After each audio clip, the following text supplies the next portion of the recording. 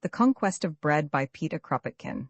Our riches the human race has traveled a long way, since those remote ages when men fashioned their rude implements of flint and lived on the precarious spoils of hunting, leaving to their children for their only heritage a shelter beneath the rocks, some poor utensils, and nature, vast, unknown, and terrific, with whom they had to fight for their wretched existence.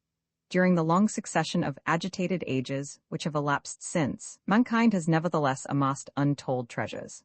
It has cleared the land, dried the marshes, hewn down forests, made roads, pierced mountains. It has been building, inventing, observing, reasoning. It has created a complex machinery, wrested her secrets from nature, and finally it pressed steam and electricity into its service. And the result is that now the child of the civilized man finds at its birth, ready for its use, an immense capital accumulated by those who have gone before him. And this capital enables man to acquire, merely by his own labor combined with the labor of others, riches surpassing the dreams of the fairy tales of the 1,001 Nights. The soil is cleared to a great extent, fit for the reception of the best seeds, ready to give a rich return for the skill and labor spent upon it, a return more than sufficient for all the wants of humanity. The methods of rational cultivation are known. On the wide prairies of America, each 100 men, with the aid of powerful machinery, can produce in a few months enough wheat to maintain 10,000 people for a whole year. And where man wishes to double his produce, to treble it, to multiply it 100-fold, he makes the soil, gives to each plant the requisite care, and thus obtains enormous returns. While the hunter of old had to scour 50 or 60 square miles to find food for his family, the civilized man supports his household, with far less pains and far more certainty, on a 1,000th part of that space. Climate is no longer an obstacle. When the sun fails, man replaces it by artificial heat, and we see the coming of a time when artificial light also will be used to stimulate vegetation. Meanwhile, by the use of glass and hot water pipes, man renders a given space 10 and 50 times more productive than it was in its natural state. The prodigies accomplished in industry are still more striking. With the cooperation of those intelligent beings, modern machines, themselves the fruit of 3 or 4 generations of inventors, mostly unknown, 100 men manufacture now the stuff to provide 10,000 persons with clothing for 2 years. In well-managed coal mines, the labor of 100 miners furnishes each year enough fuel to warm 10,000 families under an inclement sky. And we have lately witnessed the spectacle of wonderful cities springing up in a few months for international exhibitions, without interrupting in the slightest degree the regular work of the nations. And if in manufactures as in agriculture, and as indeed through our whole social system, the labor, the discoveries, and the inventions of our ancestors profit chiefly the few, it is none the less certain that mankind in general, aided by the creatures of steel and iron which it already possesses, could already procure an existence of wealth and ease for every one of its members. Truly, we are rich, far richer than we think. Rich in what we already possess, richest still in the possibilities of production of our actual mechanical outfit, richest of all in what we might win from our soil, from our manufactures, from our science, from our technical knowledge, were they but applied to bringing about the well-being of all. Roman 2. In our civilized societies, we are rich. Why then are the many poor? Why this painful drudgery for the masses? Why, even to the best paid workman, this uncertainty for the morrow, in the midst of all the wealth inherited from the past, and in spite of the powerful means of production, which could ensure comfort to all, in return for a few hours of daily toil? The socialists have said it and repeated it unwearyingly. Daily they reiterate it, demonstrating it by arguments taken from all the sciences. It is because all that is necessary for production, the land, the mines, the highways, machinery, food, shelter, education, knowledge, all have been seized by the few in the course of that long story of robbery, in forced migration and wars, of ignorance and oppression, which has been the life of the human race before it had learned to subdue the forces of nature. It is because, taking advantage of alleged rights acquired in the past, these few appropriate today 2/3 of the products of human labor, and then squander them in the most stupid and shameful way. It is because, having reduced the masses to a point at which they have not the means of subsistence for a month, or even for a week in advance, the few can allow the many to work, only on the condition of themselves receiving the lion's share. It is because these few prevent the remainder of men from producing the things they need, and force them to produce, not the necessaries of life for all, but whatever offers the greatest profits to the monopolists. In this is the substance of all socialism. Take, indeed, a civilized country. The forests which once covered it have been cleared, the marshes drained, the climate improved. It has been made habitable. The soil, which bore formerly only a coarse vegetation, is covered today with rich harvests. The rock walls in the valleys are laid out in terraces and covered with vines. The wild plants, which yielded naught but acrid berries, or uneatable roots, have been transformed by generations of culture into succulent vegetables or trees covered with delicious fruits.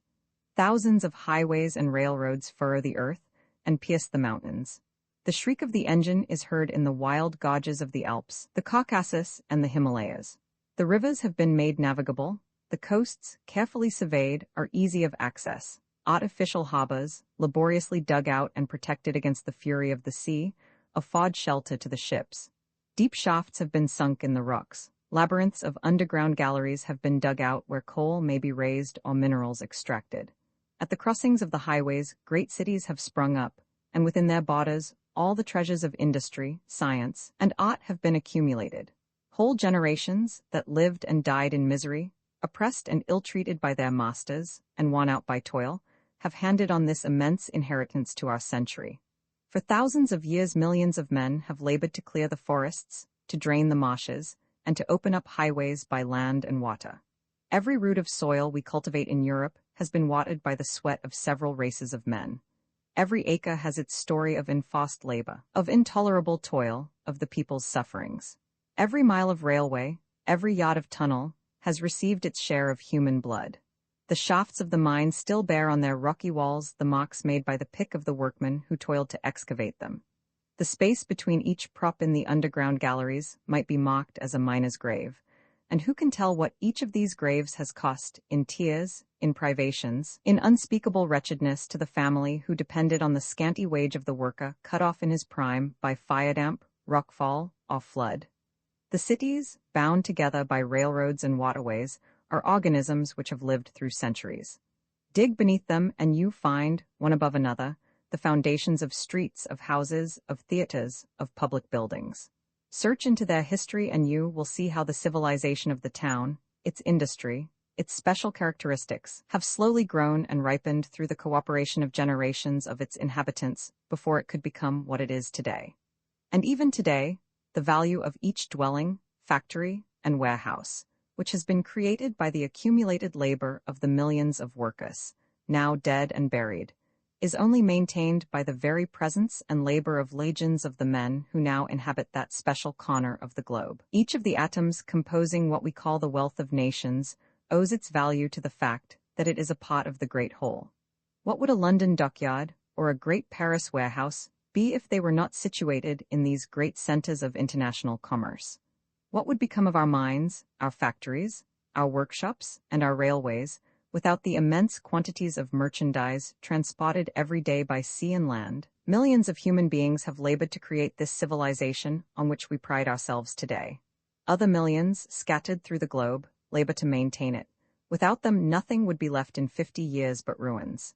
There is not even a thought or an invention, which is not common property, born of the past and the present. Thousands of inventors, known and unknown, who have died in poverty, have cooperated in the invention of each of these machines which embody the genius of man. Thousands of writers, of poets, of scholars, have labored to increase knowledge, to dissipate error, and to create that atmosphere of scientific thought without which the marvels of our century could never have appeared. And these thousands of philosophers, of poets, of scholars, of inventors, have themselves been supported by the labor of past centuries. They have been upheld and nourished through life, both physically and mentally, by legions of workers and craftsmen of all sorts. They have drawn their motive force from the environment. The genius of a Seguin, a Maya, a Grove, has certainly done more to launch industry in new directions than all the capitalists in the world. But men of genius are themselves the children of industry as well as of science. Not until thousands of steam engines had been working for years before all eyes, constantly transforming heat into dynamic force, and this force into sound, light, and electricity, could the insight of genius proclaim the mechanical origin and the unity of the physical forces. And if we, children of the 19th century, have at last grasped this idea, if we know now how to apply it, it is again because daily experience has prepared the way. The thinkers of the 18th century saw and declared it, but the idea remained undeveloped because the 18th century had not grown up like ours, side by side with the steam engine. Imagine the decades that might have passed while we remained in ignorance of this law, which has revolutionized modern industry, had Watt not found at Soho skilled workmen to embody his ideas in metal, bringing all the parts of his engine to perfection, so that steam, pent in a complete mechanism, and rendered more docile than a horse, more manageable than water, became at last the very soul of modern industry. Every machine has had the same history, a long record of sleepless nights and of poverty, of disillusions and of joys, of partial improvements discovered by several generations of nameless workers, who have added to the original invention these little nothings, without which the most fertile idea would remain fruitless. More than that, every new invention is a synthesis, the resultant of innumerable inventions which have preceded it in the vast field of mechanics and industry. Science and industry, knowledge and application, discovery and practical realization leading to new discoveries, cunning of brain and of hand, toil of mind and muscle, all work together. Each discovery, each advance, each increase in the sum of human riches, owes its being to the physical and mental travail of the past and the present. By what right, then, can anyone whatever appropriate the least morsel of this immense whole and say, "This is mine, not yours"? Roman 3. It has come about, however, in the course of the ages traversed by the human race, that all that enables man to produce and to increase his power of production has been seized by the few. Sometime, perhaps, we will relate how this came to pass. For the present let it suffice to state the fact and analyze its consequences. Today the soil, which actually owes its value to the needs of an ever-increasing population, belongs to a minority who prevent the people from cultivating it, or do not allow them to cultivate it according to modern methods. The mines, though they represent the labor of several generations, and derive their sole value from the requirements of the industry of a nation and the density of the population. The mines also belong to the few, and these few restrict the output of coal, or prevent it entirely, if they find more profitable investments for their capital. Machinery, too, has become the exclusive property of the few, and even when a machine incontestably represents the improvements added to the original rough invention by 3 or 4 generations of workers, it none the less belongs to a few owners. And if the descendants of the very inventor who constructed the first machine for lace-making, a century ago, were to present themselves today in a lace factory at Bale or Nottingham and claim their rights, they would be told, "Hands off, this machine is not yours," and they would be shot down if they attempted to take possession of it. The railways, which would be useless as so much old iron without the teeming population of Europe, its industry, its commerce, and its marts, belong to a few shareholders, ignorant perhaps of the whereabouts of the lines of rails, which yield them revenues greater than those of medieval kings. And if the children of those who perished by thousands while excavating the railway cuttings and tunnels were to assemble one day, crowding in their rags and hunger, to demand bread from the shareholders, they would be met with bayonets and grapeshot, to disperse them and safeguard vested interests. In virtue of this monstrous system, the son of the worker, on entering life, finds no field which he may till, no machine which he may tend, no mine in which he may dig, without accepting to leave a great part of what he will produce to a master. He must sell his labor for a scant and uncertain wage.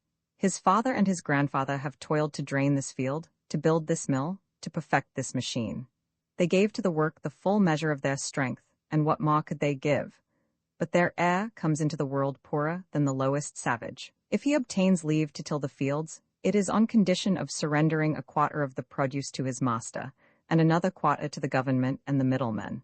And this tax, levied upon him by the state, the capitalist, the lord of the manor, and the middleman, is always increasing. It rarely leaves him the power to improve his system of culture. If he turns to industry, he is allowed to work, though not always even that, only on condition that he yield a half or 2/3 of the product to him whom the land recognizes as the owner of the machine. We cry shame on the feudal baron who forbade the peasant to turn a clod of earth unless he surrendered to his lord a fourth of his crop. We called those the barbarous times. But if the forms have changed, the relations have remained the same, and the worker is forced, under the name of free contract, to accept feudal obligations. For turn where he will, he can find no better conditions. Everything has become private property, and he must accept or die of hunger. The result of this state of things is that all our production tends in a wrong direction. Enterprise takes no thought for the needs of the community. Its only aim is to increase the gains of the speculator. Hence the constant fluctuations of trade, the periodical industrial crises, each of which throws scores of thousands of workers on the streets. The working people cannot purchase with their wages the wealth which they have produced, and industry seeks foreign markets among the moneyed classes of other nations. In the East, in Africa, everywhere, in Egypt, Tonkin, or the Congo, the European is thus bound to promote the growth of serfdom. And so he does. But soon he finds that everywhere there are similar competitors. All the nations evolve on the same lines, and perpetual wars, break out for the right of precedence in the market. Wars for the possession of the East, wars for the empire of the sea, wars to impose duties on imports and to dictate conditions to neighboring states, wars against those blacks who revolt. The roar of the cannon never ceases in the world, whole races are massacred. The states of Europe spend a third of their budgets in armaments, and we know how heavily these taxes fall on the workers. Education still remains the privilege of a small minority, for it is idle to talk of education when the workman's child is forced, at the age of 13, to go down into the mine, or to help his father on the farm. It is idle to talk of studying to the worker, who comes home in the evening wearied by excessive toil and its brutalizing atmosphere. Society is thus bound to remain divided into two hostile camps, and in such conditions freedom is a vain word. The radical begins by demanding a greater extension of political rights, but he soon sees that the breath of liberty leads to the uplifting of the proletariat, and then he turns round, changes his opinions, and reverts to repressive legislation and government by the sword. A vast array of courts, judges, executioners, policemen, and jailers is needed to uphold these privileges. And this array gives rise in its turn to a whole system of espionage, of false witness, of spies, of threats and corruption. The system under which we live checks in its turn the growth of the social sentiment. We all know that without uprightness, without self-respect, without sympathy and mutual aid, humankind must perish, as perish the few races of animals living by rapine, or the slave-keeping ants. But such ideas are not to the taste of the ruling classes, and they have elaborated a whole system of pseudoscience to teach the contrary. Fine sermons have been preached on the text that those who have should share with those who have not, but he who would carry out this principle would be speedily informed that these beautiful sentiments are all very well in poetry, but not in practice. To lie is to degrade and besmirch oneself, we say, and yet all civilized life becomes one huge lie. We accustom ourselves and our children to hypocrisy, to the practice of a double-faced morality. And since the brain is ill at ease among lies, we cheat ourselves with sophistry. Hypocrisy and sophistry become the second nature of the civilized man. But a society cannot live thus. It must return to truth, or cease to exist. Thus the consequences which spring from the original act of monopoly spread through the whole of social life. Under pain of death, human societies are forced to return to first principles. The means of production being the collective work of humanity, the product should be the collective property of the race. Individual appropriation is neither just nor serviceable. All belongs to all. All things are for all men, since all men have need of them, since all men have worked in the measure of their strength to produce them, and since it is not possible to evaluate everyone's part in the production of the world's wealth. All things for all. Here is an immense stock of tools and implements. Here are all those iron slaves which we call machines, which saw and plane, spin and weave for us, unmaking and remaking, working up raw matter to produce the marvels of our time. But nobody has the right to seize a single one of these machines and say, "This is mine. If you want to use it, you must pay me a tax on each of your products," any more than the feudal lord of medieval times had the right to say to the peasant, "This hill, this meadow belong to me, and you must pay me a tax on every sheaf of corn you reap, on every brick you build." All is for all. If the man and the woman bear their fair share of work, they have a right to their fair share of all that is produced by all, and that share is enough to secure them well-being. No more of such vague formulas as the right to work, or to each the whole result of his labor. What we proclaim is the right to well-being for all. Agreeable work, when socialists maintain that a society, freed from the rule of the capitalists, would make work agreeable, and would suppress all repugnant and unhealthy drudgery they are laughed at. And yet, even today, we can see the striking progress that is being made in this direction. And wherever this progress has been achieved, employers congratulate themselves on the economy of energy obtained thereby. It is evident that a factory could be made as healthy and pleasant as a scientific laboratory. And it is no less evident that it would be advantageous to make it so. In a spacious and well-ventilated factory, the work is better. It is easy to introduce many small ameliorations, of which each represents an economy of time or of manual labor. And if most of the workshops we know are foul and unhealthy, it is because the workers are of no account in the organization of factories, and because the most absurd waste of human energy is the distinctive feature of the present industrial organization. Nevertheless, now and again, we already find, even now, some factories so well managed that it would be a real pleasure to work in them, if the work, be it well understood, were not to last more than 4 or 5 hours a day, and if everyone had the possibility of varying it according to his tastes. There are immense works, which I know, in one of the Midland counties, unfortunately consecrated to engines of war. They are perfect as regards sanitary and intelligent organization. They occupy 50 English acres of land, 15 of which are roofed with glass. The pavement of fireproof bricks is as clean as that of a miner's cottage, and the glass roof is carefully cleaned by a gang of workmen who do nothing else. In these works are forged steel ingots or blooms weighing as much as 20 tons, and when you stand 30 feet from the immense furnace, whose flames have a temperature of more than 1,000 degrees, you do not guess its presence save when its great doors open to let out a steel monster. And the monster is handled by only 3 or 4 workmen, who now here, now there, open a tap causing immense cranes to move one way or another by the pressure of water. You enter these works expecting to hear the deafening noise of stampers, and you find that there are no stampers. The immense 100-ton guns and the crankshafts of transatlantic steamers are forged by hydraulic pressure, and the worker has but to turn a tap to give shape to the immense mass of steel, which makes a far more homogeneous metal, without crack or flaw, of the blooms, whatever be their thickness.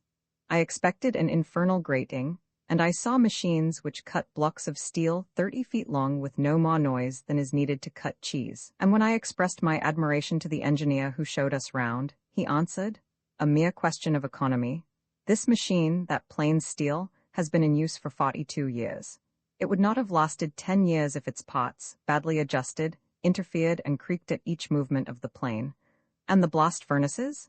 It would be a waste to let heat escape instead of utilizing it.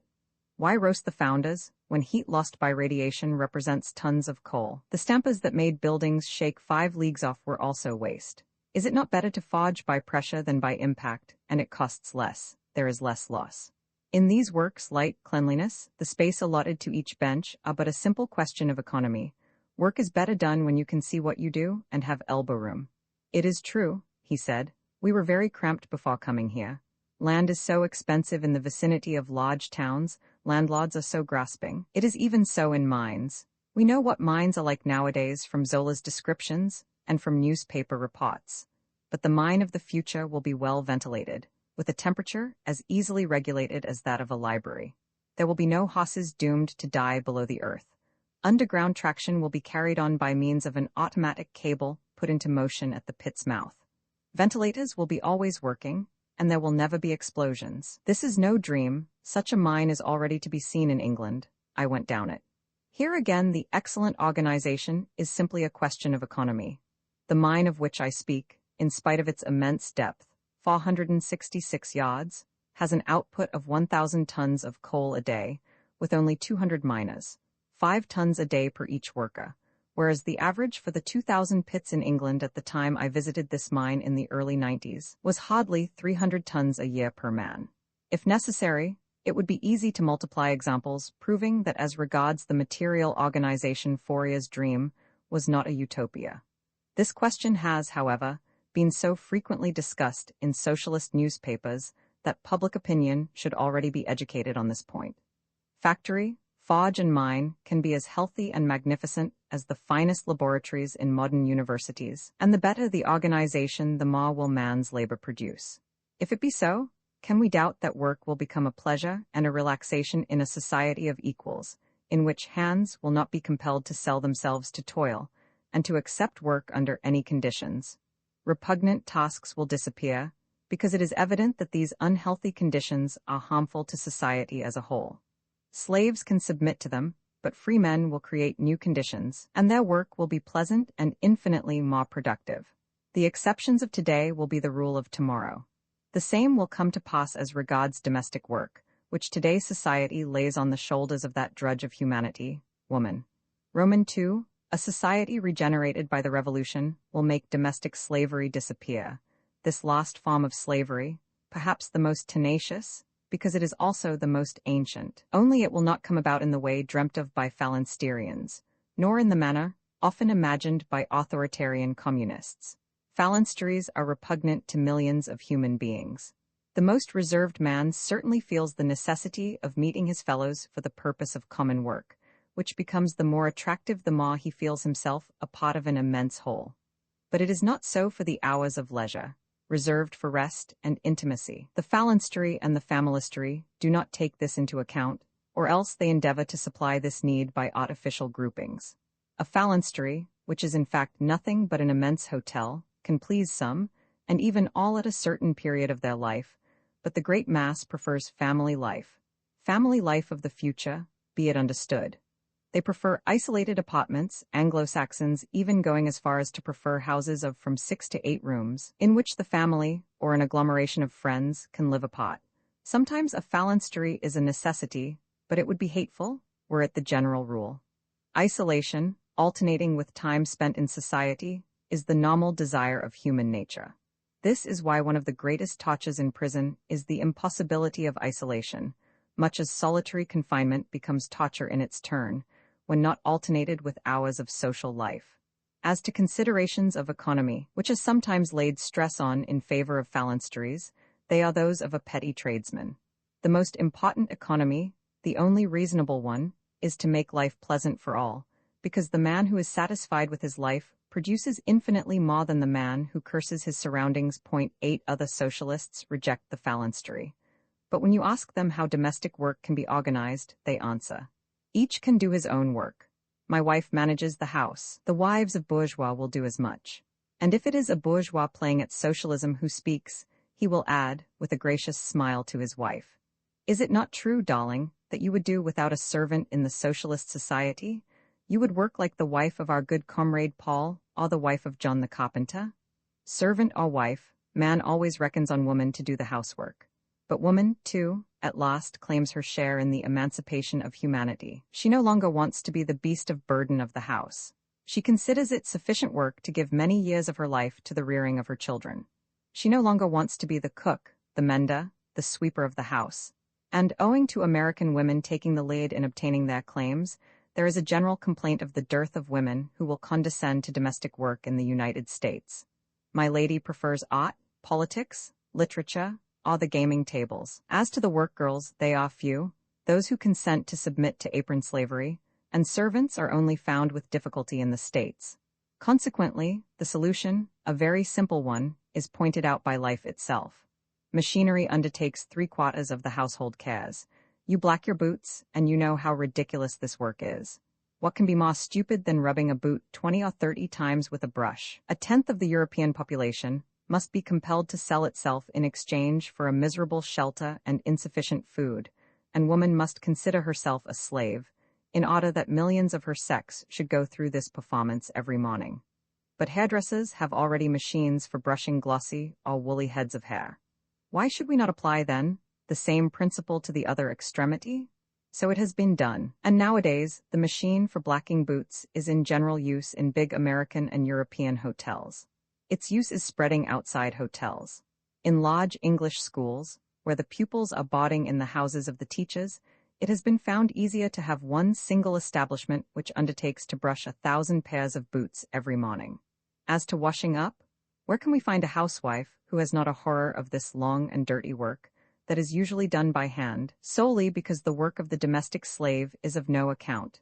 In America, they do better.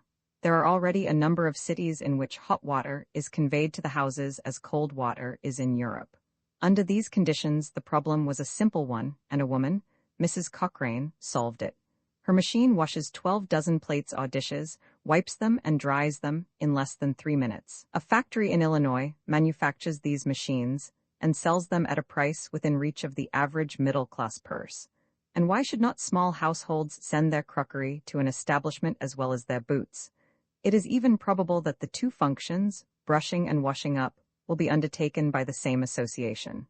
Cleaning, rubbing the skin off your hands when washing and wringing linen, sweeping floors and brushing carpets, thereby raising clouds of dust, which afterwards occasion much trouble to dislodge from the places where they have settled down. All this work is still done because woman remains a slave, but it tends to disappear as it can be infinitely better done by machinery. Machines of all kinds will be introduced into households, and the distribution of motor power in private houses will enable people to work them without muscular effort. Such machines cost little to manufacture. If we still pay very much for them, it is because they are not in general use, and chiefly because an exorbitant tax is levied upon every machine by the gentlemen who wish to live in grand style and who have speculated on land, raw material, manufacture, sale, patents, and duties. But emancipation from domestic toil will not be brought about by small machines only.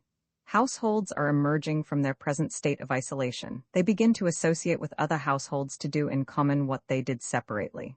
In fact, in the future we shall not have a brushing machine, a machine for washing up plates, a third for washing linen, and so on, in each house. To the future, on the contrary, belongs the common heating apparatus that sends heat into each room of a whole district and spares the lighting of fires. It is already so in a few American cities. A great central furnace supplies all houses and all rooms with hot water, which circulates in pipes, and to regulate the temperature, you need only turn a tap. And should you care to have a blazing fire in any particular room, you can light the gas specially supplied for heating purposes from a central reservoir. All the immense work of cleaning chimneys and keeping up fires, and woman knows what time it takes, is disappearing. Candles, lamps, and even gas have had their day. There are entire cities in which it is sufficient to press a button for light to burst forth, and indeed, it is a simple question of economy and of knowledge to give yourself the luxury of electric light. And lastly, also in America, they speak of farming societies for the almost complete suppression of household work. It would only be necessary to create a department for every block of houses. A cot would come to each door and take the boots to be blacked, the crockery to be washed up, the linen to be washed, the small things to be mended, if it were worthwhile, the carpets to be brushed, and the next morning would bring back the things entrusted to it, all well cleaned. A few hours later, your hot coffee and your eggs done to a nicety would appear on your table. It is a fact that between 12 and 2 o'clock, there are more than 20 million Americans and as many Englishmen who eat roast beef or mutton, boiled pork, potatoes, and a seasonable vegetable, and at the lowest figure 8 million fires burn during 2 or 3 hours to roast this meat and cook these vegetables. 8 million women spend their time preparing a meal which, taking all households, represents at most a dozen different dishes. 50 fires burn, wrote an American woman the other day, where one would suffice? Dine at home, at your own table, with your children, if you like. But only think yourself, why should these 50 women waste their whole morning to prepare a few cups of coffee and a simple meal? Why 50 fires, when 2 people and 1 single fire would suffice to cook all these pieces of meat and all these vegetables? Choose your own beef or mutton to be roasted if you are particular. Season the vegetables to your taste if you prefer a particular sauce, but have a single kitchen with a single fire and organize it as beautifully as you are able to. Why has woman's work never been of any account? Why in every family are the mother and 3 or 4 servants obliged to spend so much time at what pertains to cooking? Because those who want to emancipate mankind have not included woman in their dream of emancipation, and consider it beneath their superior masculine dignity to think of those kitchen arrangements, which they have put on the shoulders of that drudge, woman. To emancipate woman is not only to open the gates of the university, the law courts, or the parliaments to her, for the emancipated woman will always throw her domestic toil on to another woman. To emancipate woman is to free her from the brutalizing toil of kitchen and wash-house. It is to organize your household in such a way as to enable her to rear her children, if she be so minded, while still retaining sufficient leisure to take her share of social life. It will come. As we have said, things are already improving. Only let us fully understand that a revolution, intoxicated with the beautiful words, liberty, equality, solidarity, would not be a revolution if it maintained slavery at home. Half humanity subjected to the slavery of the hearth would still have to rebel against the other half. Roman 11 Free Agreement, I accustomed, as we are by heredity prejudices, and our unsound education and training to represent ourselves, the beneficial hand of government, legislation and magistracy, everywhere, we have come to believe that man would tear his fellow man to pieces like a wild beast the day the police took his eye off him.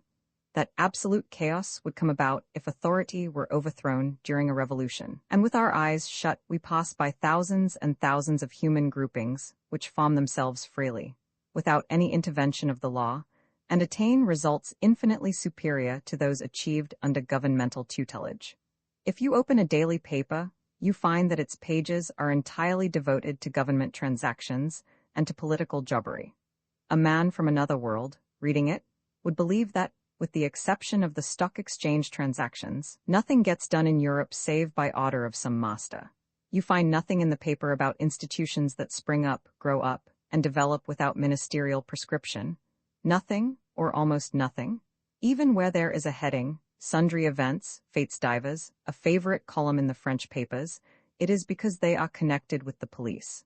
A family drama, an act of rebellion, will only be mentioned if the police have appeared on the scene. 350 million Europeans love or hate one another, work, or live on their incomes. But apart from literature, theatre, or sport, their lives remain ignored by newspapers if governments have not intervened in it in some way or other. It is even so with history. We know the least details of the life of a king or of a parliament. All good and bad speeches pronounced by the politicians have been preserved. Speeches that have never had the least influence on the vote of a single member, as an old parliamentarian said. Royal visits, the good or bad humor of politicians, their jokes and intrigues, are all carefully recorded for posterity. But we have the greatest difficulty to reconstitute a city of the Middle Ages, to understand the mechanism of that immense commerce that was carried on between Hanseatic cities, or to know how the city of Rouen built its cathedral. If a scholar spends his life in studying these questions, his works remain unknown, and parliamentary histories, that is to say, the defective ones, as they only treat of one side of social life, multiply. They are circulated, they are taught in schools. In this way we do not even perceive the prodigious work, accomplished every day by spontaneous groups of men, which constitutes the chief work of our century. We therefore propose to point out some of these most striking manifestations, and to show how men, as soon as their interests do not absolutely clash, act in concert, harmoniously, and perform collective work of a very complex nature. It is evident that in present society, based on individual property, that is to say, on plunder, and on a narrow-minded, and therefore foolish individualism, facts of this kind are necessarily limited. Agreements are not always perfectly free, and often they have a mean, if not execrable aim. But what concerns us is not to give examples which might be blindly followed, and which, moreover, present society could not possibly give us. What we have to do is to show that, in spite of the authoritarian individualism which stifles us, there remains in our life, taken as a whole, a very great part in which we only act by free agreement, and that therefore it would be much easier than is usually thought to dispense with government. In support of our view, we have already mentioned railways, and we will now return to them. We know that Europe has a system of railways, over 175,000 miles long, and that on this network, you can nowadays travel from north to south, from east to west, from Madrid to Petersburg, and from Calais to Constantinople, without delays, without even changing carriages, when you travel by express. More than that, a parcel deposited at a station will find its addressee anywhere, in Turkey or in Central Asia, without more formality needed for sending it than writing its destination on a bit of paper. This result might have been obtained in two ways. A Napoleon, a Bismarck, or some potentate having conquered Europe, would from Paris, Berlin, or Rome draw a railway map and regulate the hours of the trains. The Russian Tsar Nicholas I dreamt of such a power. When he was shown rough drafts of railways between Moscow and Petersburg, he seized a ruler and drew on the map of Russia a straight line between these two capitals, saying, "Here is the plan." And the road was built in a straight line, filling in deep ravines, building bridges of a giddy height, which had to be abandoned a few years later, after the railway had cost about £120,000 to £150,000 per English mile. This is one way, but happily things were managed differently. Railways were constructed piece by piece, the pieces were joined together, and the 100 different companies, to whom these pieces belonged, gradually came to an understanding concerning the arrival and departure of their trains, and the running of carriages on their rails, from all countries, without unloading merchandise as it passes from one network to another. All this was done by free agreement, by exchange of letters and proposals, and by congresses at which delegates met to discuss well-specified special points, and to come to an agreement about them, but not to make laws. After the Congress was over, the delegates returned to their respective companies, not with a law, but with the draft of a contract to be accepted or rejected. Of course, difficulties were met in the way. There were obstinate men who would not be convinced, but a common interest compelled them to agree in the end, without invoking the help of armies against the refractory members. This immense network of railways connected together, and the enormous traffic it has given rise to, no doubt constitutes the most striking trait of the 19th century, and it is the result of free agreement. If somebody had foretold it 80 years ago, our grandfathers would have thought him idiotic or mad. They would have said, "Never will you be able to make the shareholders of 100 companies listen to reason. It is a utopia, a fairy tale. A central government with an iron dictator can alone enforce it. And the most interesting thing in this organization is that there is no European central government of railways. Nothing? No minister of railways, no dictator, not even a continental parliament, not even a directing committee? Everything is done by free agreement. So we ask the believers in the state, who pretend that we can never do without a central government, were it only for regulating the traffic. We ask them, but how do European railways manage without them? How do they continue to convey millions of travelers and mountains of luggage across a continent? If companies owning railways have been able to agree, why should railway workers, who would take possession of railways, not agree likewise? And if the Petersburg-Warsaw Company and that of Paris-Belfort can act in harmony, without giving themselves the luxury of a common commander, why, in the midst of our societies, consisting of groups of free workers, should we need a government? Roman 2, when we endeavor to prove by examples that even today, in spite of the iniquitous organization of society as a whole, men, provided their interests be not diametrically opposed, agree without the intervention of authority, we do not ignore the objections that will be put forth. All such examples have their defective side, because it is impossible to quote a single organization exempt from the exploitation of the weak by the strong, the poor by the rich. This is why the statists will not fail to tell us with their wonted logic. You see that the intervention of the state is necessary to put an end to this exploitation. Only they forget the lessons of history. They do not tell us to what extent the state itself has contributed towards the existing order by creating proletarians and delivering them up to exploiters. They forget to prove us that it is possible to put an end to exploitation, while the primal causes, private capital and poverty, 2/3 of which are artificially created by the state, continue to exist. When we speak of the accord established among the railway companies, we expect them, the worshippers of the bourgeois state, to say to us, "Do you not see how the railway companies oppress and ill-use their employees and the travelers? The only way is that the state should intervene to protect the workers and the public. But have we not said and repeated over and over again that as long as there are capitalists, these abuses of power will be perpetuated? It is precisely the state, the would-be benefactor, that has given to the companies that monopoly and those rights upon us which they possess today. Has it not created concessions, guarantees? Has it not sent its soldiers against railwaymen on strike? And during the first trials, quite lately we saw it still in Russia. Has it not extended the privilege of the railway magnates as far as to forbid the press to mention railway accidents, so as not to depreciate the shares it guaranteed? Has it not favored the monopoly which has anointed the Vanderbilts and the Polyakovs, the directors of the PLM, the CPR, the St. Gothard, the kings of our days? Therefore, if we give as an example the tacit agreement come to between railway companies, it is by no means as an ideal of economical management, nor even an ideal of technical organization. It is to show that if capitalists, without any other aim than that of augmenting their dividends at other people's expense, can exploit railways successfully, without establishing an international department, societies of working men will be able to do it just as well, and even better, without nominating a Ministry of European Railways. Another objection is raised that is more serious at first sight. We may be told that the agreement we speak of is not perfectly free, that the large companies lay down the law to the small ones. It might be mentioned, for example, that a certain rich German company, supported by the state, compelled travelers who go from Berlin to Bâle to pass via Cologne and Frankfurt, instead of taking the Leipzig route, or that such a company carries goods 130 miles in a roundabout way on a long distance, to favor its influential shareholders, and thus ruins the secondary lines. In the United States, travelers and goods are sometimes compelled to travel impossibly circuitous routes so that dollars may flow into the pocket of a Vanderbilt. Our answer will be the same. As long as capital exists, the greater capital will oppress the lesser. But oppression does not result from capital only.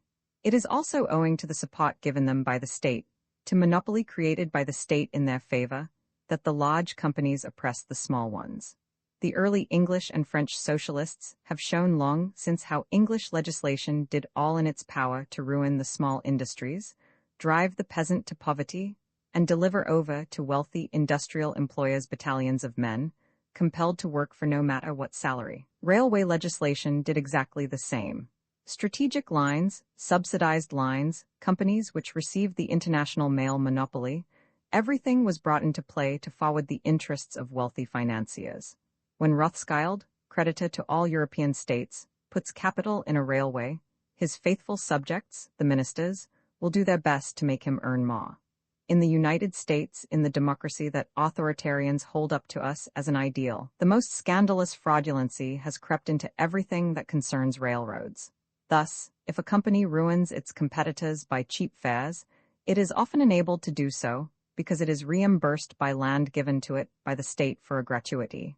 Documents recently published concerning the American wheat trade have fully shown up the part played by the state in the exploitation of the weak by the strong. Here, too, the power of accumulated capital has increased tenfold and 100-fold by means of state help. So that, when we see syndicates of railway companies, a product of free agreement, succeeding in protecting their small companies against big ones, we are astonished at the intrinsic force of free agreement that can hold its own against all-powerful capital favored by the state. It is a fact that little companies exist in spite of the state's partiality. If in France, land of centralization, we only see 5 or 6 large companies, there are more than 110 in Great Britain who agree remarkably well, and who are certainly better organized for the rapid transit of travelers and goods than the French and German companies. Moreover, that is not the question. Large capital, favored by the state, can always, if it be to its advantage, crush the lesser one. What is of importance to us is this: the agreement between hundreds of capitalist companies to whom the railways of Europe belong was established without intervention of a central government to lay down the law to the divers societies. It has subsisted by means of congresses composed of delegates, who discuss among themselves and submit proposals, not laws, to their constituents. It is a new principle that differs completely from all governmental principle, monarchical or republican, absolute or parliamentarian. It is an innovation that has been timidly introduced into the customs of Europe, but has come to stay.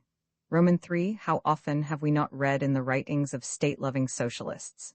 Who, then, will undertake the regulation of canal traffic in the future society? Should it enter the mind of one of your anarchist comrades to put his barge across a canal and obstruct thousands of boats, who will force him to reason? Let us confess the supposition to be somewhat fanciful. Still, it might be said, for instance, should a certain commune or a group of communes want to make their barges pass before others, they might perhaps block the canal in order to carry stones, while wheat, needed in another commune, would have to stand by. Who, then, would regulate the traffic if not the government? But real life has again demonstrated that government can be very well dispensed with here as elsewhere. Free agreement, free organization, replace that noxious and costly system, and do better. We know what canals mean to Holland. They are its highways. We also know how much traffic there is on the canals. What is carried along our high roads and railroads is transported on canal boats in Holland. There you could find cause to fight in order to make your boats pass before others. There the government might really interfere to keep the traffic in order. Yet it is not so. The Dutch settled matters in a more practical way, long ago, by founding guilds, or syndicates of boatmen. These were free associations sprung from the very needs of navigation. The right-of-way for the boats was adjusted by the order of inscription in a navigation register. They had to follow one another in turn. Nobody was allowed to get ahead of the others under pain of being excluded from the guild. None could station more than a certain number of days along the quay, and if the owner found no goods to carry during that time, so much the worse for him, he had to depart with his empty barge to leave room for newcomers. Obstruction was thus avoided, even though the competition between the private owners of the boats continued to exist. Were the latter suppressed, the agreement would have been only the more cordial. It is unnecessary to add that the shipowners could adhere or not to the syndicate. That was their business, but most of them elected to join it. Moreover, these syndicates offered such great advantages that they spread also along the Rhine, the Weser, the Oder, and as far as Berlin. The boatmen did not wait for a great Bismarck to annex Holland to Germany and to appoint an Oberhaupt General Staats Canal Navigations Rath, supreme head counselor of the General States Canal Navigation, with a number of gold stripes on his sleeves, corresponding to the length of the title. They preferred coming to an international understanding. Besides, a number of shipowners, whose sailing vessels ply between Germany and Scandinavia, as well as Russia, have also joined these syndicates in order to regulate traffic in the Baltic and to bring about a certain harmony in the chassé-croisé of vessels. These associations have sprung up freely, recruiting volunteer adherents, and have naught in common with governments. It is, however, more than probable that here too great a capital oppresses lesser. Maybe the syndicate has also a tendency to become a monopoly, especially where it receives the precious patronage of the state that surely did not fail to interfere with it.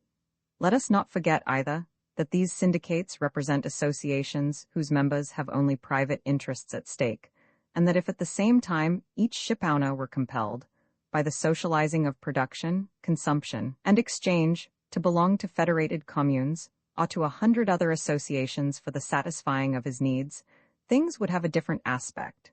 A group of shipowners, powerful on sea, would feel weak on land, and they would be obliged to lessen their claims in order to come to terms with railways, factories, and other groups.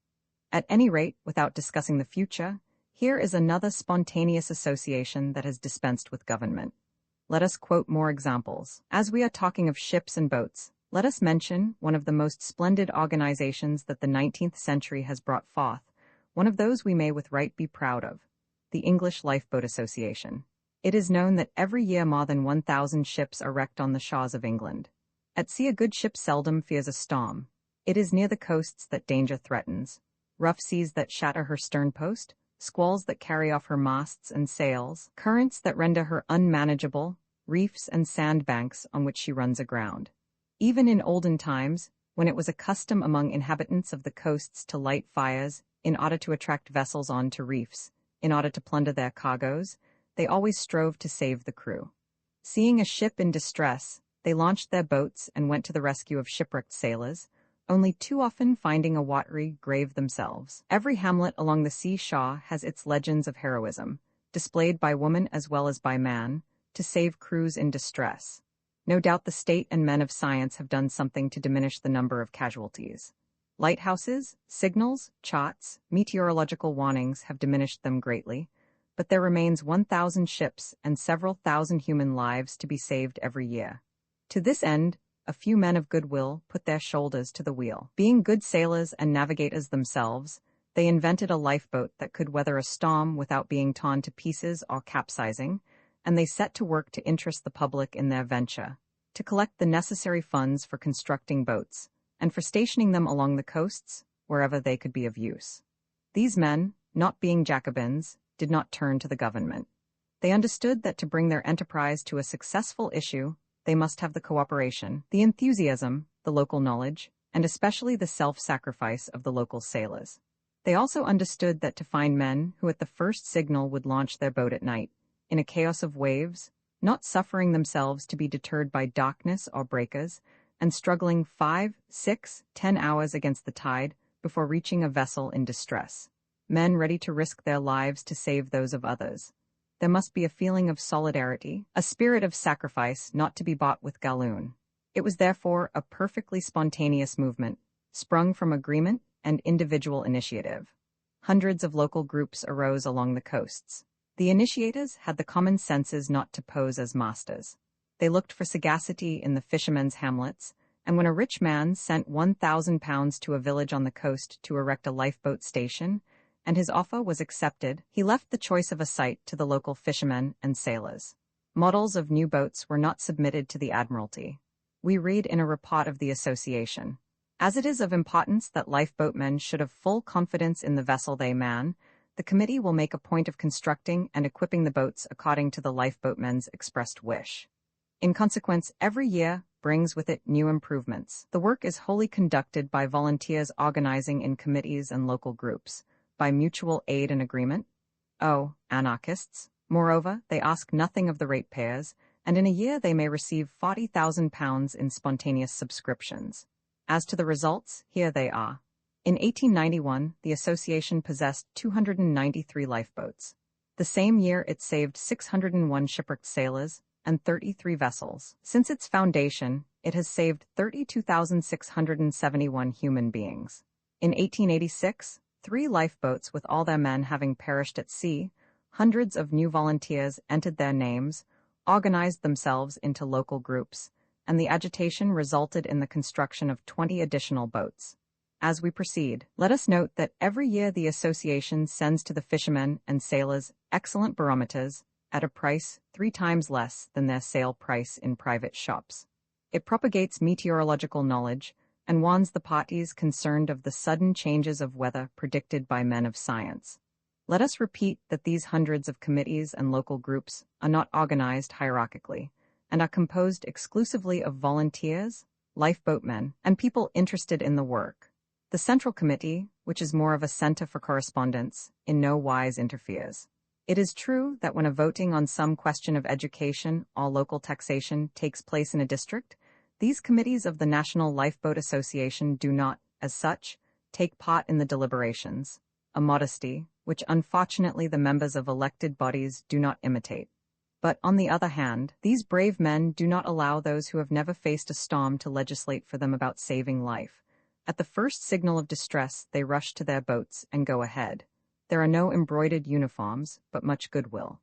Let us take another society of the same kind, that of the Red Cross. The name matters little. Let us examine it. Imagine somebody saying 50 years ago, "The state, capable as it is of massacring 20,000 men in a day and of wounding 50,000 more, is incapable of helping its own victims.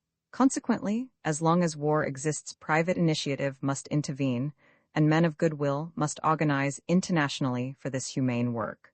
What mockery would not have met the man who would have dared to speak thus? To begin with, he would have been called a utopian, and if that did not silence him, he would have been told, "What nonsense! Your volunteers will be found wanting precisely where they are most needed. Your volunteer hospitals will be centralized in a safe place, while everything will be wanting in the ambulances. Utopians like you forget the national rivalries, which will cause the poor soldiers to die without any help." Such disheartening remarks would have only been equaled by the number of speakers. Who of us has not heard men hold forth in this strain? Now we know what happened. Red Cross societies organized themselves freely, everywhere, in all countries, in thousands of localities, and when the War of 1871 broke out, the volunteers set to work. Men and women offered their services. Thousands of hospitals and ambulances were organized. Trains were started carrying ambulances, provisions, linen, and medicaments for the wounded. The English committees sent entire convoys of food, clothing, tools, grain to sow, beasts of draught, even steam plows with their attendants to help in the tillage of departments devastated by the war. Only consult La Croix Rouge, by Gustave Moynier, and you will be really struck by the immensity of the work performed. As to the prophets ever ready to deny other men's courage, good sense, and intelligence, and believing themselves to be the only ones capable of ruling the world with a rod, none of their predictions were realized. The devotion of the Red Cross volunteers was beyond all praise. They were only too eager to occupy the most dangerous posts, and whereas the salaried doctors of the Napoleonic state fled with their staff when the Prussians approached, the Red Cross volunteers continued their work under fire, enduring the brutalities of Bismarck's and Napoleon's officers, lavishing their care on the wounded of all nationalities.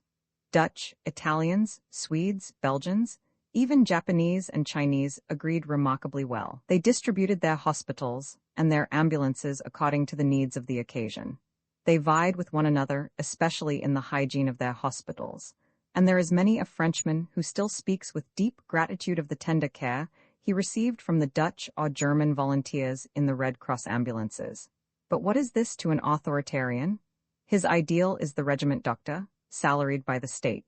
What does he care for the Red Cross and its hygienic hospitals, if the nurses be not functionaries? Here is then an organization, sprung up but yesterday, and which reckons its members by hundreds of thousands, possesses ambulances, hospital trains, elaborates new processes for treating wounds, and so on, and is due to the spontaneous initiative of a few devoted men. Perhaps we shall be told that the state has something to do with this organization. Yes, states have laid hands on it to seize it. The directing committees are presided over by those whom flunkies call princes of the blood. Emperors and queens lavishly patronize the national committees, but it is not to this patronage that the success of the organization is due. It is to the 1,000 local committees of each nation, to the activity of individuals, to the devotion of all those who try to help the victims of war. And this devotion would be far greater if the state did not meddle with it. In any case, it was not by the order of an international directing committee that Englishmen and Japanese, Swedes and Chinamen bestirred themselves to send help to the wounded in 1871. It was not by order of an international ministry that hospitals rose on the invaded territory and that ambulances were carried on to the battlefield. It was by the initiative of volunteers from each country. Once on the spot, they did not get hold of one another by the hair, as was foreseen by the Jacobinists of all nations. They all set to work without distinction of nationality. We may regret that such great efforts should be put to the service of so bad a cause, and we may ask ourselves like the poet's child, why inflict wounds if you are to heal them afterwards? In striving to destroy the power of capitalist and middle-class authority, we work to put an end to the massacres called wars, and we would far rather see the Red Cross volunteers put forth their activity to bring about, with us, the suppression of war. But we had to mention this immense organization as another illustration of results produced by free agreement and free aid. If we wish to multiply examples taken from the art of exterminating men, we should never end. Suffice to quote the numerous societies to which the German army owes its force, that does not only depend on discipline, as is generally believed. I mean the societies whose aim is to propagate military knowledge.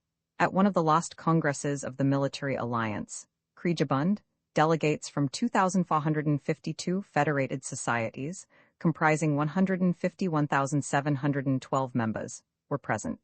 But there are besides very numerous shooting, military games, strategical games, topographical studies societies. These are the workshops in which the technical knowledge of the German army is developed, not in regimental schools. It is a formidable network of all kinds of societies, including military men and civilians, geographers and gymnasts, sportsmen and technologists, which rise up spontaneously, organize, federate, discuss, and explore the country. It is these voluntary and free associations that go to make the real backbone of the German army. Their aim is execrable. It is the maintenance of the empire. But what concerns us is to point out that, in spite of military organization being the great mission of the state, success in this branch is the more certain the more it is left to the free agreement of groups and to the free initiative of individuals. Even in matters pertaining to war, free agreement is thus appealed to. And to further prove our assertion, let us mention the Volunteer Topographers Corps of Switzerland, who study in detail the mountain passages, the Aeroplane Corps of France, the 300,000 British volunteers, the British National Artillery Association, and the Society, now in course of organization, for the defense of England's coasts, as well as the appeals made to the commercial fleet, the Bicyclists' Corps, and the new organizations of private motorcars and steam launches. Everywhere the state is abdicating and abandoning its holy functions to private individuals. Everywhere free organization trespasses on its domain. And yet, the facts we have quoted give us only a glimpse of what free government has in store for us in the future, when there will be no more state. Roman 12 objections. Let us now examine the principal objections put forth against communism. Most of them are evidently caused by a simple misunderstanding, Yet they raise important questions and merit our attention. It is not for us to answer the objections raised by authoritarian communism. We ourselves hold with them. Civilized nations have suffered too much in the long, hard struggle for the emancipation of the individual to disown their past work and to tolerate a government that would make itself felt in the smallest details of a citizen's life, even if that government had no other aim than the good of the community. Should an authoritarian socialist society ever succeed in establishing itself, it could not last. General discontent would soon force it to break up, or to reorganize itself on principles of liberty. It is of an anarchist communist society we are about to speak, a society that recognizes the absolute liberty of the individual, that does not admit of any authority, and makes use of no compulsion to drive men to work. Limiting our studies to the economic side of the question, let us see if such a society, composed of men as they are today, neither better nor worse, neither more nor less industrious, would have a chance of successful development. The objection is known. If the existence of each is guaranteed, and if the necessity of earning wages does not compel men to work, nobody will work. Every man will lay the burden of his work on another, if he is not forced to do it himself. Let us first note the incredible levity with which this objection is raised, without even realizing that the real question raised by this objection is merely to know, on the one hand, whether you effectively obtain by wage work the results that are said to be obtained, and, on the other hand, whether voluntary work is not already now more productive than work stimulated by wages. A question which, to be dealt with properly, would require a serious study. But whereas in exact sciences, men give their opinion on subjects infinitely less important and less complicated after serious research, after carefully collecting and analyzing facts, on this question, they will pronounce judgment without appeal, resting satisfied with any one particular event, such as, for example, the want of success of some communist association in America. They act like the barrister who does not see in the counsel for the opposite side a representative of a cause, or an opinion contrary to his own, but a simple nuisance, an adversary in an oratorical debate, and if he be lucky enough to find a repartee, does not otherwise care to justify his cause. Therefore, the study of this essential basis of all political economy, the study of the most favorable conditions for giving society the greatest amount of useful products with the least waste of human energy, does not advance. People either limit themselves to repeating commonplace assertions, or else they pretend ignorance of our assertions. What is most striking in this levity is that even in capitalist political economy, you already find a few writers compelled by facts to doubt the axiom put forth by the founders of their science, that the threat of hunger is man's best stimulant for productive work. They begin to perceive that in production, a certain collective element is introduced, which has been too much neglected up till now, and which might be more important than personal gain. The inferior quality of wage work, the terrible waste of human energy in modern agricultural and industrial labor, the ever-growing quantity of pleasure-seekers, who shift their burden on to others' shoulders, the absence of a certain animation in production that is becoming more and more apparent, all this is beginning to preoccupy the economists of the classical school. Some of them ask themselves if they have not got on the wrong track, if the imaginary evil being that was supposed to be tempted exclusively by a bait of lucre or wages really exists. This heresy penetrates even into universities. It is found in books of orthodox economy, but this does not prevent a great many socialist reformers from remaining partisans of individual remuneration and defending the old citadel of wagedom, notwithstanding that it is being delivered over stone by stone to the assailants by its former defenders. They fear that without compulsion, the masses will not work. But during our own lifetime, have we not heard the same fears expressed twice? Once, by the anti-abolitionists in America, before the emancipation of the Negroes, and, for a second time, by the Russian nobility before the liberation of the serfs.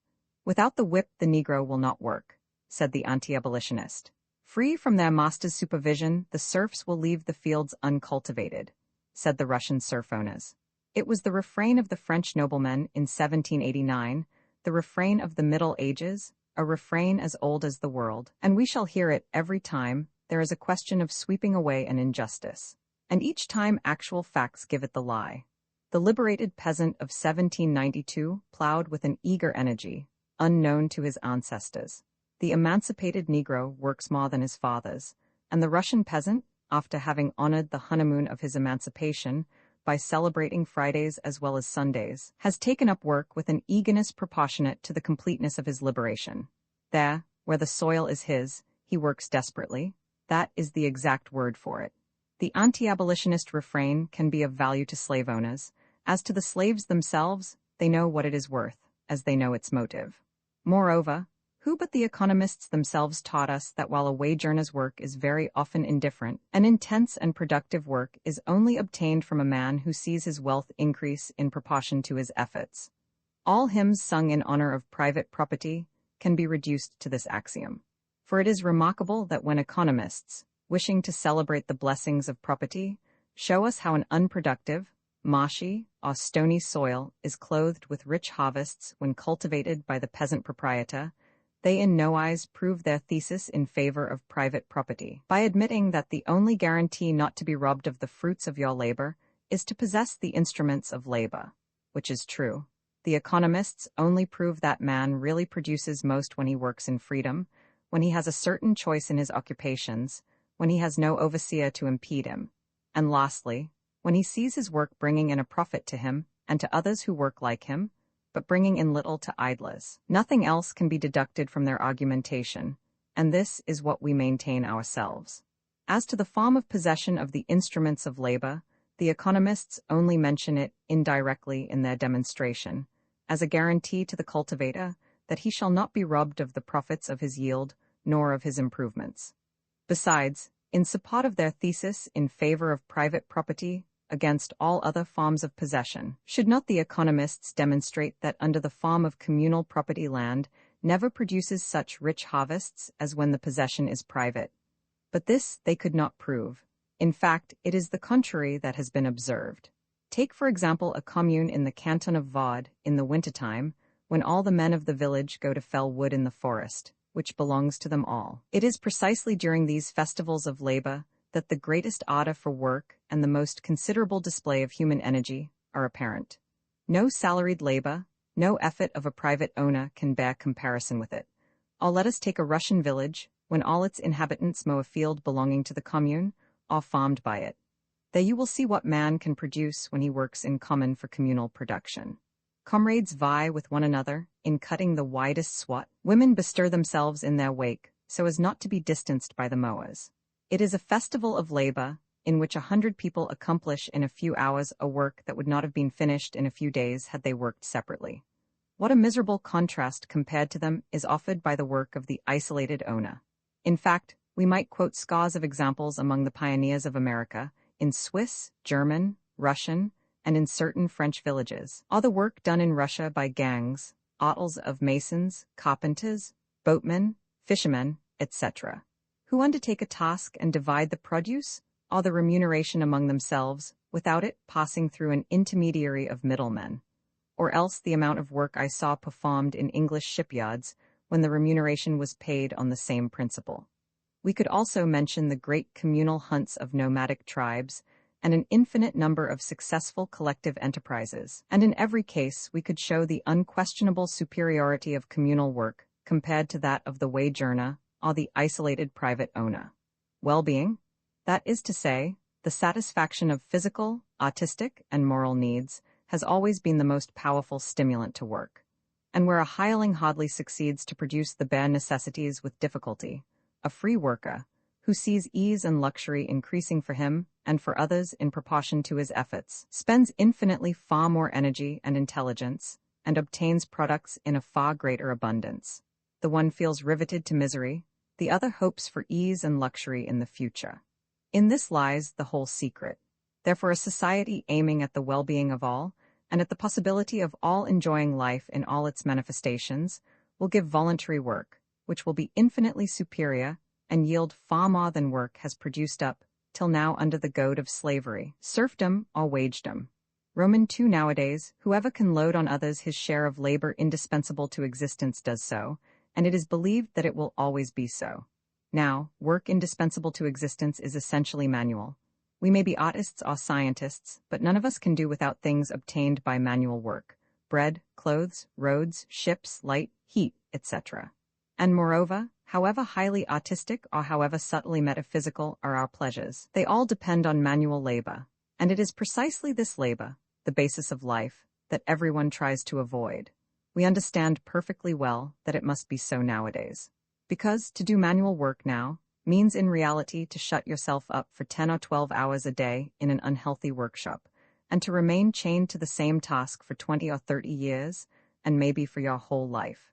It means to be doomed to a paltry wage, to the uncertainty of the morrow, to want of work, often to destitution, more often than not to death in a hospital, after having worked 40 years to feed, clothe, amuse, and instruct others than yourself and your children. It means to bear the stamp of inferiority all your life. Because, whatever the politicians tell us, the manual worker is always considered inferior to the brain worker, and the one who has toiled 10 hours in a workshop has not the time, and still less the means, to give himself the high delights of science and art, nor even to prepare himself to appreciate them. He must be content with the crumbs from the table of privileged persons. We understand that under these conditions manual labor is considered a curse of fate. We understand that all men have but one dream, that of emerging from, or enabling their children to emerge from this inferior state, to create for themselves an independent position, which means what? To also live by other men's work. As long as there will be a class of manual workers and a class of brain workers, black hands and white hands, it will be thus. What interest, in fact, can this depressing work have for the worker, when he knows that the fate awaiting him from the cradle to the grave will be to live in mediocrity, poverty, and insecurity of the morrow? Therefore, when we see the immense majority of men take up their wretched task every morning, we feel surprised at their perseverance, at their zeal for work, at the habit that enables them, like machines blindly obeying an impetus given, to lead this life of misery without hope for the morrow, without foreseeing ever so vaguely that some day they, or at least their children, will be part of a humanity rich in all the treasures of a bountiful nature, in all the enjoyments of knowledge, scientific and artistic creation, reserved today to a few privileged favorites. It is precisely to put an end to this separation between manual and brain work that we want to abolish wagedom, that we want the social revolution. Then work will no longer appear a curse of fate. It will become what it should be, the free exercise of all the faculties of man. Moreover, it is time to submit to a serious analysis this legend about superior work, supposed to be obtained under the lash of wagedom. It would be sufficient to visit, not the model factory and workshop that we find now and again, but a number of the ordinary factories, to conceive the immense waste of human energy that characterizes modern industry. For one factory more or less rationally organized, there are 100 or more which waste man's labor, without any more substantial motive than that of perhaps bringing in a few pounds more per day to the employer. Here you see youths from 20 to 25 years of age, sitting all day long on a bench, their chests sunken in, feverishly shaking their heads and bodies, to tie, with the speed of conjurers, the two ends of worthless scraps of cotton, the refuse of the lace looms. What progeny will these trembling and rickety bodies bequeath to their country? But they occupy so little room in the factory, and each of them brings me in 6pence net every day, will say the employer. In an immense London factory, we saw girls, bald at 17 from carrying trays of matches on their heads from one room to another, when the simplest machine could wheel the matches to their tables. But it costs so little, the work of women who have no special trade. Why should we use a machine? When these can do no more, they will be easily replaced. There are so many of them in the street. On the steps of a mansion on an icy night you will find a barefooted child asleep, with its bundle of papers in its arms. Child labor costs so little that it may be well employed, every evening, to sell 10 penny worth of papers, of which the poor boy will receive a penny, or a penny halfpenny. And continually, in all big cities, you may see robust men tramping about who have been out of work for months, while their daughters grow pale in the overheated vapors of the workshops for dressing stuffs, and their sons are filling blacking pots by hand, or spend those years during which they ought to have learned a trade, in carrying about baskets for a greengrocer, and at the age of 18 or 20 become regular unemployed. And so it is everywhere, from San Francisco to Moscow, and from Naples to Stockholm. The waste of human energy is the distinguishing and predominant trait of our industry, not to mention trade, where it attains still more colossal proportions. What a sad satire is that name, political economy, given to the science of waste and energy under the system of wagedom. This is not all. If you speak to the director of a well-organized factory, he will naively explain to you that it is difficult nowadays to find a skillful, vigorous, and energetic workman who works with a will. Should such a man present himself among the 20 or 30 who call every Monday asking us for work, he is sure to be received, even if we are reducing the number of our hands. We recognize him at the first glance, and he is always accepted, even though we have to get rid of an older and less active worker the next day. And the one who has just received notice to quit, and all those who will receive it tomorrow, go to reinforce that immense reserve army of capital, workmen out of work, who are only called to the loom or the bench when there is pressure of work, or to oppose strikers. And those others, the average workers who are sent away by the better-class factories as soon as business is slackened. They also join the formidable army of aged and indifferent workers who continually circulate among the second-class factories, those which barely cover their expenses and make their way in the world by trickery and snares laid for the buyer, and especially for the consumer in distant countries. And if you talk to the workmen themselves, you will soon learn that the rule in such factories is never to do your best. Shoddy pay, shoddy work. This is the advice which the working man receives from his comrades upon entering such a factory. For the workers know that if in a moment of generosity they give way to the entreaties of an employer and consent to intensify the work in order to carry out a pressing order, this nervous work will be exacted in the future as a rule in the scale of wages. Therefore, in all such factories, they prefer never to produce as much as they can. In certain industries, production is limited so as to keep up high prices, and sometimes the password, go canny, is given, which signifies bad work for bad pay. Wage work is serf work. It cannot, it must not, produce all that it could produce. And it is high time to disbelieve the legend which represents wagedom as the best incentive to productive work. If industry nowadays brings in 100 times more than it did in the days of our grandfathers, it is due to the sudden awakening of physical and chemical sciences towards the end of last century. Not to the capitalist organization of wagedom, but in spite of that organization. Roman 3, those who have seriously studied the question, do not deny any of the advantages of communism, on condition, be it well understood, that communism be perfectly free. That is to say, anarchist. They recognize that work paid with money, even disguised under the name of labor checks, to workers' associations governed by the state, would keep up the characteristics of wagedom and would retain its disadvantages. They agree that the whole system would soon suffer from it, even if society came into possession of the instruments of production. And they admit that, thanks to an integral, complete education given to all children, to the laborious habits of civilized societies, with the liberty of choosing and varying their occupations and the attractions of work done by equals for the well-being of all, a communist society would not be wanting in producers, who would soon make the fertility of the soil triple and tenfold, and give a new impulse to industry. This our opponents agree to. But the danger, they say, will come from that minority of loafers who will not work, and will not have regular habits, in spite of the excellent conditions that would make work pleasant. Today, the prospect of hunger compels the most refractory to move along with the others.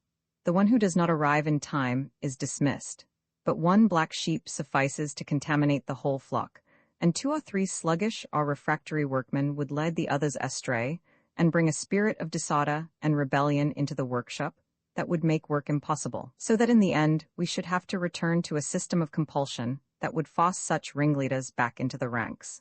And then, is not the system of wages, paid in proportion to work performed, the only one that enables compulsion to be employed, without hurting the feelings of independence of the worker? All other means would imply the continual intervention of an authority that would be repugnant to free men. This, we believe, is the objection fairly stated. To begin with, such an objection belongs to the category of arguments which try to justify the state, the penal law, the judge, and the jailer. As there are people, a feeble minority, who will not submit to social customs, the authoritarians say, we must maintain magistrates, tribunals, and prisons, although these institutions become a source of new evils of all kinds. Therefore, we can only repeat what we have so often said concerning authority in general. To avoid a possible evil, you have recourse to means which in themselves are a greater evil, and become the source of those same abuses that you wish to remedy. For do not forget that it is wagedom, the impossibility of living otherwise than by selling your labor, which has created the present capitalist system, whose vices you begin to recognize. Besides, this way of reasoning is merely a sophistical justification of the evils of the present system. Wagedom was not instituted to remove the disadvantages of communism. Its origin, like that of the state and private ownership, is to be found elsewhere.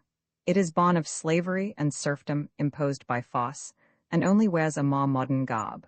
Thus the argument in favor of wagedom is as valueless as those by which they seek to apologize for private property and the state. We are, nevertheless, going to examine the objection and see if there is any truth in it.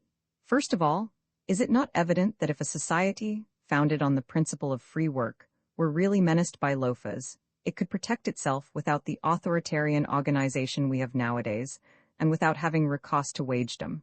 Let us take a group of volunteers, combining for some particular enterprise. Having its success at heart, they all work with a will, save one of the associates, who is frequently absent from his post. Must they on his account dissolve the group, elect a president to impose fines, and work out a code of penalties? It is evident that neither the one nor the other will be done, but that some day the comrade who imperils their enterprise will be told, "Friend, we should like to work with you, but as you are often absent from your post, and you do your work negligently, we must part. Go and find other comrades who will put up with your indifference." This way is so natural that it is practiced everywhere, even nowadays, in all industries, in competition with all possible systems of fines, docking of wages, supervision, etc. A workman may enter the factory at the appointed time, but if he does his work badly, if he hinders his comrades by his laziness or other defects, if he is quarrelsome, there is an end of it. He is compelled to leave the workshop. Authoritarians pretend that it is the almighty employer and his overseers who maintain regularity and quality of work in factories. In reality, in every somewhat complicated enterprise, in which the goods produced pass through many hands before being finished, it is the factory itself, the workmen as a unity, who see to the good quality of the work. Therefore, the best factories of British private industry have few overseers, far less on an average than the French factories, and less than the British state factories. A certain standard of public morals is maintained in the same way. Authoritarians say it is due to rural guards, judges, and policemen, whereas in reality it is maintained in spite of judges, policemen, and rural guards. Many are the laws producing criminals, was said long ago. Not only in industrial workshops do things go on in this way, it happens everywhere, every day, on a scale that only bookworms have as yet no notion of. When a railway company, federated with other companies, fails to fulfill its engagements when its trains are late and goods lie neglected at the stations, the other companies threaten to cancel the contract, and that threat usually suffices. It is generally believed, at any rate it is taught in state-approved schools, that commerce only keeps to its engagements from fear of lawsuits. Nothing of the sort. 9 times in 10 the trader who has not kept his word will not appear before a judge. There, where trade is very active, as in London, the sole fact of having driven a creditor to bring a lawsuit suffices for the immense majority of merchants to refuse for good to have any dealings with a man who has compelled one of them to go to law. This being so, why should means that are used today among workers in the workshop, traders in the trade, and railway companies in the organization of transport not be made use of in a society based on voluntary work?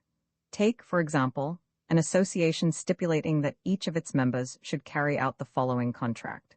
We undertake to give you the use of our houses, stores, streets, means of transport, schools, museums, etc., on condition that, from 20 to 45 or 50 years of age, you consecrate 4 or 5 hours a day to some work recognized as necessary to existence. Choose yourself the producing groups which you wish to join, or organize a new group, provided that it will undertake to produce necessaries. And as for the remainder of your time, combine together with whomsoever you like, for recreation, art, or science, according to the bent of your taste. 12 or 1500 hours of work a year, in one of the groups producing food, clothes, or houses, or employed in public sanitation, transport, and so on, is all we ask of you. For this amount of work we guarantee to you the free use of all that these groups produce, or will produce. But if not one of the thousands of groups of our federation will receive you, whatever be their motive, If you are absolutely incapable of producing anything useful, or if you refuse to do it, then live like an isolated man, all like an invalid. If we are rich enough to give you the necessaries of life, we shall be delighted to give them to you. You are a man, and you have the right to live. But as you wish to live under special conditions and leave the ranks, it is more than probable that you will suffer for it in your daily relations with other citizens. You will be looked upon as a ghost of bourgeois society, unless some friends of yours, discovering you to be a talent, kindly free you from all moral obligation towards society by doing all the necessary work for you. And finally, if it does not please you, go and look for other conditions elsewhere in the wide world, or else seek adherents and organize with them on novel principles. We prefer our own.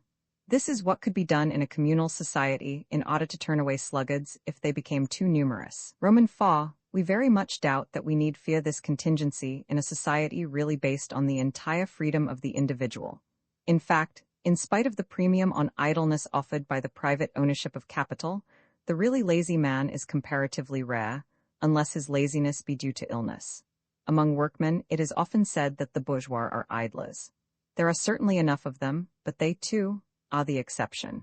On the contrary, in every industrial enterprise, you are sure to find one or more bourgeois who work very hard. It is true that the majority of bourgeois profit by their privileged position to award themselves the least unpleasant tasks, and that they work under hygienic conditions of air, food, etc., which permits them to do their business without too much fatigue. But these are precisely the conditions which we claim for all workers, without exception. It must also be said that if, thanks to their privileged position, rich people often perform absolutely useless or even harmful work in society, nevertheless the ministers, heads of departments, factory owners, traders, bankers, etc., subject themselves for a number of hours every day to work which they find more or less tiresome, all preferring their hours of leisure to this obligatory work. And if in 9 cases out of 10 this work is a harmful work, they find it none the less tiring for that. But it is precisely because the middle class put forth a great energy, even in doing harm, knowingly or not, and defending their privileged position, that they have succeeded in defeating the landed nobility, and that they continue to rule the masses.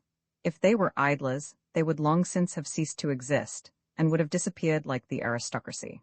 In a society that would expect only 4-5 hours a day of useful, pleasant, and hygienic work, these same middle-class people would perform their task perfectly well, and they certainly would not put up with the horrible conditions in which men toil nowadays without reforming them. If a Huxley spent only 5 hours in the sewers of London, rest assured that he would have found the means of making them as sanitary as his physiological laboratory. As to the laziness of the great majority of workers, only Philistine economists and philanthropists can utter such nonsense. If you ask an intelligent manufacturer, he will tell you that if workmen only put it into their heads to be lazy, all factories would have to be closed, for no measure of severity, no system of spying would be of any use. You should have seen the terror caused in 1887 among British employers when a few agitators started preaching the Gokani theory: bad pay, bad work. Take it easy, do not overwork yourselves, and waste all you can. They demoralize the worker. They want to kill our industry, cried those same people who the day before inveighed against the immorality of the worker and the bad quality of his work. But if the workers were what they are represented to be, namely, the idler whom the employer is supposed continually to threaten with dismissal from the workshop, what would the word demoralization signify? So when we speak of possible idlers, we must well understand that it is a question of a small minority in society, and before legislating for that minority, would it not be wise to study the origin of that idleness? Whoever observes with an intelligent eye sees well enough that the child reputed lazy at school is often the one which simply does not understand, because he is being badly taught. Very often, too, it is suffering from cerebral anemia, caused by poverty and an anti-hygienic education. A boy who is lazy at Greek or Latin would work admirably were he taught science, especially if he were taught with the aid of manual labor. A girl who is stupid at mathematics becomes the first mathematician of her class if she by chance meets somebody who can explain to her the elements of arithmetic which she did not understand. And a workman, lazy in the workshop, cultivates his garden at dawn while gazing at the rising sun, and will be at work again at nightfall, when all nature goes to its rest. Somebody has said that dust is matter in the wrong place. The same definition applies to 9/10 of those called lazy. They are people gone astray in a direction that does not answer to their temperament nor to their capacities. In reading the biography of great men, we are struck with the number of idlers among them. They were lazy so long as they had not found the right path. Afterwards, they became laborious to excess. Darwin, Stephenson, and many others belonged to this category of idlers. Very often the idler is but a man to whom it is repugnant to spend all his life making the 18th part of a pin, or the 100th part of a watch, while he feels he has exuberant energy which he would like to expend elsewhere. Often, too, he is a rebel who cannot submit to being fixed all his life to a workbench in order to procure 1,000 pleasures for his employer, while knowing himself to be far the less stupid of the two, and knowing his only fault to be that of having been born in a hovel, instead of coming into the world in a castle. Lastly, an immense number of idlers are idlers because they do not know well enough the trade by which they are compelled to earn their living. Seeing the imperfect thing they make with their own hands, striving vainly to do better, and perceiving that they never will succeed on account of the bad habits of work already acquired, they begin to hate their trade and, not knowing any other, hate work in general. Thousands of workmen and artists who are failures suffer from this cause. On the other hand, he who since his youth has learned to play the piano well, to handle the plane well, the chisel, the brush, or the file, so that he feels that what he does is beautiful, will never give up the piano, the chisel, or the file. He will find pleasure in his work which does not tire him, so long as he is not overdriven. Under the one name, idleness, a series of results due to different causes have been grouped, of which each one could be a source of good, instead of being a source of evil to society. Like all questions concerning criminality and related to human faculties, facts have been collected having nothing in common with one another. People speak of laziness or crime without giving themselves the trouble to analyze the cause. They are in a hurry to punish these faults without inquiring if the punishment itself does not contain a premium on laziness or crime. 9. This is why a free society, if it saw the number of idlers increasing in its midst, would no doubt think of looking first for the cause of laziness, in order to suppress it, before having recourse to punishment. When it is a case, as we have already mentioned, of simple bloodlessness, then before stuffing the brain of a child with science, nourish his system so as to produce blood, strengthen him, and that he shall not waste his time, take him to the country or to the seaside. There, teach him in the open air, not in books, geometry, by measuring the distance to a spire, or the height of a tree, natural sciences, while picking flowers and fishing in the sea, physical science, while building the boat he will go to fish in. But for mercy's sake, do not fill his brain with classical sentences and dead languages. Do not make an idler of him. Here is a child which has neither order nor regular habits. Let the children first inculcate order among themselves, and later on, the laboratory, the workshop, the work that will have to be done in a limited space, with many tools about, under the guidance of an intelligent teacher, will teach them method. But do not make disorderly beings out of them by your school, whose only order is the symmetry of its benches, and which, true image of the chaos in its teachings, will never inspire anybody with the love of harmony, of consistency, and method in work. Do not you see that by your methods of teaching, framed by a ministry for 8 million scholars, who represent 8 million different capacities, you only impose a system good for mediocrities, conceived by an average of mediocrities? Your school becomes a university of laziness, as your prison is a university of crime. Make the school free, abolish your university grades, appeal to the volunteers of teaching. Begin that way, instead of making laws against laziness which only serve to increase it. Give the workman who cannot condemn himself to make all his life a minute particle of some object, who is stifled at his little tapping machine, which he ends by loathing, give him the chance of tilling the soil, of felling trees in the forest, sailing the seas in the teeth of a storm, dashing through space on an engine, but do not make an idler of him by forcing him all his life to attend to a small machine, to plow the head of a screw, or to drill the eye of a needle. Suppress the cause of idleness, and you may take it for granted that few individuals will really hate work, especially voluntary work, and that there will be no need to manufacture a code of laws on their account. Roman 13, the collectivist wages system. In their plans for the reconstruction of society, the collectivists commit, in our opinion, a twofold error. While speaking of abolishing capitalist rule, they intend nevertheless to retain two institutions which are the very basis of this rule: representative government and the wages system. As regards so-called representative government, we have often spoken about it. It is absolutely incomprehensible to us that intelligent men, and such are not wanting in the collectivist party, can remain partisans of national or municipal parliaments after all the lessons history has given them, in France, in England, in Germany, or in the United States. While we see parliamentary rule breaking up, and from all sides criticism of this rule growing louder, not only of its results, but also of its principles, how is it that the revolutionary socialists defend a system already condemned to die, built up by the middle classes to hold their own against royalty, sanctioning, and at the same time strengthening, their sway over the workers? Parliamentary rule is preeminently a middle-class rule. The upholders of this system have never seriously maintained that a parliament or a municipal council represent a nation or a city. The most intelligent among them know that this is impossible. The middle classes have simply used the parliamentary system to raise a protecting barrier against the pretensions of royalty, without giving the people liberty. But gradually, as the people become conscious of their real interests, and the variety of their interests is growing, the system can no longer work. Therefore, Democrats of all countries vainly imagine various palliatives. The referendum is tried and found to be a failure. Proportional representation is spoken of, the representation of minorities, and other parliamentary utopias. In a word, they strive to find what is not to be found, and after each new experiment they are bound to recognize that it was a failure, so that confidence in representative government vanishes more and more. It is the same with the wages system, because, once the abolition of private property is proclaimed, and the possession in common of all means of production is introduced, how can the wages system be maintained in any form? This is, nevertheless, what collectivists are doing when they recommend the use of the labor checks as a mode of remuneration for labor accomplished for the great collectivist employer, the state. It is easy to understand why the early English socialists, since the time of Robert Owen, came to the system of labor checks. They simply tried to make capital and labor agree.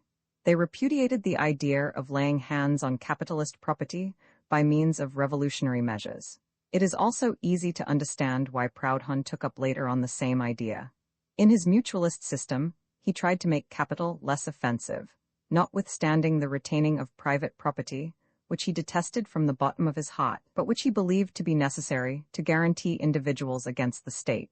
Neither is it astonishing that certain economists, more or less bourgeois, admit labor checks. They care little whether the worker is paid in labor notes or in coins stamped with the effigy of the Republic or the Empire. They only care to save from destruction the individual ownership of dwelling houses, of land, of factories, in any case, that at least, of dwelling houses and the capital that is necessary for manufacturing. And labor notes would just answer the purpose of upholding this private property. As long as labor notes can be exchanged for jewels or carriages, the owner of the house will willingly accept them for rent. And as long as dwelling houses, fields, and factories belong to isolated owners, men will have to pay these owners, in one way or another, for being allowed to work in the fields or factories, or for living in the houses. The owners will agree to be paid by the workers in gold, in paper money, or in checks exchangeable for all sorts of commodities, once that toll upon labor is maintained, and the right to levy it is left with them. But how can we defend labor notes, this new form of wagedom, when we admit that the houses, the fields, and the factories will no longer be private property, that they will belong to the commune or the nation? Roman II, let us closely examine this system of remuneration for work done, preached by the French, German, English, and Italian collectivists. The Spanish anarchists, who still call themselves collectivists, imply by collectivism the possession in common of all instruments of production, and the liberty of each group to divide the produce as they think fit, according to communist or any other principles. It amounts to this: everybody works in field, factory, school, hospital, etc. The working day is fixed by the state, which owns the land, the factories, the roads, etc. Every workday is paid for with a labor note, which is inscribed with these words: 8 hours work. With this check the worker can procure all sorts of merchandise in the stores owned by the state or by divers corporations. The check is divisible, so that you can buy an hour's worth of meat, 10 minutes worth of matches, or half an hour of tobacco. After the collectivist revolution, instead of saying 2 pence worth of soap, we shall say 5 minutes worth of soap. Most collectivists, true to the distinction laid down by middle-class economists, and by Marx as well, between qualified work and simple work, tell us, moreover, that qualified or professional work must be paid a certain quantity more than simple work. Thus 1 hour's work of a doctor will have to be considered as equivalent to 2 or 3 hours' work of a hospital nurse, or to 3 or 5 hours' work of a navvy. Professional or qualified work will be a multiple of simple work, says the collectivist Grönlund, because this kind of work needs a more or less long apprenticeship. Some other collectivists, such as the French Marxist, Guesde, do not make this distinction. They proclaim the equality of wages. The doctor, the schoolmaster, and the professor will be paid, in labor checks, at the same rate as the navvy. 8 hours visiting the sick in a hospital will be worth the same as 8 hours spent in earthworks or else in mines or factories. Some make a greater concession. They admit that disagreeable or unhealthy work, such as sewerage, could be paid for at a higher rate than agreeable work. 1 hour's work of a sewerman would be worth, they say, 2 hours of a professor's work. Let us add that certain collectivists admit of corporations being paid a lump sum for work done. Thus a corporation would say, here are 100 tons of steel. 100 workmen were required to produce them, and it took them 10 days. Their workday being an 8 hours day, it has taken them 8,000 working hours to produce 100 tons of steel, 8 hours a ton. For this, the state would pay them 8,000 labor notes of 1 hour each, and these 8,000 checks would be divided among the members of the ironworks as they themselves thought proper. On the other hand, 100 miners having taken 20 days to extract 8,000 tons of coal would be worth 2 hours a ton, and the 16,000 checks of 1 hour each, received by the Guild of Miners, would be divided among their members according to their own appreciation. If the miners protested and said that a ton of steel should only cost 6 hours' work instead of 8, if the professor wished to have his day paid 4 times more than the nurse, then the state would interfere and would settle their differences. Such is, in a few words, the organization the collectivists wish to see arise out of the social revolution. As we see, their principles are collective property of the instruments of production, and remuneration to each according to the time spent in producing, while taking into account the productivity of his labor. As to the political system, it would be the parliamentary system, modified by positive instructions given to those elected, and by the referendum, a vote taken by noes or ayes by the nation. Let us own that this system appears to us simply unrealizable. Collectivists begin by proclaiming a revolutionary principle, the abolition of private property, and then they deny it, no sooner than proclaimed, by upholding an organization of production and consumption which originated in private property. They proclaim a revolutionary principle and ignore the consequences that this principle will inevitably bring about. They forget that the very fact of abolishing individual property in the instruments of work, land, factories, road, capital, must launch society into absolutely new channels, must completely overthrow the present system of production, both in its aim as well as in its means, must modify daily relations between individuals as soon as land, machinery, and all other instruments of production are considered common property. They say, no private property, and immediately after strive to maintain private property in its daily manifestations. You shall be a commune as far as regards production. Fields, tools, machinery, all that has been invented up till now, factories, railways, harbors, mines, etc., all are yours. Not the slightest distinction will be made concerning the share of each in this collective property.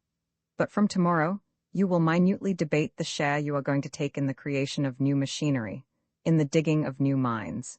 You will carefully weigh what part of the new produce belongs to you. You will count your minutes of work, and you will take care that a minute of your neighbors should not buy more than yours. And as an hour measures nothing, as in some factories, a worker can see to 6 power looms at a time, while in another he only tends to, you will weigh the muscular force, the brain energy, and the nervous energy you have expended. You will accurately calculate the years of apprenticeship in order to appraise the amount each will contribute to future production. And this, after having declared that you do not take into account his share in past production. Well, for us it is evident that a society cannot be based on 2 absolutely opposed principles, two principles that contradict one another continually. And a nation, or a commune, which would have such an organization, would be compelled to revert to private property in the instruments of production, ought to transform itself into a communist society. Roman 3, we have said that certain collectivist writers desire that a distinction should be made between qualified or professional work and simple work. They pretend that an hour's work of an engineer, an architect, or a doctor must be considered as 2 or 3 hours' work of a blacksmith, a mason, or a hospital nurse. And the same distinction must be made between all sorts of trades necessitating apprenticeship and the simple toil of day laborers. Well, to establish this distinction would be to maintain all the inequalities of present society. It would mean fixing a dividing line, from the beginning, between the workers and those who pretend to govern them. It would mean dividing society into 2 very distinct classes, the aristocracy of knowledge placed above the horny-handed lower orders, the one doomed to serve the other, the one working with its hands to feed and clothe those who, profiting by their leisure, study how to govern their fosterers. It would mean reviving one of the distinct peculiarities of present society and giving it the sanction of the social revolution. It would mean setting up as a principle an abuse already condemned in our ancient crumbling society. We know the answer we shall get. They will speak of scientific socialism. They will quote bourgeois economists, and Marx too, to prove that a scale of wages has its raison d'etre, as the labor force of the engineer will have cost more to society than the labor force of the navvy. In fact, have not economists tried to prove to us that if an engineer is paid 20 times more than a navvy, it is because the necessary outlay to make an engineer is greater than that necessary to make a navvy? And has not Marx asserted that the same distinction is equally logical between 2 branches of manual labor? He could not conclude otherwise, having taken up on his own account Ricardo's theory of value, and upheld that goods are exchanged in proportion to the quantity of work socially necessary for their production. But we know what to think of this. We know that if engineers, scientists, or doctors are paid 10 or 100 times more than a laborer, and if a weaver earns 3 times more than an agricultural laborer, and 10 times more than a girl in a match factory, it is not by reason of their cost of production, but by reason of a monopoly of education or a monopoly of industry. Engineers, scientists, and doctors merely exploit their capital, their diplomas, as middle-class employers exploit a factory or as nobles used to exploit their titles of nobility. As to the employer who pays an engineer 20 times more than a laborer, it is simply due to personal interest. If the engineer can economize £4,000 a year on the cost of production, the employer pays him £800. And if the employer has a foreman who saves £400 on the work by cleverly sweating workmen, he gladly gives him £80 or £120 a year. He parts with an extra £40 when he expects to gain £400 by it.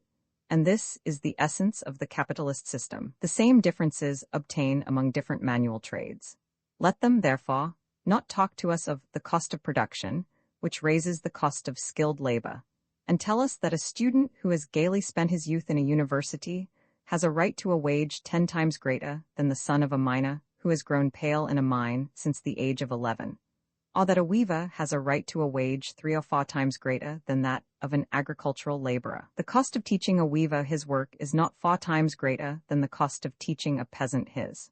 The weaver simply benefits by the advantages his industry reaps in international trade, from countries that have as yet no industries, and in consequence of the privileges accorded by all states to industries in preference to the tilling of the soil. Nobody has ever calculated the cost of production of a producer. And if a noble loafer costs far more to society than a worker, it remains to be seen whether a robust day laborer does not cost more to society than a skilled artisan, when we have taken into account infant mortality among the poor, the ravages of anemia, and premature deaths. Could they, for example, make us believe that the ones 3D, paid to a Paris workwoman, the 3D, paid to an Auvergne peasant girl who grows blind at lace-making, are the ones 8D, paid to the peasant represent their cost of production? We know full well that people work for less, but we also know that they do so exclusively because, thanks to our wonderful organization, they would die of hunger did they not accept these mock wages. For us, the scale of remuneration is a complex result of taxes, of governmental tutelage, of capitalist monopoly. In a word, of state and capital. Therefore, we say that all wages theories have been invented after the event to justify injustices at present existing, and that we need not take them into consideration. Neither will they fail to tell us that the collectivist scale of wages would be an improvement. It would be better, so they say, to see certain artisans receiving a wage 2 or 3 times higher than common laborers, than to see a minister receiving in a day what a workman cannot earn in a year. It would be a great step towards equality. For us, this step would be the reverse of progress. To make a distinction between simple and professional work in a new society would result in the revolution sanctioning and recognizing as a principle a brutal fact we submit to nowadays, but that we nevertheless find unjust. It would mean imitating those gentlemen of the French Assembly who proclaimed on August 4, 1789, the abolition of feudal rights, but who on August 8 sanctioned these same rights by imposing dues on the peasants to compensate the noblemen, placing these dues under the protection of the revolution. It would mean imitating the Russian government, which proclaimed, at the time of the emancipation of the serfs, that certain lands should henceforth belong to the nobility, while formerly these lands were considered as belonging to the serfs. Or else, to take a better-known example, when the Commune of 1871 decided to pay members of the Commune Council 12s, a day, while the Federates on the ramparts received only 3d. This decision was hailed as an act of superior democratic equality. In reality, the Commune only ratified the former inequality between functionary and soldier, government and governed. Coming from an opportunist chamber of deputies, such a decision would have appeared admirable, but the Commune doomed her own revolutionary principles when she failed to put them into practice. Under our existing social system, when a minister gets paid £4,000 a year, while a workman must content himself with £40 or less, when a foreman is paid 2 or 3 times more than a workman, and among workmen there is every gradation, from 8s a day down to the peasant girl's 3d. We disapprove of the high salary of the minister as well as of the difference between the 8s, of the workman and the 3d, of the poor woman, and we say, down with the privileges of education as well as with those of birth. We are anarchists precisely because these privileges revolt us. They revolt us already in this authoritarian society. Could we endure them in a society that began by proclaiming equality? This is why some collectivists, understanding the impossibility of maintaining a scale of wages in a society inspired by the breath of the revolution, hasten to proclaim equality of wage. But they meet with new difficulties, and their equality of wages becomes the same unrealizable utopia as the scale of wages of other collectivists. A society having taken possession of all social wealth, having boldly proclaimed the right of all to this wealth, whatever share they may have taken in producing it, will be compelled to abandon any system of wages, whether in currency or labor notes. Roman 4 the collectivists say, to each according to his deeds, or, in other terms, according to his share of services rendered to society.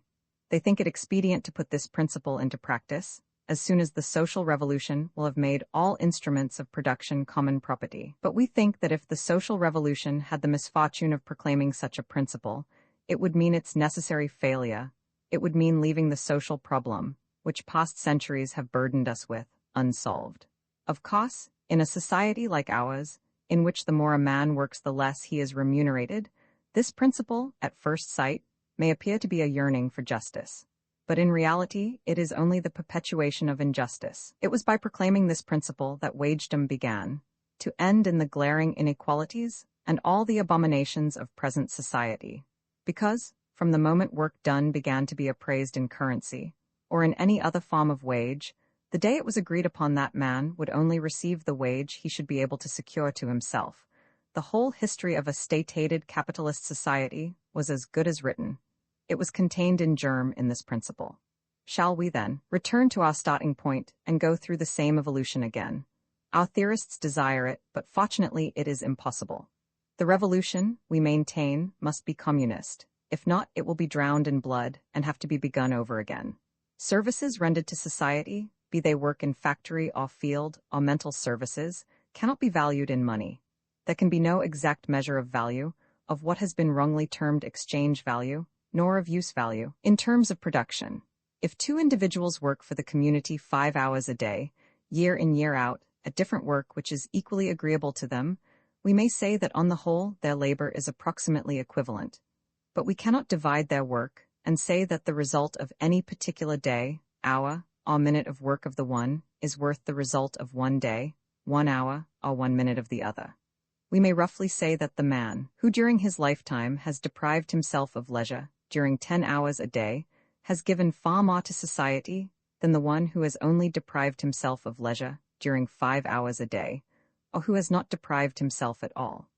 But we cannot take what he has done during 2 hours and say that the yield of his 2 hours' work is worth twice as much as the yield of another individual, who has worked only 1 hour, and remunerate the two in proportion. It would be disregarding all that is complex in industry, in agriculture, in the whole life of present society. It would be ignoring to what extent all individual work is the result of the past and the present labor of society as a whole. It would mean believing ourselves to be living in the Stone Age, whereas we are living in an age of steel. If you enter a modern coal mine, you will see a man in charge of a huge machine that raises and lowers a cage. In his hand, he holds a lever that stops and reverses the course of the machine. He lowers it, and the cage reverses its course in the twinkling of an eye. He sends it upwards or downwards into the depths of the shaft with a giddy swiftness. All attention, he follows with his eyes fixed on an indicator which shows him, on a small scale, at which point of the shaft the cage is at each second of its progress. And as soon as the indicator has reached a certain level, he suddenly stops the course of the cage, not a yard higher nor lower than the required spot. And no sooner have the colliers unloaded their coal wagonettes and pushed empty ones instead, than he reverses the lever and again sends the cage back into space. During 8 or 10 consecutive hours every day, he must keep the same strain of attention. Should his brain relax for a moment, the cage would inevitably strike against the gear, break its wheels, snap the rope, crush men, and put a stop to all work in the mine. Should he waste 3 seconds at each touch of the lever, the extraction, in our modern, perfected mines, would be reduced from 20 to 50 tons a day. Is it he who is the most necessary man in the mine? Or is it perhaps the boy who signals to him from below to raise the cage?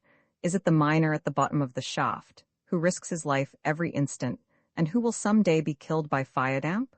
Or is it the engineer, who would lose the layer of coal, and would cause the miners to dig on rock by a simple mistake in his calculations?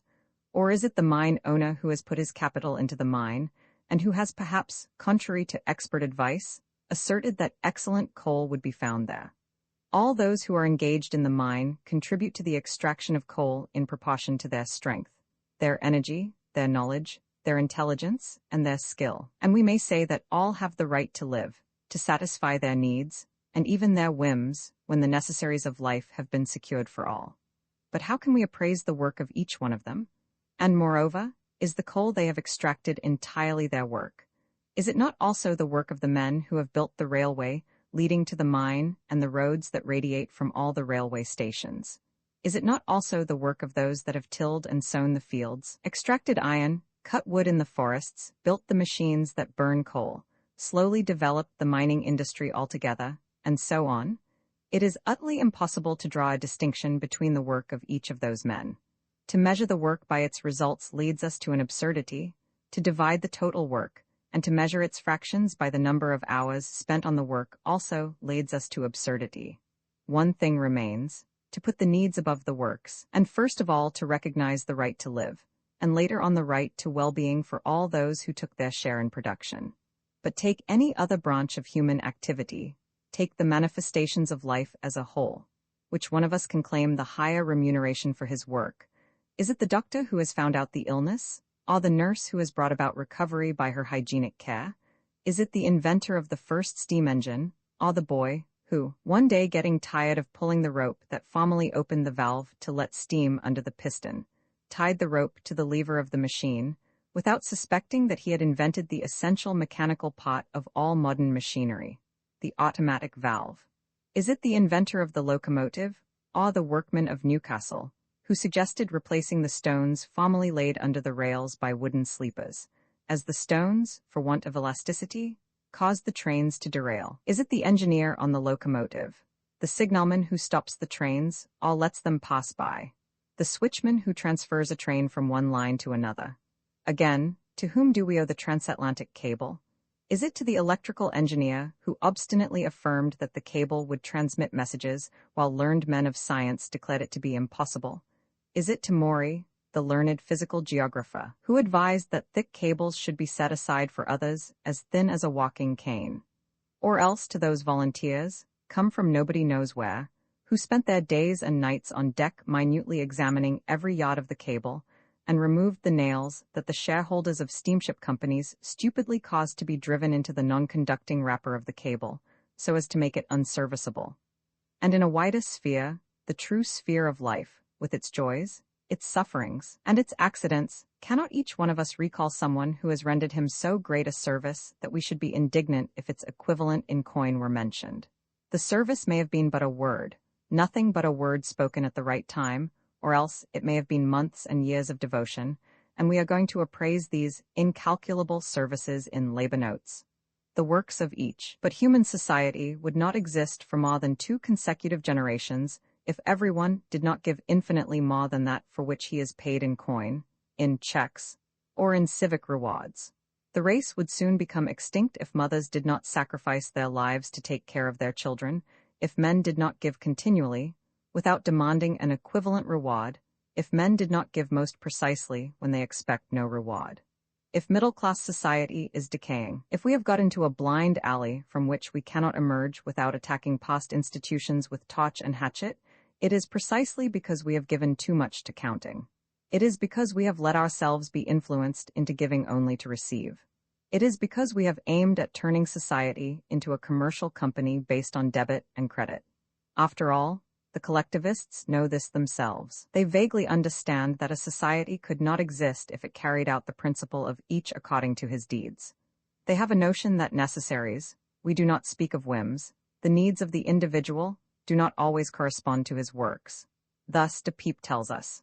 The principle, the eminently individualist principle, would, however, be tempered by social intervention for the education of children and young persons, including maintenance and lodging, and by the social organization for assisting the infirm and the sick, for retreats for aged workers, etc. They understand that a man of 40, father of 3 children, has other needs than a young man of 20. They know that the woman who suckles her infant and spends sleepless nights at its bedside cannot do as much work as the man who has slept peacefully. They seem to take in that men and women, worn out maybe by dint of overwork for society, may be incapable of doing as much work as those who have spent their time leisurely and pocketed their labor notes in the privileged career of state functionaries. They are eager to temper their principle. They say, society will not fail to maintain and bring up its children, to help both aged and infirm. Without doubt needs will be the measure of the cost that society will burden itself with, to temper the principle of deeds. Charity, always Christian charity, organized by the state this time. They believe in improving the asylums for foundlings, in effecting old age and sick insurances, so as to temper their principle. But they cannot yet throw aside the idea of wounding first and healing afterwards. Thus, after having denied communism, after having laughed at their ease at the formula, to each according to his needs, these great economists discover that they have forgotten something, the needs of the producers, which they now admit. Only it is for the state to estimate them, for the state to verify if the needs are not disproportionate to the work. The state will dole out charity. Thence to the English poor law and the workhouse is but a step. There is but a slight difference, because even this stepmother of a society against whom we are in revolt has also been compelled to temper her individualist principles. She, too, has had to make concessions in a communist direction and under the same form of charity. She, too, distributes halfpenny dinners to prevent the pillaging of her shops, builds hospitals, often very bad ones, but sometimes splendid ones, to prevent the ravages of contagious diseases. She, too, after having paid the hours of labor, shelters the children of those she has wrecked. She takes their needs into consideration and doles out charity. Poverty, we have said elsewhere, was the primary cause of wealth. It was poverty that created the first capitalist, because, before accumulating surplus value, of which we hear so much, men had to be sufficiently destitute to consent to sell their labor, so as not to die of hunger. It was poverty that made capitalists.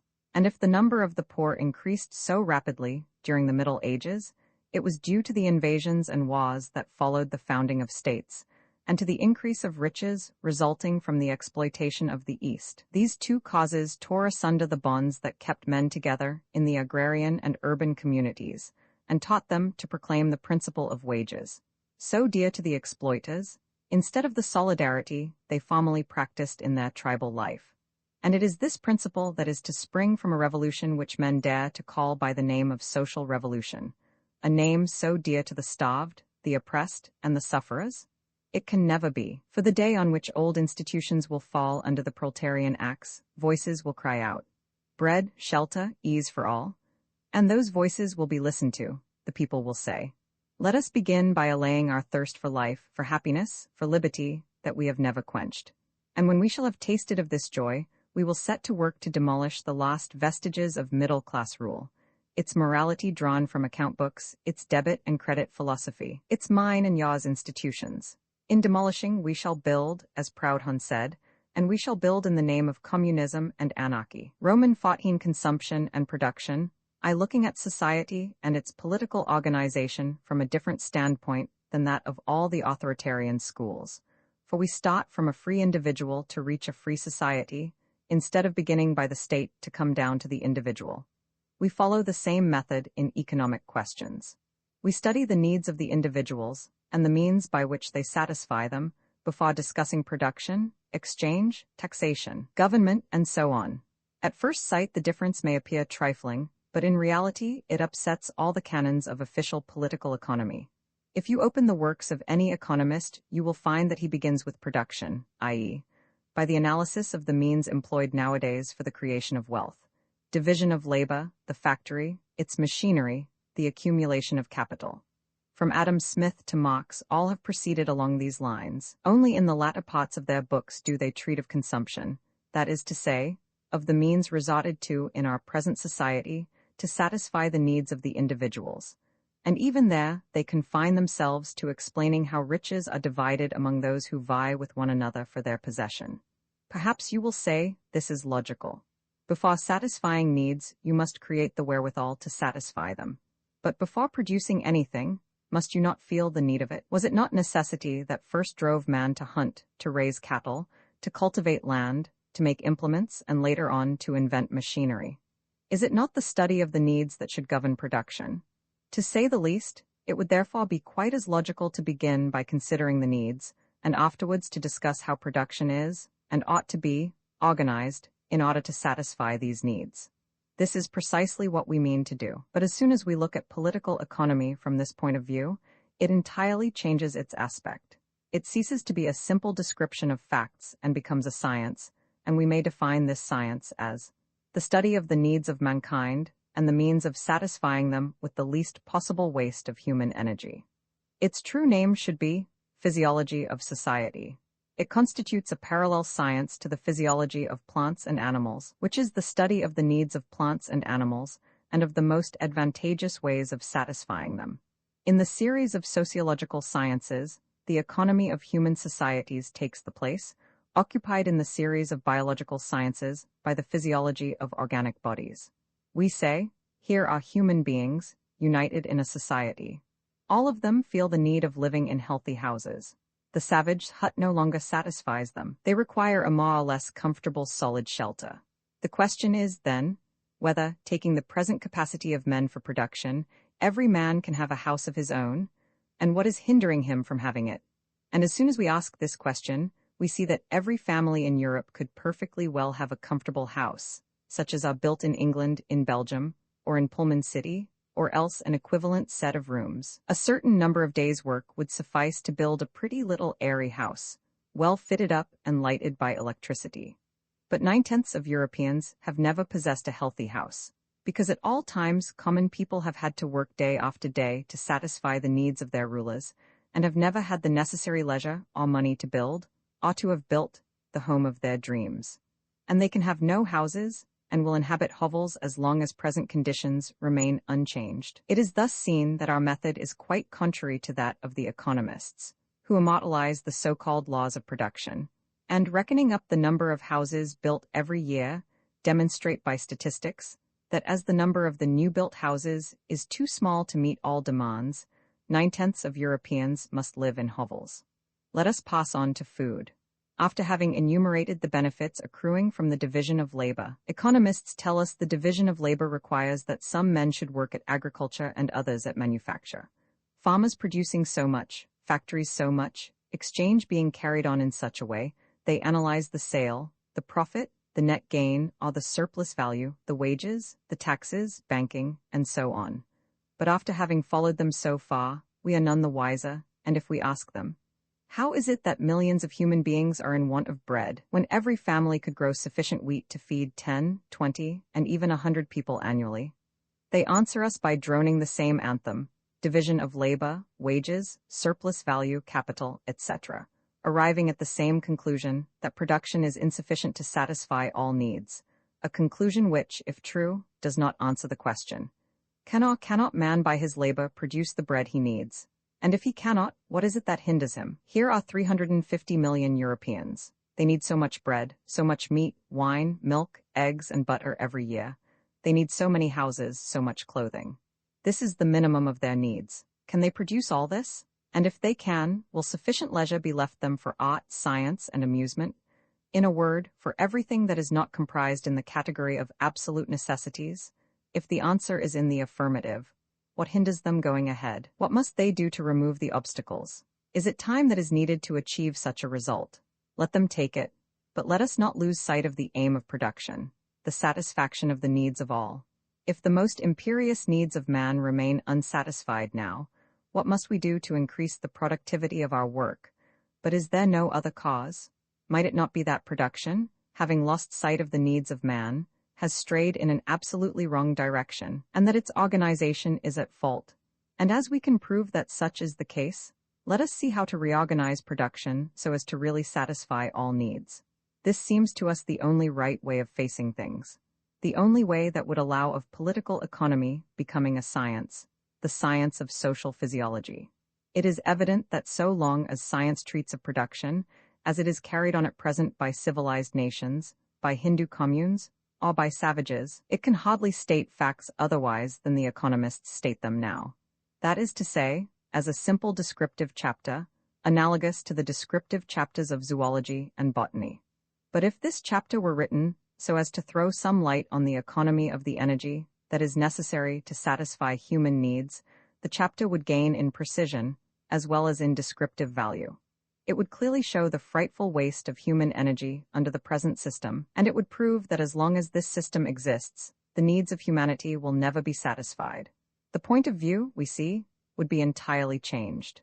Behind the loom that weaves so many yards of cloth, behind the steel plate perforator, and behind the safe in which dividends are hoarded, we should see man, the artisan of production, more often than not excluded from the feast he has prepared for others. We should also understand that the standpoint being wrong, the so-called laws of value and exchange are but a very false explanation of events as they happen nowadays, and that things will come to pass very differently when production is organized in such a manner as to meet all needs of society. Roman 2, there is not one single principle of political economy that does not change its aspect if you look at it from our point of view. Take, for instance, overproduction, a word which every day reaches in our ears. Is there a single economist, academician, or candidate for academical honors who has not supported arguments proving that economic crises are due to overproduction, that at a given moment more cotton, more cloth, more watches are produced than are needed?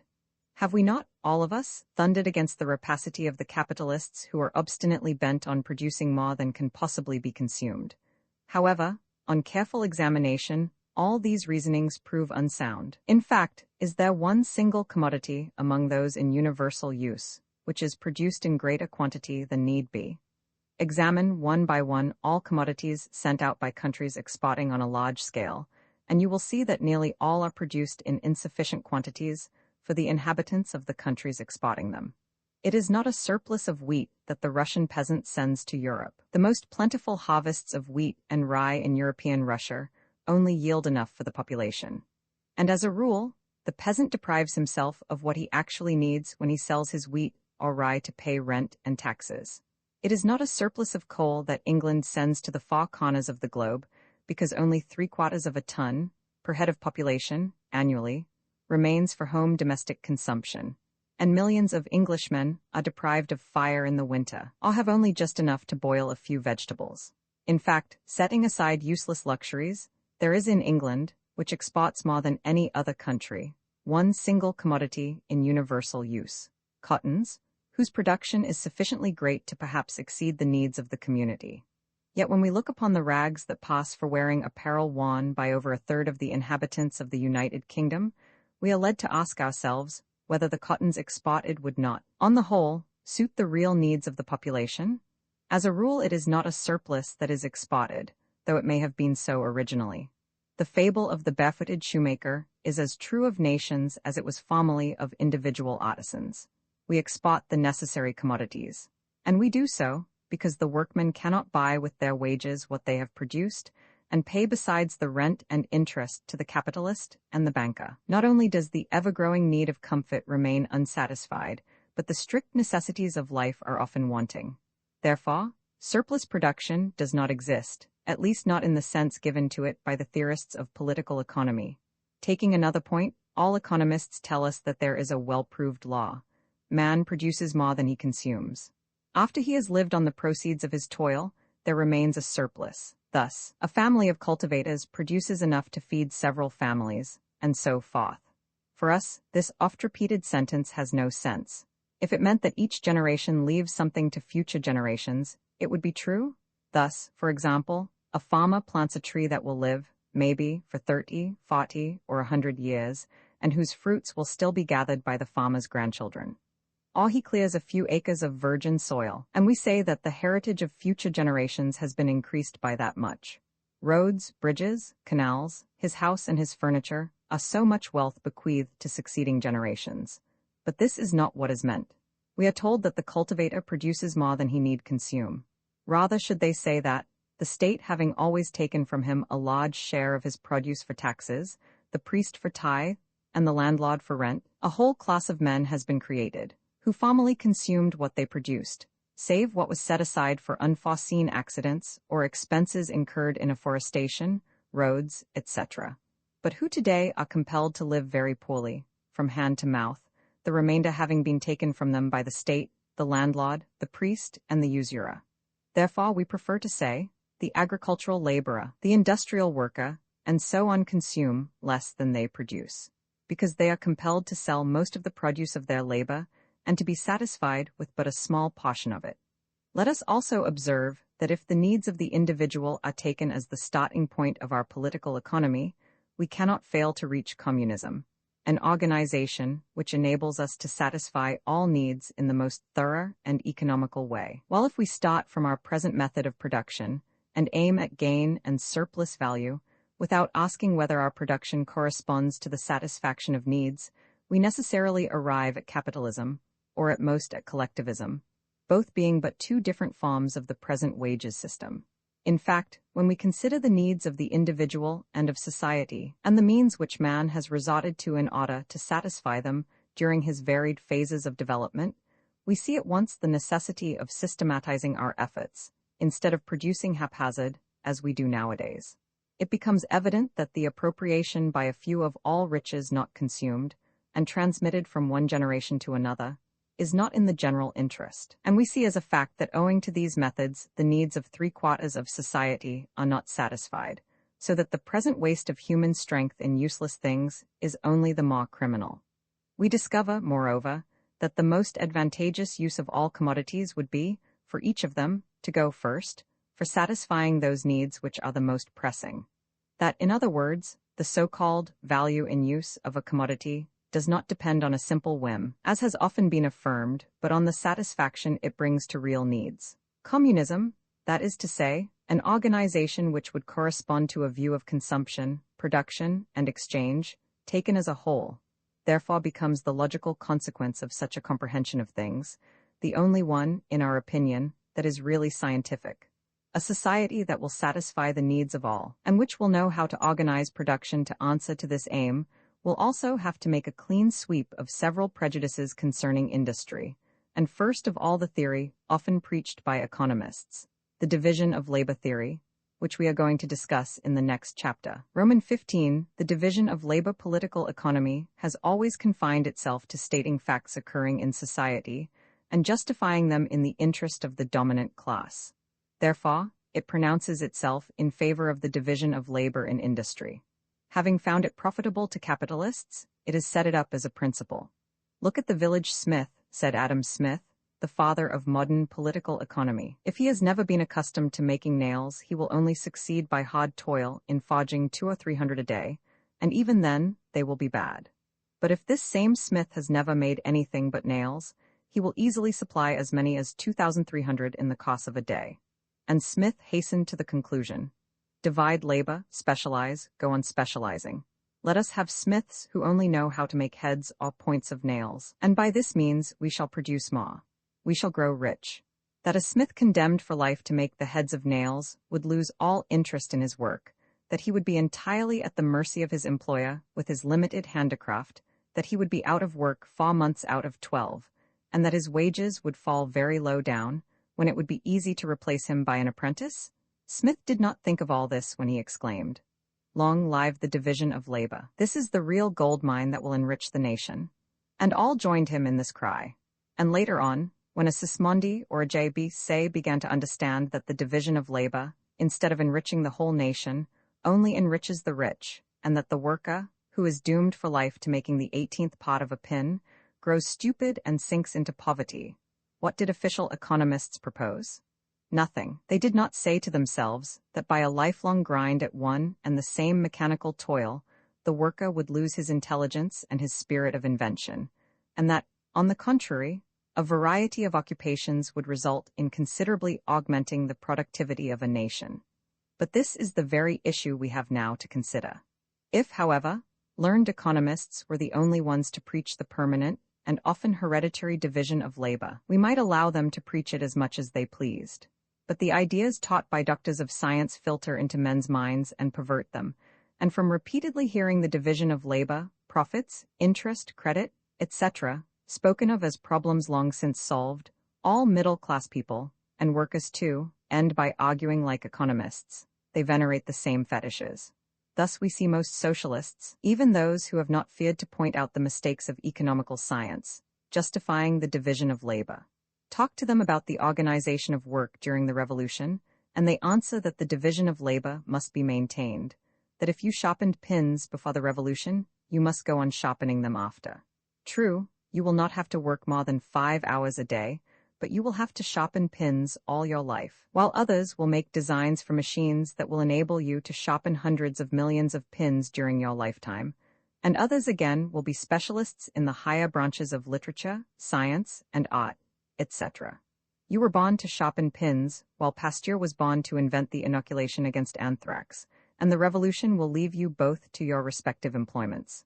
Well, it is this horrible principle, so noxious to society, so brutalizing to the individual, source of so much harm, that we propose to discuss in its divers manifestations. We know the consequences of the division of labor full well. It is evident that, first of all, we are divided into 2 classes. On the one hand, producers, who consume very little and are exempt from thinking because they only do physical work, and who work badly because their brains remain inactive. And on the other hand, the consumers, who, producing little or hardly anything, have the privilege of thinking for the others, and who think badly because the whole world of those who toil with their hands is unknown to them. Then, we have the laborers of the soil who know nothing of machinery, while those who work at machinery ignore everything about agriculture. The idea of modern industry is a child tending a machine that he cannot and must not understand, and a foreman who finds him if his attention flags for a moment. The ideal of industrial agriculture is to do away with the agricultural labor altogether, and to set a man who does odd jobs to tend a steam plow or a threshing machine. The division of labor means labeling and stamping men for life, some to splice ropes in factories, some to be foremen in a business, others to shove huge coal baskets in a particular part of a mine, but none of them to have any idea of machinery as a whole, nor of business, nor of mines, and thereby they destroy the love of work and the capacity for invention that, at the beginning of modern industry, created the machinery on which we pride ourselves so much. What they have done for individuals, they also wanted to do for nations. Humanity was to be divided into national workshops, having each its speciality. Russia, we were taught, was destined by nature to grow corn, England to spin cotton, Belgium to weave cloth, while Switzerland was to train nurses and governesses. Moreover, each separate city was to establish a specialty. Lyons was to weave silk, Auvergne to make lace, and Paris fancy articles. In this way, economists said, an immense field was opened for production and consumption, and in this way, an era of limitless wealth for mankind was at hand.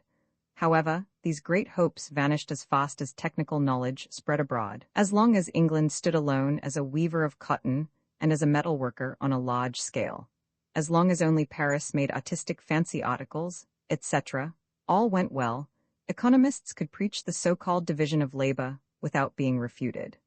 But a new current of thought induced by and by all civilized nations to manufacture for themselves. They found it advantageous to produce what they formerly received from other countries or from their colonies, which in their turn aimed at emancipating themselves from the mother country. Scientific discoveries universalized the methods of production, and henceforth it was useless to pay an exorbitant price abroad for what could easily be produced at home. And now, we see already that this industrial revolution strikes a crushing blow at the theory of the division of labor, which for a long time was supposed to be so sound. Roman 16, the decentralization of industry 10I, after the Napoleonic Wars, Britain had nearly succeeded in ruining the main industries which had sprung up in France at the end of the preceding century. She also became mistress of the seas and had no rivals of importance. She took in the situation and knew how to turn its privileges and advantages to account. She established an industrial monopoly, and, imposing upon her neighbors her prices for the goods she alone could manufacture, accumulated riches upon riches. But as the middle-class revolution of the 18th century had abolished serfdom and created a proletariat in France, French industry, hampered for a time in its flight, sought again, and from the second half of the 19th century, France ceased to be a tributary of England for manufactured goods. Today, she too has grown into a nation with an export trade. She sells far more than £60 million worth of manufactured goods, and 2/3 of these goods are fabrics. The number of Frenchmen working for export, or living by their foreign trade, is estimated at 3 million. France is therefore no longer England's tributary. In her turn, she has striven to monopolize certain branches of foreign industry, such as silks and ready-made clothes, and has reaped immense profits therefrom. But she is on the point of losing this monopoly forever, just as England is on the point of losing the monopoly of cotton goods. Traveling eastwards, industry has reached Germany. 50 years ago, Germany was a tributary of England and France for most manufactured commodities in the higher branches of industry. It is no longer so. In the course of the last 50 years, and especially since the Franco-German War, Germany has completely reorganized her industry. The new factories are stocked with the best machinery. The latest creations of industrial art in cotton goods from Manchester or in silks from Lyons, etc., are now realized in new German factories. It took 2 or 3 generations of workers at Lyons and Manchester to construct the modern machinery, but Germany adopted it in its perfected state. Technical schools, adapted to the needs of industry, supply the factories with an army of intelligent workmen, practical engineers, who can work with both hand and brain.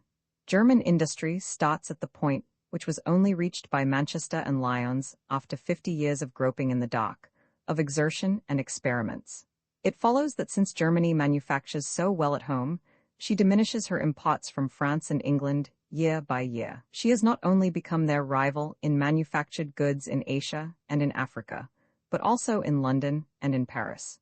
Short-sighted people in France may cry out against the Frankfurt Treaty. English manufacturers may explain German competition by little differences in railway tariffs. They may linger on the petty side of questions and neglect great historical facts. But it is nonetheless certain that the main industries, formerly in the hands of England and France, have progressed eastward, and in Germany they have found a country, young, full of energy, possessing an intelligent middle class, and eager in its turn to enrich itself by foreign trade. While Germany has freed herself from subjection to France and England, has manufactured her own cotton cloth, and constructed her own machines, in fact, manufactured all commodities. the main industries have also taken root in Russia, where the development of manufacture is the more instructive as it sprang up but yesterday. At the time of the abolition of serfdom in 1861, Russia had hardly any factories.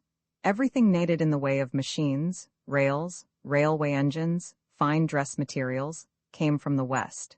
20 years later, she possessed already 85,000 factories, and the value of the goods manufactured in Russia had increased fourfold. The old machinery was superseded, and now nearly all the steel in use in Russia, 3/4 of the iron, 2/3 of the coal, all railway engines, railway carriages, rails, nearly all steamers are made in Russia. Russia, destined, so wrote economists, to remain an agricultural territory, has rapidly developed into a manufacturing country. She orders hardly anything from England and very little from Germany. Economists hold the customs responsible for these facts, and yet cottons manufactured in Russia are sold at the same price as in London. Capital, taking no cognizance of fatherlands, German and English capitalists, accompanied by engineers and foremen of their own nationalities, have introduced in Russia and in Poland manufactories, whose goods compete in excellence with the best from England. If customs were abolished tomorrow, manufacture would only gain by it. Not long ago, the British manufacturers delivered another hard blow to the import of cloth and woolens from the West. They set up in southern and middle Russia immense wool factories, stocked with the most perfect machinery from Bradford, and already now Russia imports only the highest sorts of cloth and woolen fabrics from England, France, and Austria. The remainder is fabricated at home, both in factories and as domestic industries.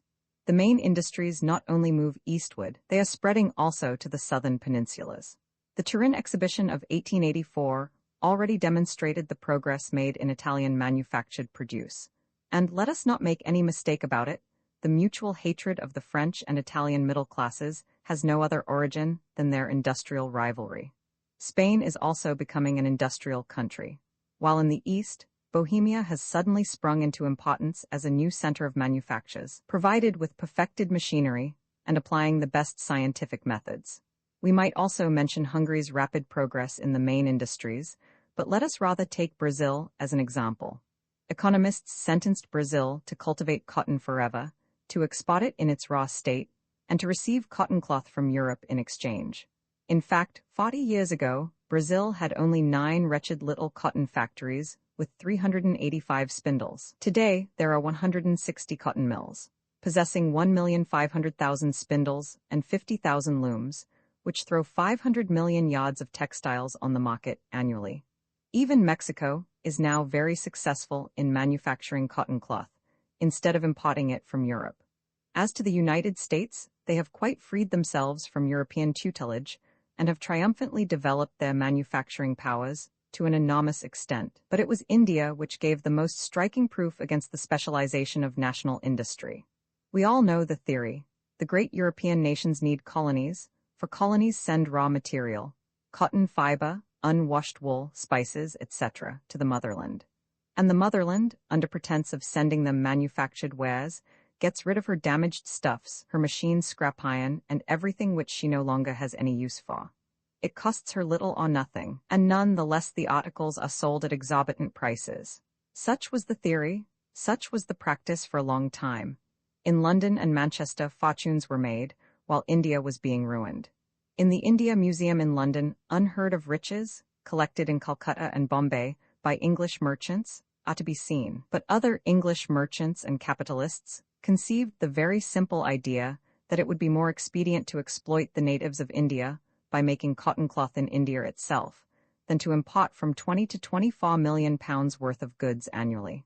At first, a series of experiments ended in failure. Indian weavers, artists and experts in their own craft, could not inure themselves to factory life.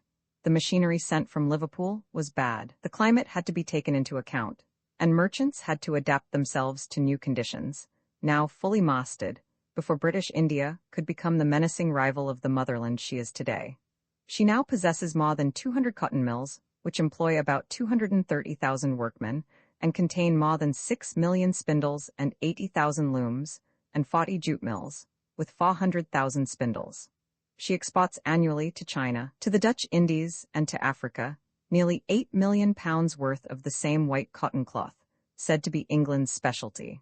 And while English workmen are often unemployed and in great want, Indian women weave cotton by machinery, for the Far East at wages of sixpence a day.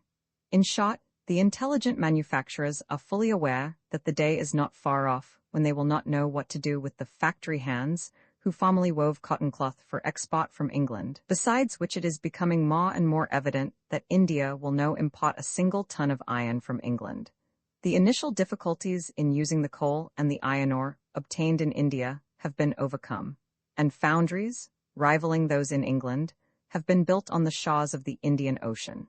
Colonies competing with the motherland in its production of manufactured goods, such is the factor which will regulate economy in the 20th century. And why should India not manufacture? What should be the hindrance? Capital? But capital goes wherever there are men, poor enough to be exploited. Knowledge, but knowledge recognizes no national barriers. Technical skill of the worker? No. Then, Hindu workmen inferior to the hundreds of thousands of boys and girls, not 18 years old, at present working in the English textile factories. Roman II, after having glanced at national industries, it would be very interesting to turn to some special branches. Let us take silk, for example, an eminently French produce in the first half of the 19th century. We all know how Lyons became the emporium of the silk trade. At first raw silk was gathered in southern France, till little by little they ordered it from Italy, from Spain, from Austria, from the Caucasus, and from Japan, for the manufacture of their silk fabrics. In 1875, out of 5 million kilos of raw silk converted into stuffs in the vicinity of Lyons, there were only 400,000 kilos of French silk. But if Lyons manufactured imported silk, why should not Switzerland, Germany, Russia do as much? Consequently, silk weaving began to develop in the villages round Zurich. Bâle became a great center of the silk trade. The Caucasian administration engaged women from Marseille and workmen from Lyons to teach Georgians the perfected rearing of silkworms and the art of converting silk into fabrics to the Caucasian peasants. Austria followed. Then Germany, with the help of Lyons workmen, built great silk factories. The United States did likewise at Paterson. And today, the silk trade is no longer a French monopoly. Silks are made in Germany, in Austria, in the United States, and in England, and it is now reckoned that 1/3 of the silk stuffs used in France are imported. In winter, Caucasian peasants weave silk handkerchiefs at a wage that would mean starvation to the silk weavers of Lyons. Italy and Germany send silks to France. And Lyons, which in 1874 exported 460 million francs worth of silk fabrics, exports now only 1/2 of that amount. In fact, the time is not far off when Lyons will only send higher-class goods and a few novelties as patents to Germany, Russia, and Japan. And so it is in all industries. Belgium has no longer the cloth monopoly. Cloth is made in Germany, in Russia, in Austria, in the United States. Switzerland and the French Jura have no longer a clockwork monopoly. Watches are made everywhere. Scotland no longer refines sugar for Russia. Refined Russian sugar is imported into England. Italy, although neither possessing coal nor iron, makes her own ironclads and engines for her steamers. Chemical industry is no longer an English monopoly. Sulfuric acid and soda are made even in the Urals. Steam engines, made at Winterthur, have acquired everywhere a wide reputation, and at the present moment, Switzerland, which has neither coal nor iron, and no seaports to import them, nothing but excellent technical schools, makes machinery better and cheaper than England. So ends the theory of exchange. The tendency of trade, as for all else, is toward decentralization. Every nation finds it advantageous to combine agriculture with the greatest possible variety of factories. The specialization, of which economists spoke so highly, certainly has enriched a number of capitalists, but is now no longer of any use. On the contrary, it is to the advantage of every region, every nation, to grow their own wheat, their own vegetables, and to manufacture at home most of the produce they consume. This diversity is the surest pledge of the complete development of production by mutual cooperation and the moving cause of progress, while specialization is now a hindrance to progress. Agriculture can only prosper in proximity to factories, and no sooner does a single factory appear than an infinite variety of other factories must spring up around, so that, mutually supporting and stimulating one another by their inventions, they increase their productivity. Roman 3. It is foolish indeed to export wheat and to import flour, to export wool and import cloth, to export iron and import machinery. Not only because transportation is a waste of time and money, but above all, because a country with no developed industry inevitably remains behind the times in agriculture. Because a country with no large factories to bring steel to a finished condition is doomed to be backward in all other industries. And lastly, because the industrial and technical capacities of the nation remain undeveloped if they are not exercised in a variety of industries. Nowadays, everything holds together in the world of production. Cultivation of the soil is no longer possible without machinery, without great irrigation works, without railways, without manure factories. And to adapt this machinery, these railways, these irrigation engines, etc., to local conditions, a certain spirit of invention and a certain amount of technical skill must be developed, while they necessarily lie dormant so long as spades and plowshares are the only implements of cultivation. If fields are to be properly cultivated, if they are to yield the abundant harvests that man has the right to expect, it is essential that workshops, foundries, and factories develop within the reach of the fields. A variety of occupations, and a variety of skill arising therefrom, both working together for a common aim. These are the true forces of progress. And now let us imagine the inhabitants of a city or a territory, whether vast or small, stepping for the first time onto the path of the social revolution. We are sometimes told that nothing will have changed, that the mines, the factories, etc., will be expropriated and proclaimed national or communal property, that every man will go back to his usual work, and that the revolution will then be accomplished. But this is a mere dream. The social revolution cannot take place so simply. We have already mentioned that should the revolution break out tomorrow in Paris, Lyons, or any other city, should the workers lay hands on factories, houses, and banks, present production would be completely revolutionized by this simple fact. International commerce will come to a standstill. So also will the importation of foreign breadstuffs. The circulation of commodities and of provisions will be paralyzed. And then, the city or territory in revolt will be compelled to provide for itself and to reorganize its production so as to satisfy its own needs.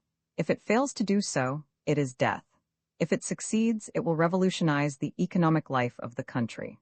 The quantity of imported provisions having decreased, consumption having increased, 1 million Parisians working for exportation purposes having been thrown out of work.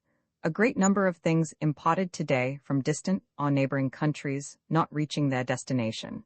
Fancy trade being temporarily at a standstill. What will the inhabitants have to eat 6 months after the revolution? We think that when the stores containing foodstuffs are empty, the masses will seek to obtain their food from the land. They will see the necessity of cultivating the soil, of combining agricultural production with industrial production in the suburbs of Paris, itself and its environs. They will have to abandon the merely ornamental trades and consider their most urgent need, bread. A great number of the inhabitants of the cities will have to become agriculturists, not in the same manner as the present peasants who wear themselves out, plowing for a wage that barely provides them with sufficient food for the year, but by following the principles of the intensive agriculture of the market gardeners, applied on a large scale by means of the best machinery that man has invented or can invent. They will till the land, not, however, like the country beast of burden. A Paris jeweler would object to that.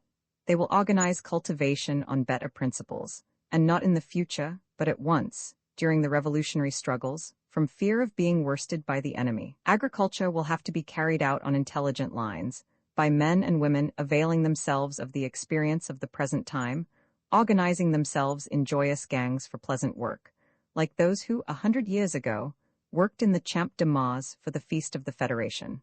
A work of delight when not carried to excess, when scientifically organized, when man invents and improves his tools, and is conscious of being a useful member of the community. Of course, they will not only cultivate wheat and oats. They will also produce those things which they formerly used to order from foreign parts. And let us not forget that, for the inhabitants of a revolted territory, foreign parts may include all districts that have not joined in the revolutionary movement. During the revolutions of 1793 and 1871, Paris was made to feel that foreign parts meant even the country district at her very gates. The speculator in grains at Troyes starved in 1793 and 1794 the sans-culottes of Paris as badly, and even worse, than the German armies brought on to French soil by the Versailles conspirators. The revolted city will be compelled to do without these foreigners. And why not? France invented beetroot sugar when sugarcane ran short during the Continental blockade. Parisians discovered saltpeter in their cellars when they no longer received any from abroad. Shall we be inferior to our grandfathers, who hardly lisped the first words of science? A revolution is more than a mere change of the prevailing political system. It implies the awakening of human intelligence, the increasing of the inventive spirit tenfold, a hundredfold. It is the dawn of a new science. The science of men like Laplace, Lamarck, Lavoisier. It is a revolution in the minds of men, as deep, and deeper still, than in their institutions. And there are still economists who tell us that once the revolution is made, everyone will return to his workshop, as if passing through a revolution were going home after a walk in the Epping forest. To begin with, the sole fact of having laid hands on middle-class property will imply the necessity of completely reorganizing the whole of economic life in the workshops, the dockyards, the factories, and the revolution surely will not fail to act in this direction. Should Paris, during the social revolution, be cut off from the world for a year or two by the supporters of middle-class rule, its millions of intellects, not yet depressed by factory life, that city of little trades which stimulate the spirit of invention, will show the world what man's brain can accomplish without asking for help from without, but the motive force of the sun that gives light, the power of the wind that sweeps away impurities, and the silent life forces at work in the earth we tread on. We shall see then what a variety of trades, mutually cooperating on a spot of the globe and animated by a revolution, can do to feed, clothe, house, and supply with all manner of luxuries millions of intelligent men. We need write no fiction to prove this. What we are sure of, what has already been experimented upon, and recognized as practical, would suffice to carry it into effect, if the attempt were fertilized, vivified by the daring inspiration of the revolution, and the spontaneous impulse of the masses. Romans 17 Agriculture, political economy, has often been reproached with drawing all its deductions from the decidedly false principle that the only incentive capable of forcing a man to augment his power of production is personal interest in its narrowest sense. The reproach is perfectly true. So true that epochs of great industrial discoveries and true progress in industry are precisely those in which the happiness of all was inspiring men, and in which personal enrichment was least thought of. The great investigators in science and the great inventors aimed, above all, at giving greater freedom of mankind. And if Watt, Stephenson, Jacquard, etc., could have only foreseen what a state of misery their sleepless nights would bring to the workers, they certainly would have burned their designs and broken their models. Another principle that pervades political economy is just as false. It is the tacit admission, common to all economists, that if there is often overproduction in certain branches, a society will nevertheless never have sufficient products to satisfy the wants of all, and that consequently the day will never come when nobody will be forced to sell his labor in exchange for wages. This tacit admission is found at the basis of all theories and all the so-called laws taught by economists. And yet it is certain that the day when any civilized association of individuals would ask itself, what are the needs of all, and the means of satisfying them, it would see that, in industry, as in agriculture, it already possesses sufficient to provide abundantly for all needs, on condition that it knows how to apply these means to satisfy real needs. That this is true as regards industry no one can contest. Indeed, it suffices to study the processes already in use to extract coals and ore, to obtain steel and work it, to manufacture on a great scale what is used for clothing, etc. In order to perceive that we could already increase our production fourfold or more, and yet use for that less work than we are using now, we go further. We assert that agriculture is in the same position. Those who cultivate the soil, like the manufacturers, already could increase their production, not only fourfold but tenfold, and they can put it into practice as soon as they feel the need of it, as soon as a socialist organization of work will be established instead of the present capitalistic one. Each time agriculture is spoken of, men imagine a peasant bending over the plow, throwing badly assorted corn haphazard into the ground, and waiting anxiously for what the good or bad season will bring forth. They think of a family working from morn to night, and reaping, as reward, a rude bed, dry bread, and coarse beverage. In a word, they picture the savages of La Brea. And for these men, ground down to such a misery, the utmost relief that society proposes is to reduce their taxes or their rent. But even most social reformers do not care to imagine a cultivator standing erect, taking leisure, and producing by a few hours' work per day sufficient food to nourish not only his own family, but 100 men more at the least. In their most glowing dreams of the future, socialists do not go beyond American extensive culture, which, after all, is but the infancy of agricultural art. But the thinking agriculturist has broader ideas today. His conceptions are on a far grander scale. He only asks for a fraction of an acre in order to produce sufficient vegetables for a family, and to feed 25 horned beasts he needs no more space than he formerly required to feed one. His aim is to make his own soil, to defy seasons and climate, to warm both air and earth around the young plant, to produce, in a word, on 1 acre what he used to gather from 50 acres, and that without any excessive fatigue, by greatly reducing, on the contrary, the total of farmer labor. He knows that we will be able to feed everybody by giving to the culture of the fields no more time than what each can give with pleasure and joy. This is the present tendency of agriculture. While scientific men, led by Liebig, the creator of the chemical theory of agriculture, often got on the wrong tack in their love of mere theories, unlettered agriculturists opened up new roads to prosperity.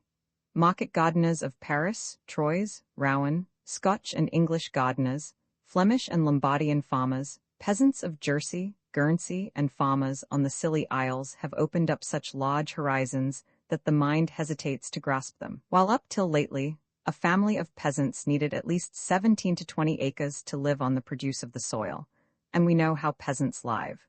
We can now no longer say what is the minimum area on which all that is necessary to a family can be grown, even including articles of luxury, if the soil is worked by means of intensive culture. 20 years ago, it could already be asserted that a population of 30 million individuals could live very well, without imparting anything, on what could be grown in Great Britain. But now, when we see the progress recently made in France, in Germany, in England, and when we contemplate the new horizons which open before us, we can say that in cultivating the earth, as it is already cultivated in many places, even on poor soils, 50 or 60 million inhabitants to the territory of Great Britain would still be a very feeble proportion to what man could extract from the soil. In any case, as we are about to demonstrate, we may consider it as absolutely proved that if tomorrow Paris and the 2 departments of Seine and of Seine-et-Oise organized themselves as an anarchist commune, in which all worked with their hands, and if the entire universe refused to send them a single bushel of wheat, a single head of cattle, a single basket of fruit, and left them only the territory of the 2 departments, they could not only produce all the corn, meat, and vegetables necessary for themselves, but also vegetables and fruit, which are now articles of luxury, in sufficient quantities for all. And in addition, we affirm that the sum total of this labor would be far less than that expended at present to feed these people with corn harvested in Auvergne and Russia, with vegetables produced a little everywhere by extensive agriculture, and with fruit grown in the South. It is self-evident that we in no wise desire all exchange to be suppressed, nor that each region should strive to produce that which will only grow in its climate by a more or less artificial culture. But we care to draw attention to the fact that the theory of exchange, such as is understood today, is strangely exaggerated, that exchange is often useless and even harmful.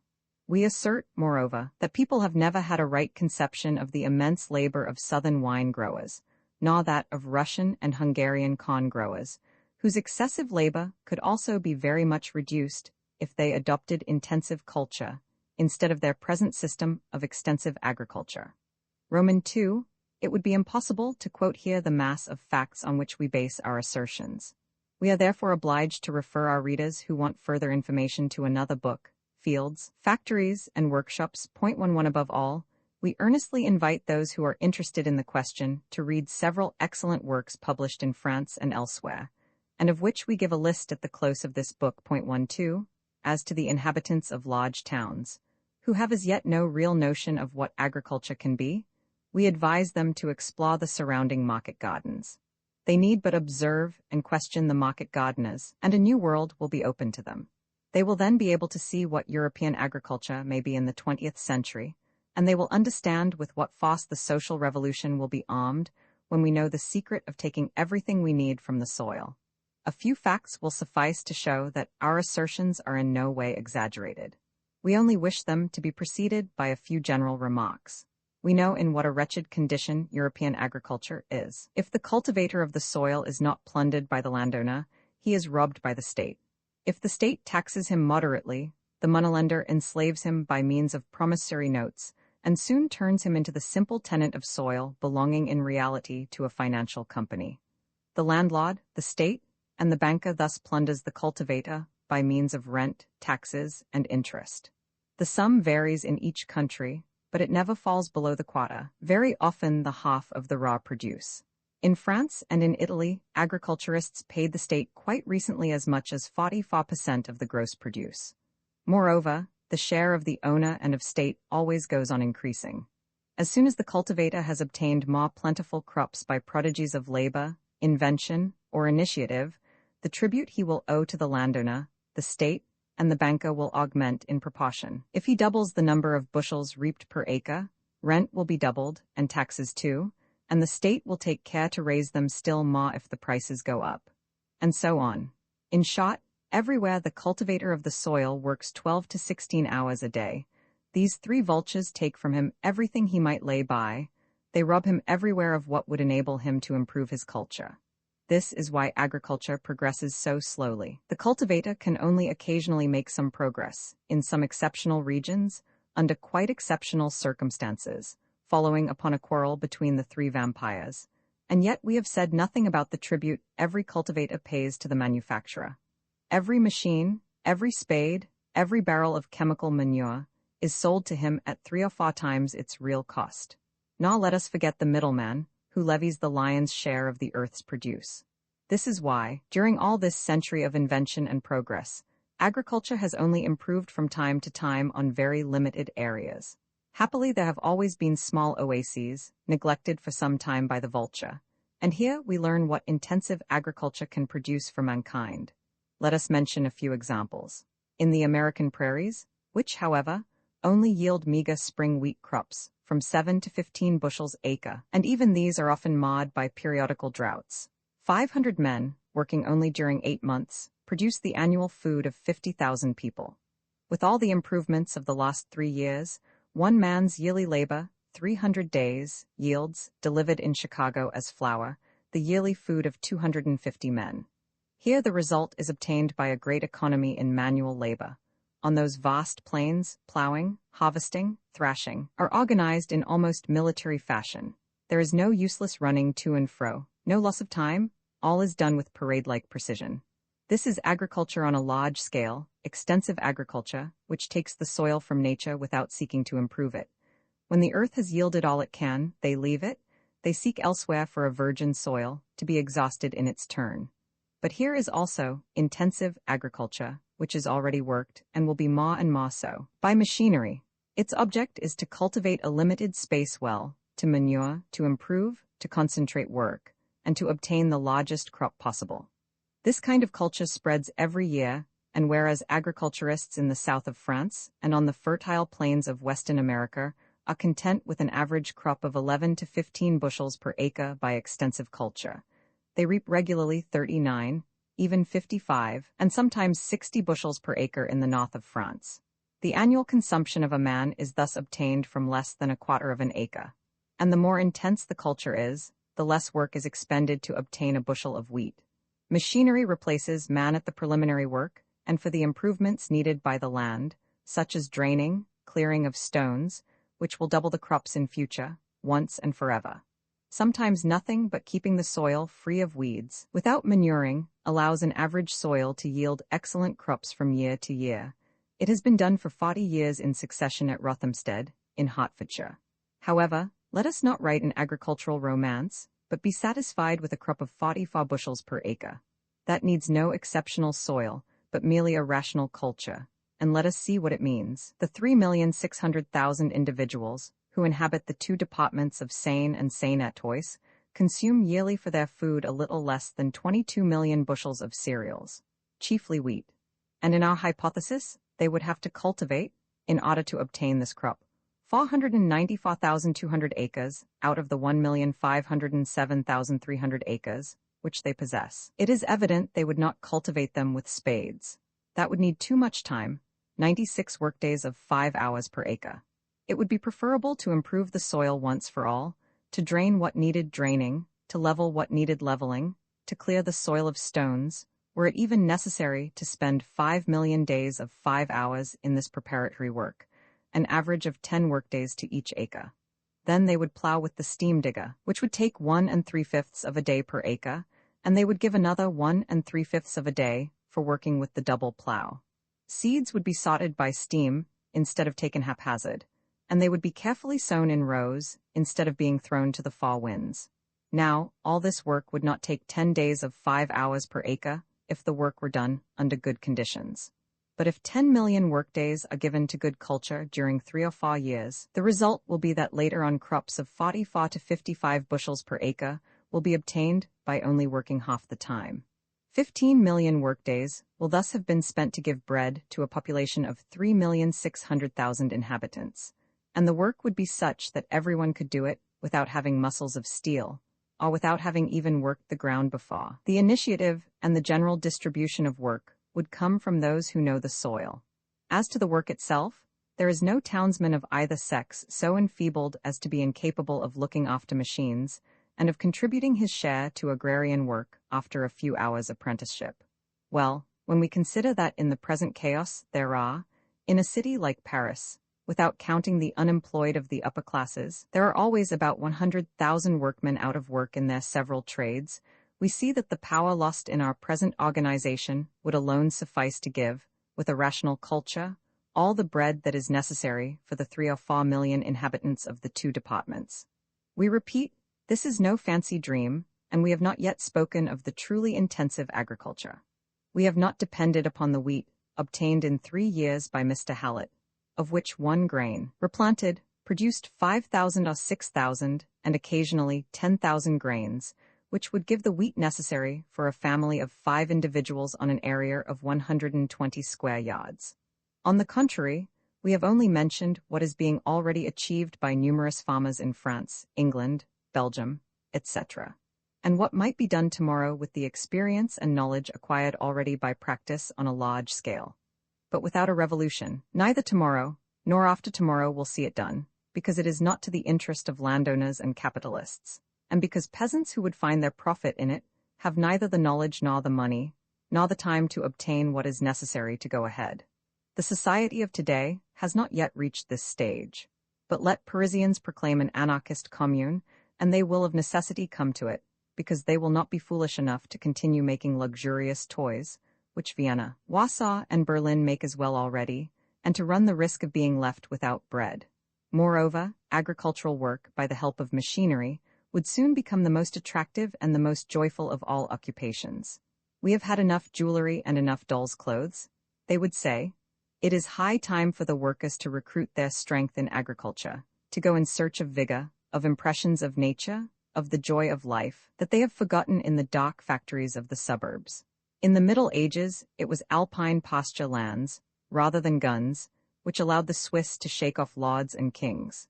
Modern agriculture will allow a city in revolt to free itself from the combined bourgeois forces. Roman 3, we have seen how the 3,500,000 inhabitants of the 2 departments round Paris could find ample bread by cultivating only a third of their territory. Let us now pass on to cattle. Englishmen, who eat much meat, consume on an average a little less than 220 pounds a year per adult. Supposing all meats consumed were oxen, that makes a little less than the third of an ox. An ox a year for 5 individuals, including children, is already a sufficient ration. For 3,500,000 inhabitants, this would make an annual consumption of 700,000 head of cattle. Today, with the pasture system, we need at least 5 million acres to nourish 660,000 head of cattle. This makes 9 acres per each head of horned cattle. Nevertheless, with prairies moderately watered by spring water, as recently done on thousands of acres in the southwest of France, 1,250,000 acres already suffice. But if intensive culture is practiced and beetroot is grown for fodder, you only need a quarter of that area, that is to say, about 310,000 acres. And if we have recourse to maize and practice ensilage, the compression of fodder while green, like Arabs, we obtain fodder on an area of 217,500 acres. In the environs of Milan, where sewer water is used to irrigate the fields, fodder for 2 to 3 horned cattle per each acre is obtained on an area of 22,000 acres. And on a few favored fields, up to 177 tons of hay to the 10 acres have been cropped, the yearly provender of 36 milch cows. Nearly 9 acres per head of cattle are needed under the pasture system, and only 2½ acres for 9 oxen or cows under the new system. These are the opposite extremes in modern agriculture. In Guernsey, on a total of 9,884 acres utilized, nearly half, 4,695 acres, are covered with cereals and kitchen gardens. Only 5,189 acres remain as meadows. On these 5,189 acres, 1,480 horses, 7,260 head of cattle, 900 sheep, and 4,200 pigs are fed, which makes more than 3 head of cattle per 2 acres, without reckoning the sheep or the pigs. It is needless to add that the fertility of the soil is made by seaweed and chemical manures. Returning to our 3,500,000 inhabitants belonging to Paris and its environs, we see that the land necessary for the rearing of cattle comes down from 5 million acres to 197,000. Well, then, let us not stop at the lowest figures.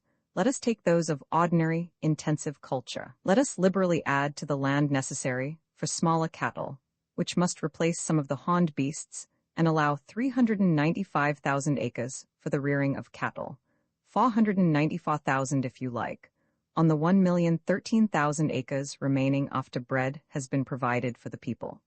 Let us be generous and give 5 million workdays to put this land into a productive state, after having therefore employed in the course of a year 20 million workdays, half of which are for permanent improvements.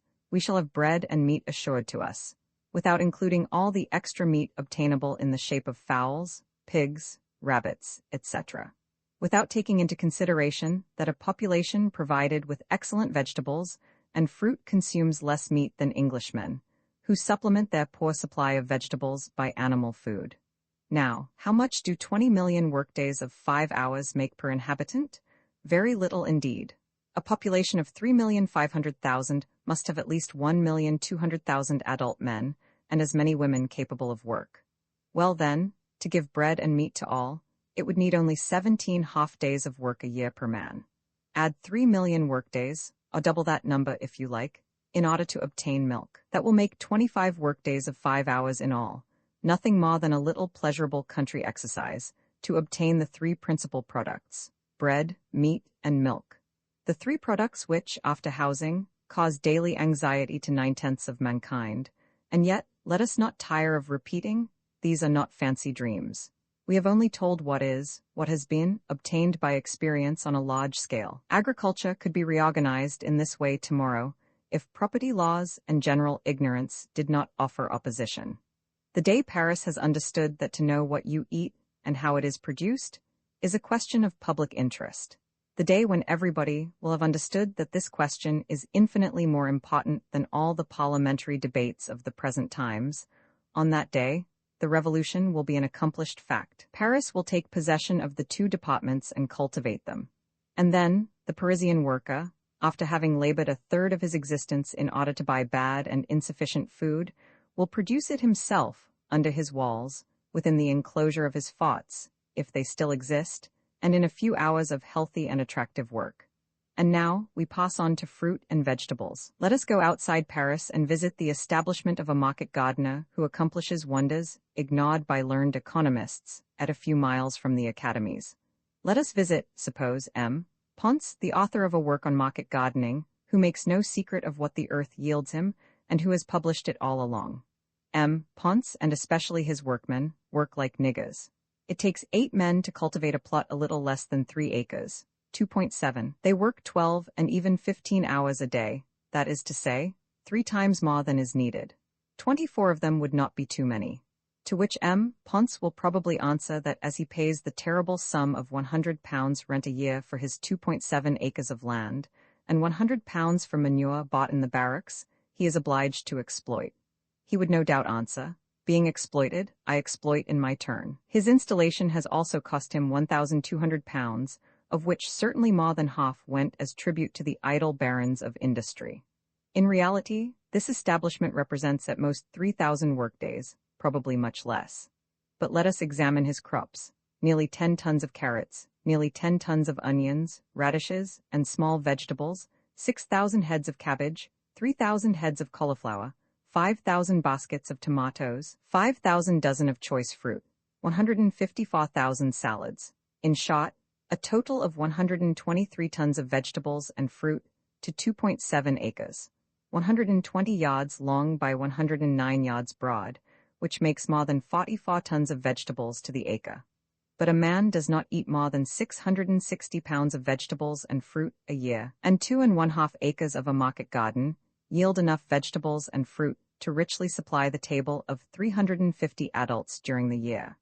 Thus, 24 persons employed a whole year in cultivating 2.7 acres of land, and only 5 working hours a day, would produce sufficient vegetables and fruit for 350 adults, which is equivalent at least to 500 individuals. To put it another way, in cultivating like M. Ponce, and his results have already been surpassed, 350 adults should each give a little more than 100 hours a year, 103, to produce vegetables and fruit necessary for 500 people.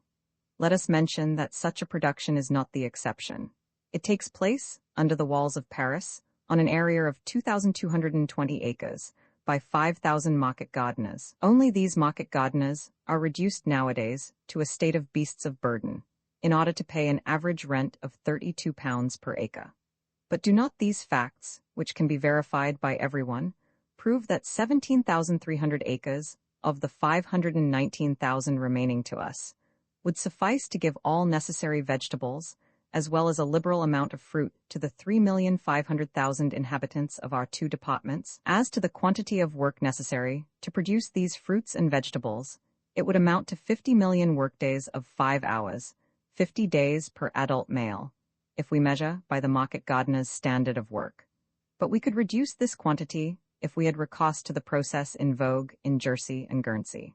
We must also remember that the Paris market gardener is forced to work so hard because he mostly produces early season fruits, the high prices of which have to pay for fabulous rents, and that this system of culture entails more work than is necessary for growing the ordinary staple food vegetables and fruit.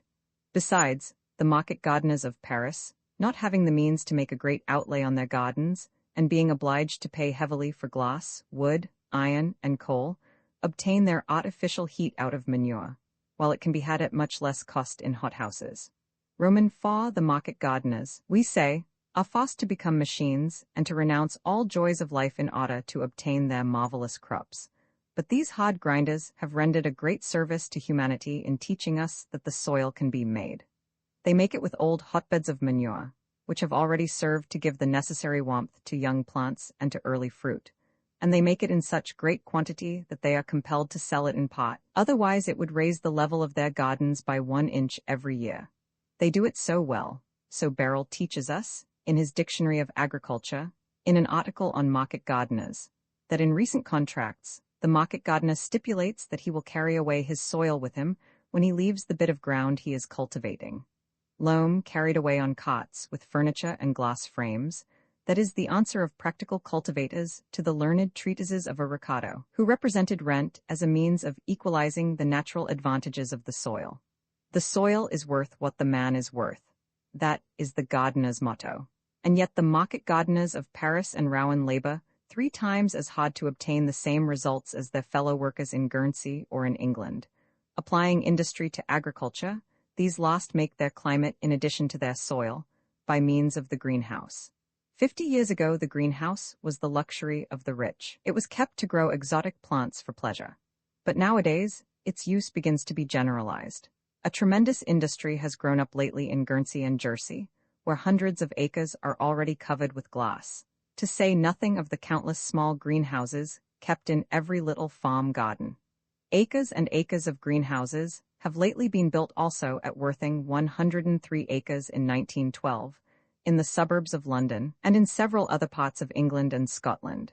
They are built of all qualities, beginning with those which have granite walls, down to those which represent mere shelters made in planks and glass frames, which cost, even now, with all the tribute paid to capitalists and middlemen, less than 3s. per square yard under glass. Most of them are heated for at least 3 or 4 months every year, but even the cool greenhouses, which are not heated at all, give excellent results, of course, not for growing grapes and tropical plants, but for potatoes, carrots, peas, tomatoes, and so on. In this way, man emancipates himself from climate, and at the same time, he avoids also the heavy work with the hotbeds, and he saves both in buying much less manure and in work. 3 men to the acre, each of them working less than 60 hours a week, produce on very small spaces what formerly required acres and acres of land. The result of all these recent conquests of culture is that if 1/2 only of the adults of a city gave each about 50 half-days for the culture of the finest fruit and vegetables out of season, they would have all the year round an unlimited supply of that sort of fruit and vegetables for the whole population. But there is a still more important fact to notice. The greenhouse has nowadays a tendency to become a mere kitchen garden under glass, and when it is used to such a purpose, the simplest plank and glass unheated shelters already give fabulous crops, such as, for instance, 500 bushels of potatoes per acre as a first crop, ready by the end of April, after which a second and a third crop are obtained in the extremely high temperature which prevails in the summer under glass. I gave in my fields, factories, and workshops most striking facts in this direction. Sufficient to say here that at Jersey, 34 men, with 1 trained gardener only, cultivate 13 acres under glass, from which they obtain 143 tons of fruit and early vegetables, using for this extraordinary culture less than 1,000 tons of coal. And this is done now in Guernsey and Jersey on a very large scale, quite a number of steamers constantly plying between Guernsey and London, only to export the crops of the greenhouses.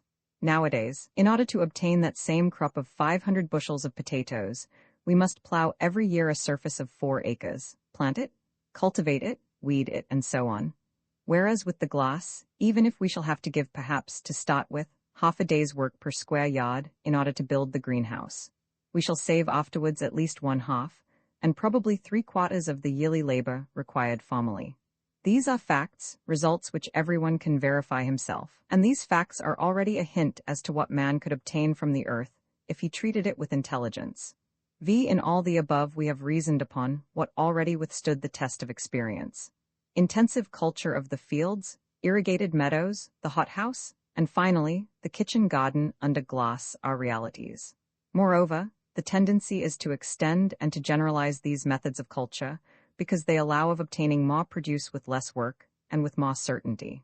In fact, after having studied the most simple glass shelters of Guernsey, we affirm that, taking all in all, far less work is expended for obtaining potatoes under glass in April than in growing them in the open air, which requires digging a space 4 times as large, watering it, weeding it, etc.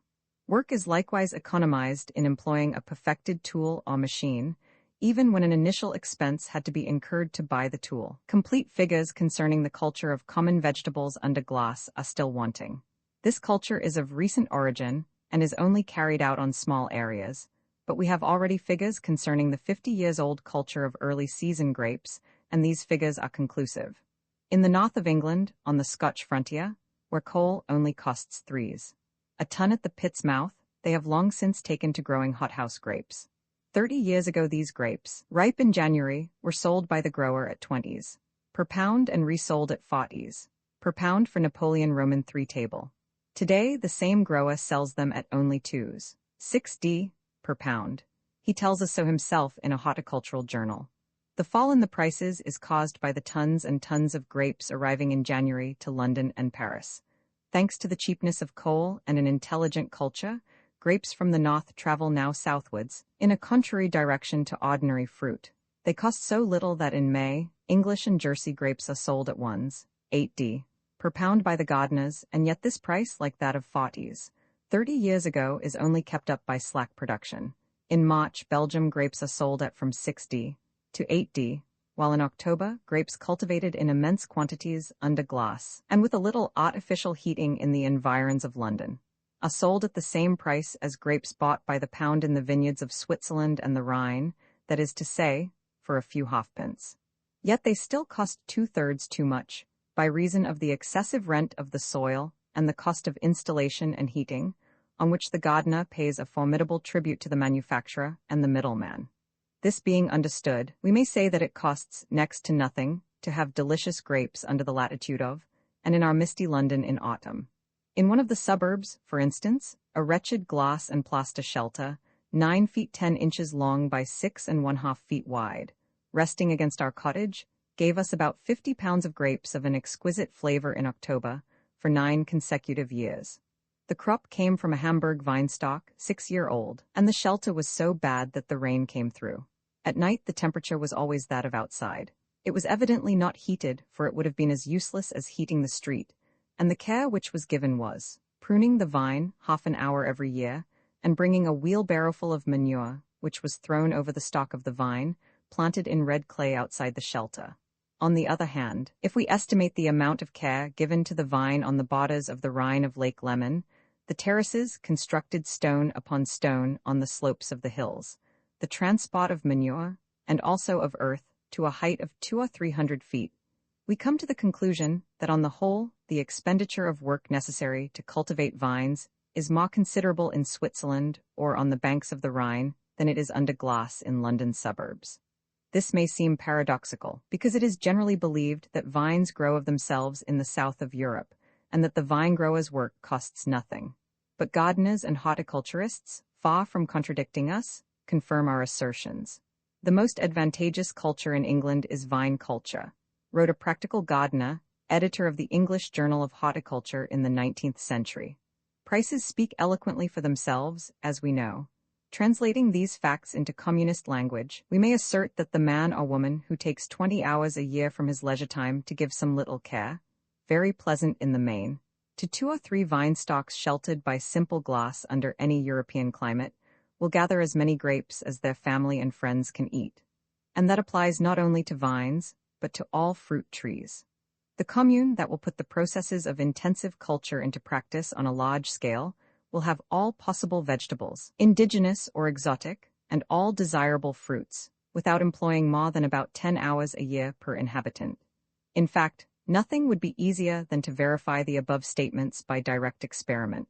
Suppose 100 acres of a light loam, such as we have at Worthing, are transformed into a number of market gardens, each one with its glass houses for the rearing of the seedlings and young plants. Suppose also that 50 more acres are covered with glass houses, and the organization of the whole is left to practical experienced French maraîchers and Guernsey or Worthing greenhouse gardeners. In basing the maintenance of these 150 acres on the Jersey average, requiring the work of 3 men per acre under glass, which makes less than 8,600 hours of work a year, it would need about 1,300,000 hours for the 150 acres. 50 competent gardeners could give 5 hours a day to this work, and the rest would be simply done by people who, without being gardeners by profession, would soon learn how to use a spade and to handle the plants. But this work would yield at least, we have seen it in a preceding chapter, all necessaries and articles of luxury in the way of fruit and vegetables for at least 40,000 or 50,000 people. Let us admit that among this number, there are 13,500 adults willing to work at the kitchen garden. Then, each one would have to give 100 hours a year distributed over the whole year.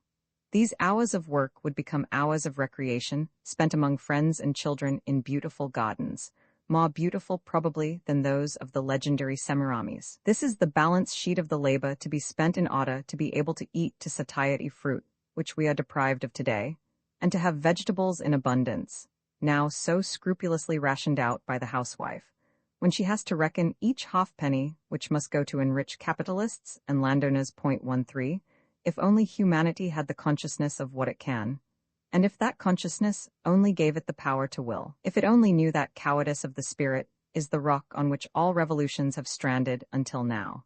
We can easily perceive the new horizons opening before the social revolution. Each time we speak of revolution, the face of the worker who has seen children wanting food darkens, and he asks, "What of bread? Will there be sufficient if everyone eats according to his appetite? What if the peasants, ignorant tools of reaction, starve our towns as the black bands did in France in 1793? What shall we do?" Let them do their worst. The large cities will have to do without them. At what, then, should the hundreds of thousands of workers, who are asphyxiated today in small workshops and factories, be employed on the day they regain their liberty? Will they continue to shut themselves up in factories after the revolution? Will they continue to make luxurious toys for export when they see their stock or corn getting exhausted, meat becoming scarce, and vegetables disappearing without being replaced? Evidently not. They will leave the town and go into the fields. Aided by machinery which will enable the weakest of us to put a shoulder to the wheel, they will carry revolution into previously enslaved culture, as they will have carried it into institutions and ideas. Hundreds of acres will be covered with glass, and men, and women with delicate fingers, will foster the growth of young plants. Hundreds of other acres will be plowed by steam, improved by manures, or enriched by artificial soil obtained by the pulverization of rocks. Happy crowds of occasional laborers will cover these acres with crops, guided in the work and experiments partly by those who know agriculture, but especially by the great and practical spirit of a people roused from long slumber and illumined by that bright beacon, the happiness of all. And in 2 or 3 months, the early crops will receive the most pressing wants, and provide food for a people who, after so many centuries of expectation, will at least be able to appease their hunger and eat according to their appetite. In the meanwhile, popular genius, the genius of a nation which revolts and knows its wants, will work at experimenting with new processes of culture that we already catch a glimpse of, and that only need the baptism of experience to become universal. Light will be experimented with, that unknown agent of culture, which makes barley ripen in 45 days under the latitude of Yakutsk. Light, concentrated or artificial, will rival heat in hastening the growth of plants. A Mauchut of the future will invent a machine to guide the rays of the sun and make them work, so that we shall no longer seek sun heat stored in coal in the depths of the earth. They will experiment the watering of the soil with cultures of microorganisms, a rational idea, conceived but yesterday, which will permit us to give to the soil those little living beings, necessary to feed the rootlets, to decompose and assimilate the component parts of the soil. They will experiment. But let us stop here, or we shall enter into the realm of fancy. Let us remain in the reality of acquired facts. With the processes of culture in use, applied on a large scale, and already victorious in the struggle against industrial competition, we can give ourselves ease and luxury in return for agreeable work. The near future will show what is practical in the processes that recent scientific discoveries give us a glimpse of. Let us limit ourselves at present to opening up the new path that consists in the study of the needs of man and the means of satisfying them. The only thing that may be wanting to the revolution is the boldness of initiative. With our minds already narrowed in our youth and enslaved by the past in our mature age, we hardly dare to think. If a new idea is mentioned, before venturing on an opinion of our own, we consult musty books 100 years old to know what ancient masters thought on the subject. It is not food that will fail, if boldness of thought and initiative are not wanting to the revolution. Of all the great days of the French Revolution, the most beautiful, the greatest, was the one on which delegates who had come from all parts of France to Paris worked all with the spade to plane the ground of the Champ de Mars, preparing it for the fête of the Federation. That day France was united. Animated by the new spirit, she had a vision of the future in the working in common of the soil, and it will again be by the working in common of the soil that the enfranchised societies will find their unity and will obliterate the hatred and oppression which has hitherto divided them. Henceforth, able to conceive solidarity, that immense power which increases man's energy and creative forces 100-fold, the new society will march to the conquest of the future with all the vigor of youth.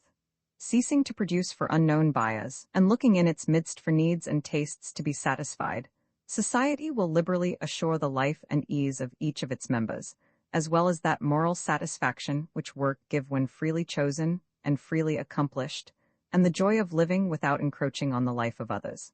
Inspired by a new daring, born of the feeling of solidarity, all will march together to the conquest of the high joys of knowledge and artistic creation. A society thus inspired will fear neither dissensions within nor enemies without. To the coalitions of the past it will oppose a new harmony, the initiative of each and all, the daring which springs from the awakening of a people's genius. Before such an irresistible force, conspiring kings will be powerless. Nothing will remain for them but to bow before it, and to harness themselves to the chariot of humanity, rolling towards new horizons opened up by the social revolution. Roman 2 well-being for all well-being for all is not a dream. It is possible, realizable, owing to all that our ancestors have done to increase our powers of production. We know, indeed, that the producers, although they constitute hardly 1/3 of the inhabitants of civilized countries, even now produce such quantities of goods that a certain degree of comfort could be brought to every hearth. We know further that if all those who squander today the fruits of others' toil were forced to employ their leisure in useful work, our wealth would increase in proportion to the number of producers, and more. Finally, we know that contrary to the theory enunciated by Malthus, that oracle of middle-class economics, the productive powers of the human race increase at a much more rapid ratio than its powers of reproduction. The more thickly men are crowded on the soil, the more rapid is the growth of their wealth-creating power. Thus, although the population of England has only increased from 1844 to 1890 by 62%, its production has grown, even at the lowest estimate, at double that rate, to wit, by 130%.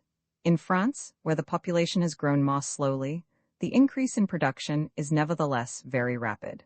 Notwithstanding the crises through which agriculture is frequently passing, notwithstanding state interference, the blood tax, conscription, and speculative commerce and finance, the production of wheat in France has increased fourfold, and industrial production more than tenfold, in the course of the last 80 years. In the United States, this progress is still more striking. In spite of immigration, or rather precisely because of the influx of surplus European labor, the United States have multiplied their wealth tenfold. However, these figures give but a very faint idea of what our wealth might become under better conditions. For alongside of the rapid development of our wealth-producing powers, we have an overwhelming increase in the ranks of the idlers and middlemen. Instead of capital gradually concentrating itself in a few hands, so that it would only be necessary for the community to dispossess a few millionaires and enter upon its lawful heritage. Instead of this socialist forecast proving true, the exact reverse is coming to pass. The swarm of parasites is ever increasing. In France, there are not 10 actual producers to every 30 inhabitants. The whole agricultural wealth of the country is the work of less than 7 million men, and in the two great industries, mining and the textile trades, you will find that the workers number less than 2,500,000. But the exploiters of labor, how many are they? In the United Kingdom, a little over 1 million workers, men, women, and children, are employed in all the textile trades. Less than 900,000 work the mines, much less than 2 million till the ground, and it appeared from the last industrial census that only a little over 4 million men, women, and children were employed in all the industries. 1. So that the statisticians have to exaggerate all the figures in order to establish a maximum of 8 million producers to 45 million inhabitants. Strictly speaking, the creators of the goods exported from Britain to all the ends of the earth comprise only from 6 to 7 million workers. And what is the number of the shareholders and middlemen who levy the first fruits of labor from far and near, and heap up unearned gains by thrusting themselves between the producer and the consumer? Nor is this all. The owners of capital constantly reduce the output by restraining production.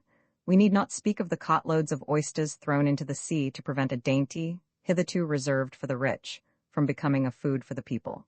We need not speak of the 1,001 luxuries, stuffs, foods, etc., treated after the same fashion as the oysters. It is enough to remember the way in which the production of the most necessary things is limited. Legions of miners are ready and willing to dig out coal every day, and send it to those who are shivering with cold, but too often a third, or even 1/2, of their number are forbidden to work more than 3 days a week, because, forsooth, the price of coal must be kept up. Thousands of weavers are forbidden to work the looms, although their wives and children go in rags, and although 3/4 of the population of Europe have no clothing worthy the name. Hundreds of blast furnaces, thousands of factories periodically stand idle, others only work half-time.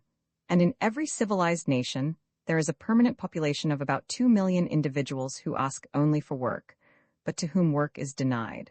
How gladly would these millions of men set to work to reclaim waste lands, or to transform ill-cultivated land into fertile fields? rich in harvests. A year of well-directed toil would suffice to multiply fivefold the produce of those millions of acres in this country, which lie idle now as permanent pasture, or of those dry lands in the south of France, which now yield only about 8 bushels of wheat per acre. But men, who would be happy to become hardy pioneers in so many branches of wealth-producing activity, must remain idle because the owners of the soil, the mines and the factories prefer to invest their capital, taken in the first place from the community, in Turkish or Egyptian bonds, or in Patagonian gold mines, and so make Egyptian fellahs, Italian emigrants, and Chinese coolies their wage slaves. This is the direct and deliberate limitation of production, but there is also a limitation, indirect and not of set purpose, which consists in spending human toil on objects absolutely useless, are destined only to satisfy the dull vanity of the rich. It is impossible to reckon in figures the extent to which wealth is restricted indirectly, the extent to which energy is squandered, while it might have served to produce, and above all, to prepare the machinery necessary to production. It is enough to cite the immense sums spent by Europe in armaments, for the sole purpose of acquiring control of markets, and so forcing her own goods on neighboring territories, and making exploitation easier at home. The millions paid every year to officials of all sorts, whose function it is to maintain the rights of minorities, the right, that is, of a few rich men, to manipulate the economic activities of the nation, the millions spent on judges, prisons, policemen, and all the paraphernalia of so-called justice, spent to no purpose, because we know that every alleviation, however slight, of the wretchedness of our great cities is always followed by a considerable diminution of crime. Lastly, the millions spent on propagating pernicious doctrines by means of the press, and news cooked in the interest of this or that party, of this politician, or of that group of speculators. But over and above this, we must take into account all the labor that goes to sheer waste, here, in keeping up the stables, the kennels, and the retinue of the rich, there, in pandering to the caprices of society and the depraved tastes of the fashionable mob, there again, in forcing the consumer to buy what he does not need, or foisting an inferior article upon him by means of puffery, and in producing on the other hand wares which are absolutely injurious, but profitable to the manufacturer. What is squandered in this manner would be enough to double the production of useful things, also to plenish our mills and factories with machinery, that they would soon flood the shops with all that is now lacking to 2/3 of the nation. Under our present system, a full quarter of the producers in every nation are forced to be idle for 3 or 4 months in the year, and the labor of another quarter, if not of the half, has no better results than the amusement of the rich or the exploitation of the public. Thus, if we consider on the one hand the rapidity with which civilized nations augment their powers of production, and on the other hand the limits set to that production, be it directly or indirectly, by existing conditions, we cannot but conclude that an economic system a trifle more reasonable would permit them to heap up in a few years so many useful products that they would be constrained to say, "Enough. We have enough coal and bread and raiment. Let us rest and consider how best to use our powers, how best to employ our leisure." No, plenty for all is not a dream, though it was a dream indeed in those days when man, for all his pains, could hardly win a few bushels of wheat from an acre of land, and had to fashion by hand all the implements he used in agriculture and industry. Now it is no longer a dream, because man has invented a motor which, with a little iron and a few sacks of coal, gives him the mastery of a creature strong and docile as a horse, and capable of setting the most complicated machinery in motion. But if plenty for all is to become a reality, this immense capital, cities, houses, pastures, arable lands, factories, highways, education, must cease to be regarded as private property, for the monopolist to dispose of at his pleasure. This rich endowment, painfully won, builded, fashioned, or invented by our ancestors, must become common property, so that the collective interests of men may gain from it the greatest good for all. There must be expropriation. The well-being of all, the end, expropriation, the means. Roman II expropriation, such then is the problem which history has put before the men of the 20th century, the return to communism in all that ministers to the well-being of man. But this problem cannot be solved by means of legislation. No one imagines that.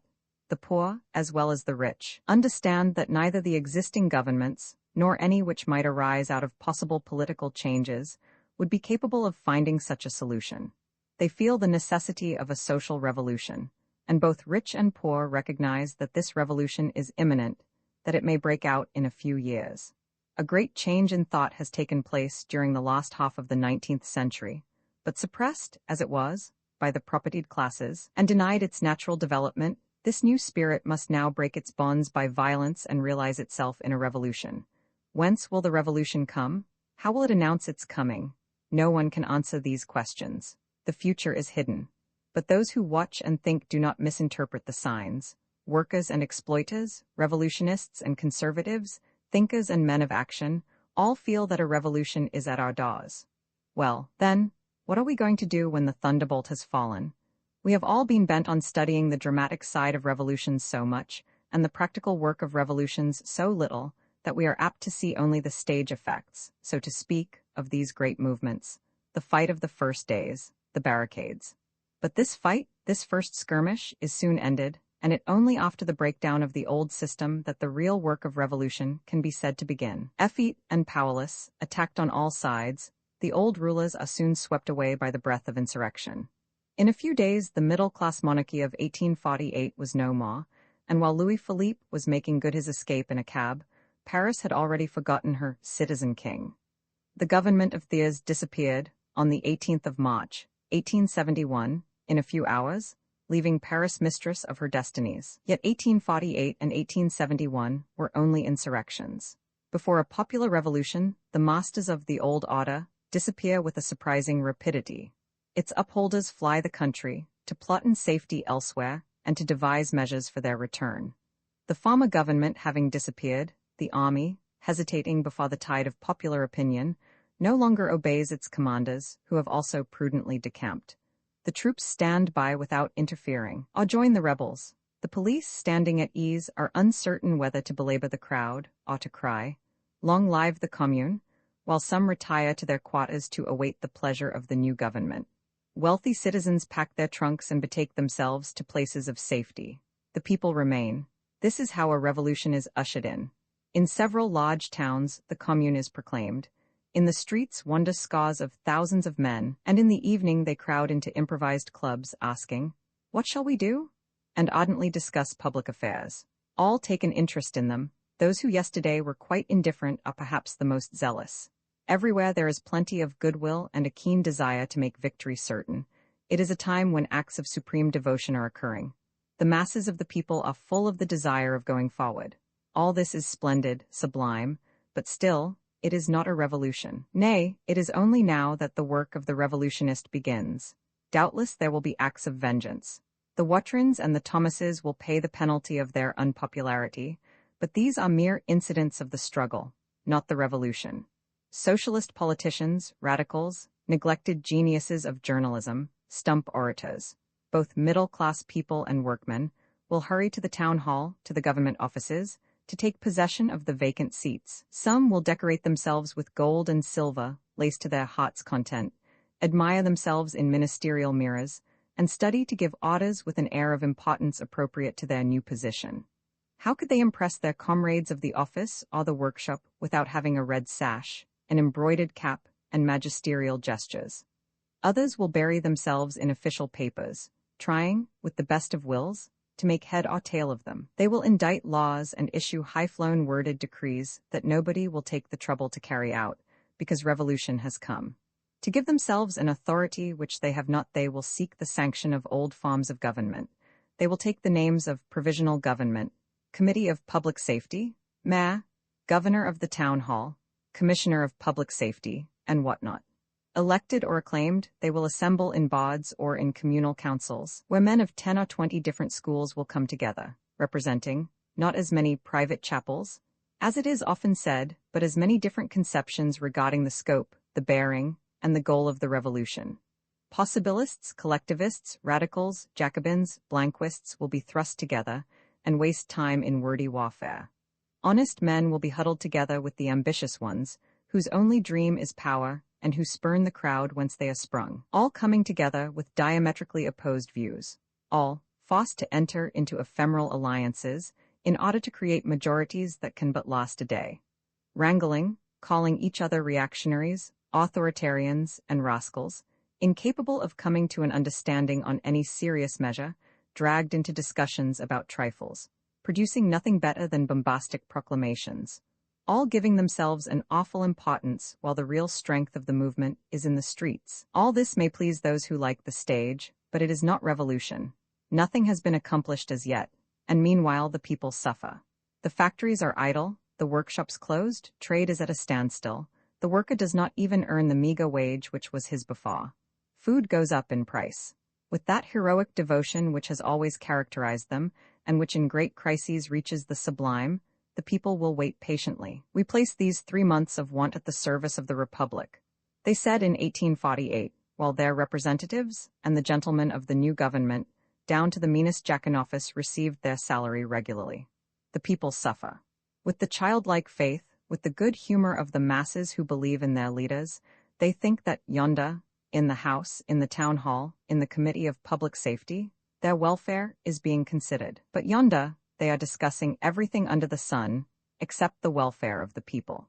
In 1793, while famine ravaged France and crippled the Revolution, whilst the people were reduced to the depths of misery, although the Champs-Élysées were lined with luxurious carriages, where women displayed their jewels and splendor, Robespierre was urging the Jacobins to discuss his treatise on the English Constitution. While the worker was suffering in 1848 from the general stoppage of trade, the Provisional Government and the National Assembly were wrangling over military pensions and prison labor, without troubling how the people managed to live during the terrible crisis.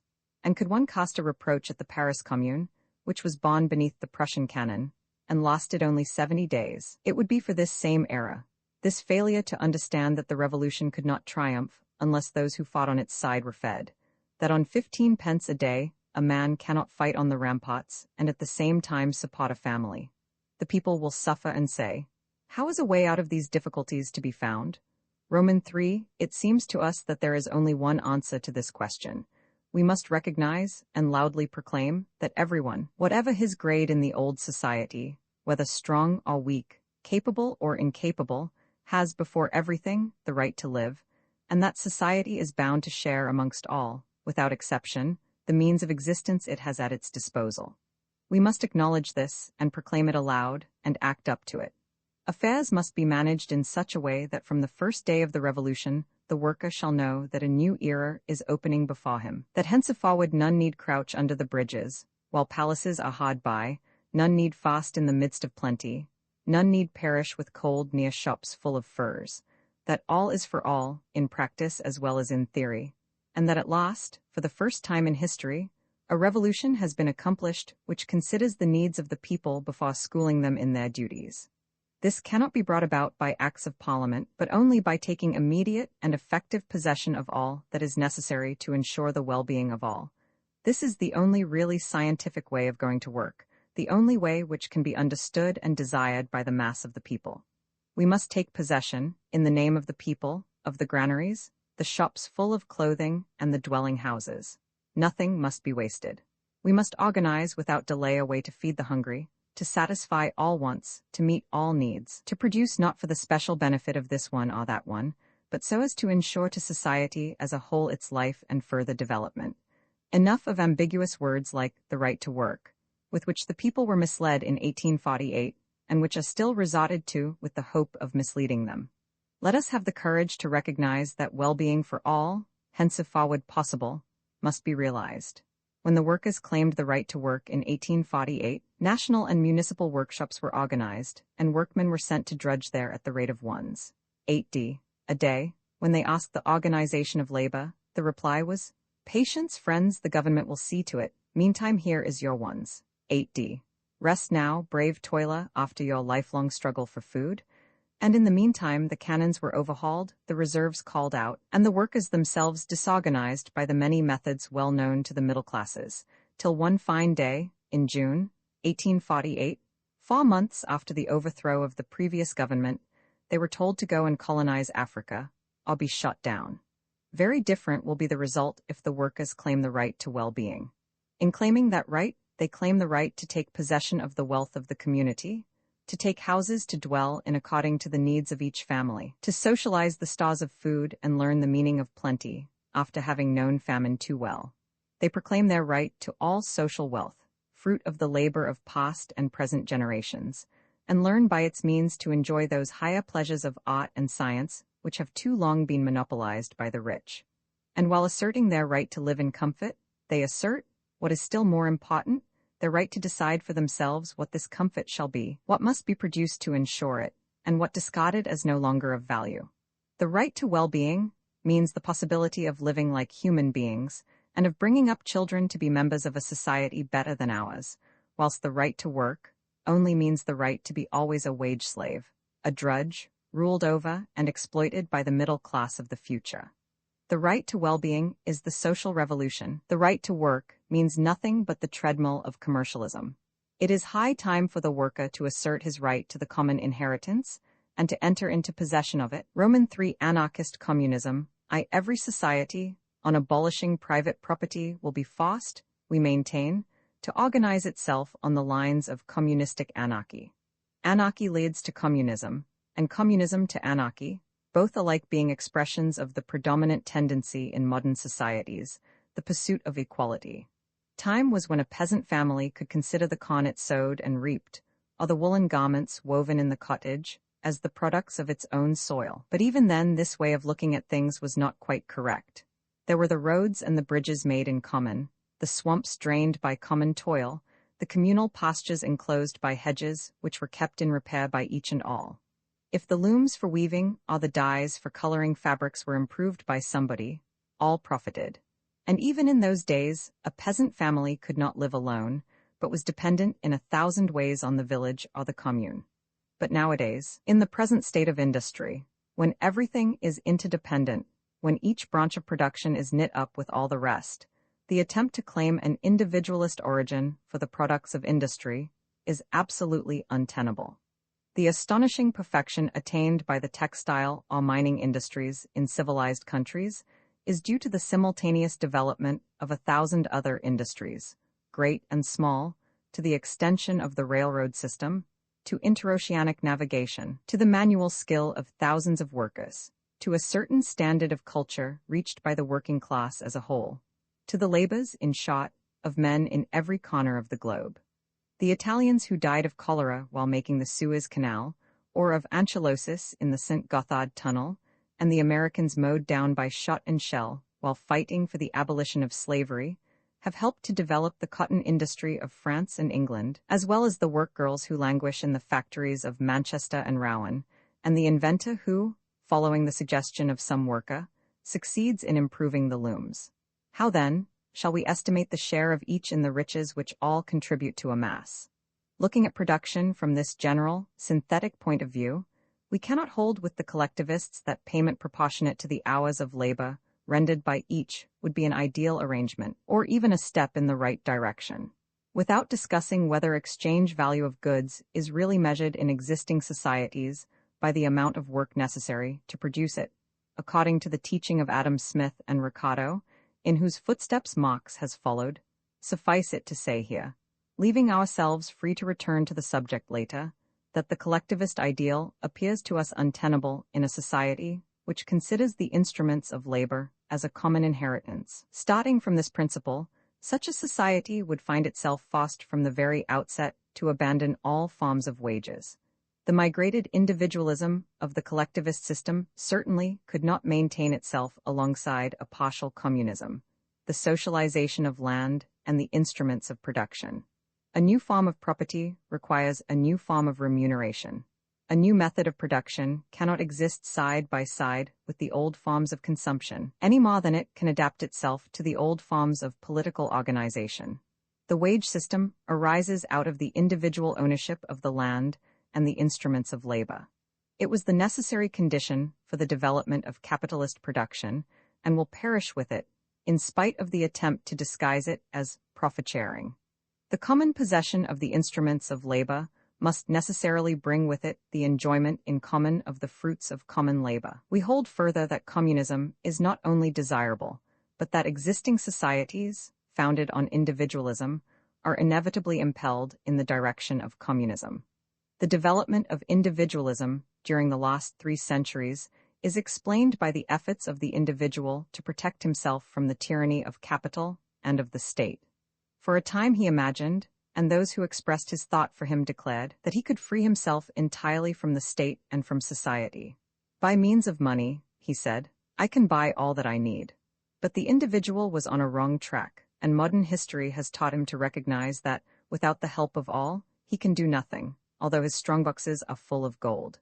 In fact, along this current of individualism, we find in all modern history a tendency, on the one hand, to retain all that remains of the partial communism of antiquity, and, on the other, to establish the communist principle in the thousand developments of modern life. As soon as the communes of the 10th, 11th, and 12th centuries had succeeded in emancipating themselves from their lauds, ecclesiastical or lay, their communal labor and communal consumption began to extend and develop rapidly. The township, and not private persons, freighted ships and equipped expeditions for the export of their manufacture, and the benefit arising from the foreign trade did not accrue to individuals, but was shared by all. At the outset, the townships also bought provisions for all their citizens. Traces of these institutions have lingered on into the 19th century, and the people piously cherish the memory of them in their legends. All that has disappeared, but the rural township still struggles to preserve the lost traces of this communism, and it succeeds, except when the state throws its heavy sod into the balance. Meanwhile, new organizations, based on the same principle, to every man according to his needs, spring up under 1,000 different forms, for without a certain leaven of communism, the present societies could not exist. In spite of the narrowly egoistic turn given to men's minds by the commercial system, the tendency towards communism is constantly appearing, and it influences our activities in a variety of ways. The bridges, for the use of which a toll was levied in the old days, have become public property and are free to all. So are the high roads, except in the East, where a toll is still exacted from the traveler for every mile of his journey. Museums, free libraries, free schools, free meals for children, parks and gardens open to all, streets paved and lighted, free to all, water supplied to every house without measure or stint. All such arrangements are founded on the principle, take what you need. The tramways and railways have already introduced monthly and annual season tickets, without limiting the number of journeys taken. And two nations, Hungary and Russia, have introduced on their railways the zone system, which permits the holder to travel 500 or 800 miles for the same price. It is but a short step from that to a uniform charge, such as already prevails in the postal service. In all these innovations, and in 1,000 others, the tendency is not to measure the individual consumption. One man wants to travel 800 miles, another 500. These are personal requirements. There is no sufficient reason why one should pay twice as much as the other, because his need is twice as great. Such are the signs which appear even now in our individualist societies. Moreover, there is a tendency, though still a feeble one, to consider the needs of the individual, irrespective of his past or possible services to the community. We are beginning to think of society as a whole, each part of which is so intimately bound up with the others that a service rendered to one is a service rendered to all. When you go to a public library, not indeed the National Library of Paris, but say, into the British Museum or the Berlin Library, the librarian does not ask what services you have rendered to society before giving you the book, or the 50 books which you require. He even comes to your assistance if you do not know how to manage the catalogue, by means of uniform credentials, and very often a contribution of work is preferred. The scientific society opens its museums, its gardens, its library, its laboratories, and its annual conversazionies to each of its members, whether he be a Darwin or a simple amateur. At St. Petersburg, if you are elaborating an invention, you go into a special laboratory, where you are given a place, a carpenter's bench, a turning lathe, all the necessary tools and scientific instruments, provided only you know how to use them, and you are allowed to work there as long as you please. There are the tools, interest others in your idea, join with fellow workers skilled in various crafts, or work alone if you prefer it. Invent a flying machine, or invent nothing, that is your own affair. You are pursuing an idea, that is enough. In the same way, those who man the lifeboat do not ask credentials from the crew of a sinking ship. They launch their boat, risk their lives in the raging waves, and sometimes perish, all to save men whom they do not even know. And what need to know them? They are human beings, and they need our aid. That is enough that establishes their right to the rescue. Thus we find a tendency, eminently communistic, springing up on all sides and in various guises, in the very heart of theoretically individualist societies. Suppose that one of our great cities, so egotistic in ordinary times, were visited tomorrow by some calamity. A siege, for instance. That same selfish city would decide that the first needs to satisfy were those of the children and the aged. Without asking what services they had rendered, or were likely to render to society, it would first of all feed them. Then the combatants would be cared for, irrespective of the courage or the intelligence which each had displayed, and thousands of men and women would outvie each other in unselfish devotion to the wounded. This tendency exists, and is felt as soon as the most pressing needs of each are satisfied, and in proportion as the productive power of the race increases. It becomes an active force every time a great idea comes to oust the mean preoccupations of everyday life. How can we doubt, then, that when the instruments of production are placed at the service of all, when business is conducted on communist principles, when labor, having recovered its place of honor in society, produces much more than is necessary to all, how can we doubt that this force, already so powerful, will enlarge its sphere of action till it becomes the ruling principle of social life? Following these indications, and considering further the practical side of expropriation, of which we shall speak in the following chapters, we are convinced that our first obligation, when the revolution shall have broken the power upholding the present system, will be to realize communism without delay. But ours is neither the communism of Fourier and the Phalansterians, nor of the German state socialists. It is anarchist communism, communism without government, the communism of the free. It is the synthesis of the two ideals pursued by humanity throughout the ages, economic and political liberty. Roman 2, in taking anarchy for our ideal of political organization, we are only giving expression to another marked tendency of human progress. Whenever European societies have developed up to a certain point, they have shaken off the yoke of authority and substituted a system founded more or less on the principles of individual liberty.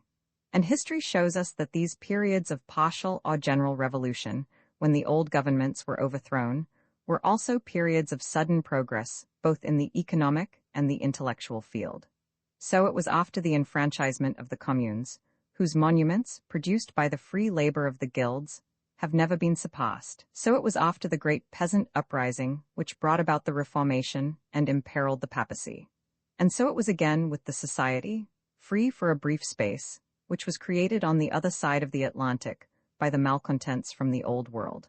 And if we observe the present development of civilized nations, we see, most unmistakably, a movement ever more and more marked tending to limit the sphere of action of the government and to allow more and more liberty to the individual.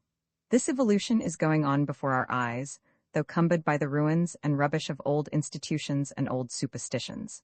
Like all evolutions, it only waits a revolution to overthrow the old obstacles which block the way, that it may find free scope in a regenerated society. After having striven long in vain to solve the insoluble problem, the problem of constructing a government which will constrain the individual to obedience without itself ceasing to be the servant of society, men at last attempt to free themselves from every form of government and to satisfy their need for organization by free contacts between individuals and groups pursuing the same aim.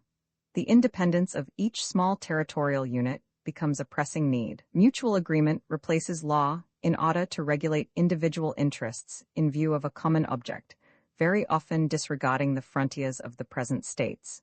All that was once looked on as a function of the government is today called in question. Things are arranged more easily and more satisfactorily without the intervention of the state. And in studying the progress made in this direction, we are led to conclude that the tendency of the human race is to reduce government interference to zero. In fact, to abolish the state, the personification of injustice, oppression, and monopoly. We can already catch glimpses of a world in which the bonds which bind the individual are no longer laws, but social habits, the result of the need felt by each one of us to seek the support, the cooperation, the sympathy of his neighbors. Assuredly, the idea of a society without a state will give rise to at least as many objections as the political economy of a society without private capital. We have all been brought up from our childhood to regard the state as a sort of providence.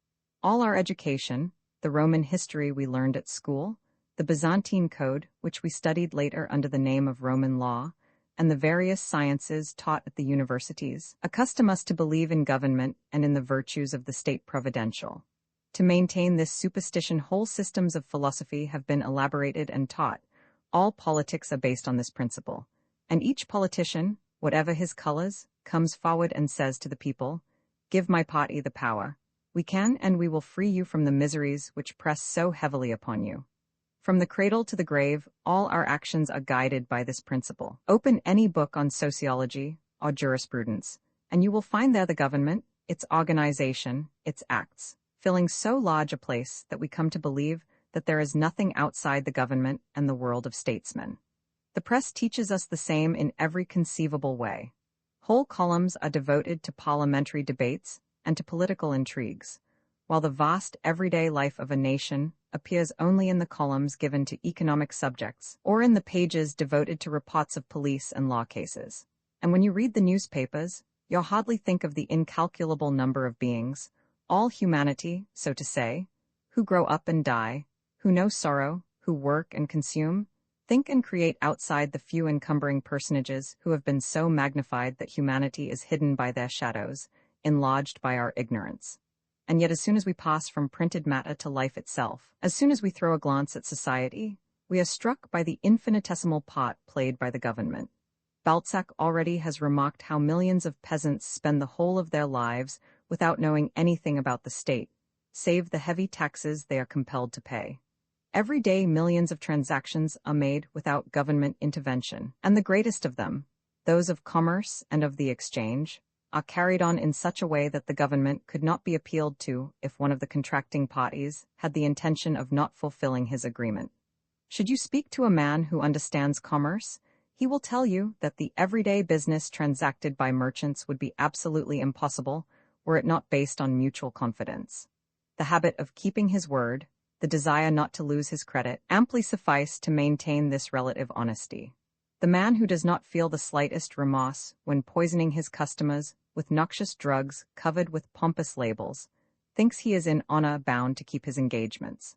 But if this relative morality has developed under present conditions, when enrichment is the only incentive and the only aim, can we doubt its rapid progress when appropriation of the fruits of others' labor will no longer be the basis of society? Another striking fact, which especially characterizes our generation, speaks still more in favor of our ideas. It is the continual extension of the field of enterprise due to private initiative and the prodigious development of free organizations of all kinds. We shall discuss this more at length in the chapter devoted to free agreement. Suffice it to mention that the facts are so numerous and so customary that they are the essence of the second half of the 19th century, even though political and socialist writers ignore them, always preferring to talk to us about the functions of the government. These organizations, free and infinitely varied, are so natural an outcome of our civilization. They expand so rapidly and fetter it with so much ease. They are so necessary a result of the continual growth of the needs of civilized man. And lastly, they so advantageously replace governmental interference that we must recognize in them a factor of growing importance in the life of societies. If they do not yet spread over the whole of the manifestations of life, it is that they find an insurmountable obstacle in the poverty of the worker, in the divisions of present society, in the private appropriation of capital, and in the state. Abolish these obstacles, and you will see them covering the immense field of civilized man's activity. The history of the last 50 years furnishes a living proof that representative government is impotent to discharge all the functions we have sought to assign to it. In days to come, the 19th century will be quoted as having witnessed the failure of parliamentarianism. This impotence is becoming so evident to all. The faults of parliamentarianism and the inherent vices of the representative principle are so self-evident that the few thinkers who have made a critical study of them, J. S. Mill, Livades, did but give literary form to the popular dissatisfaction.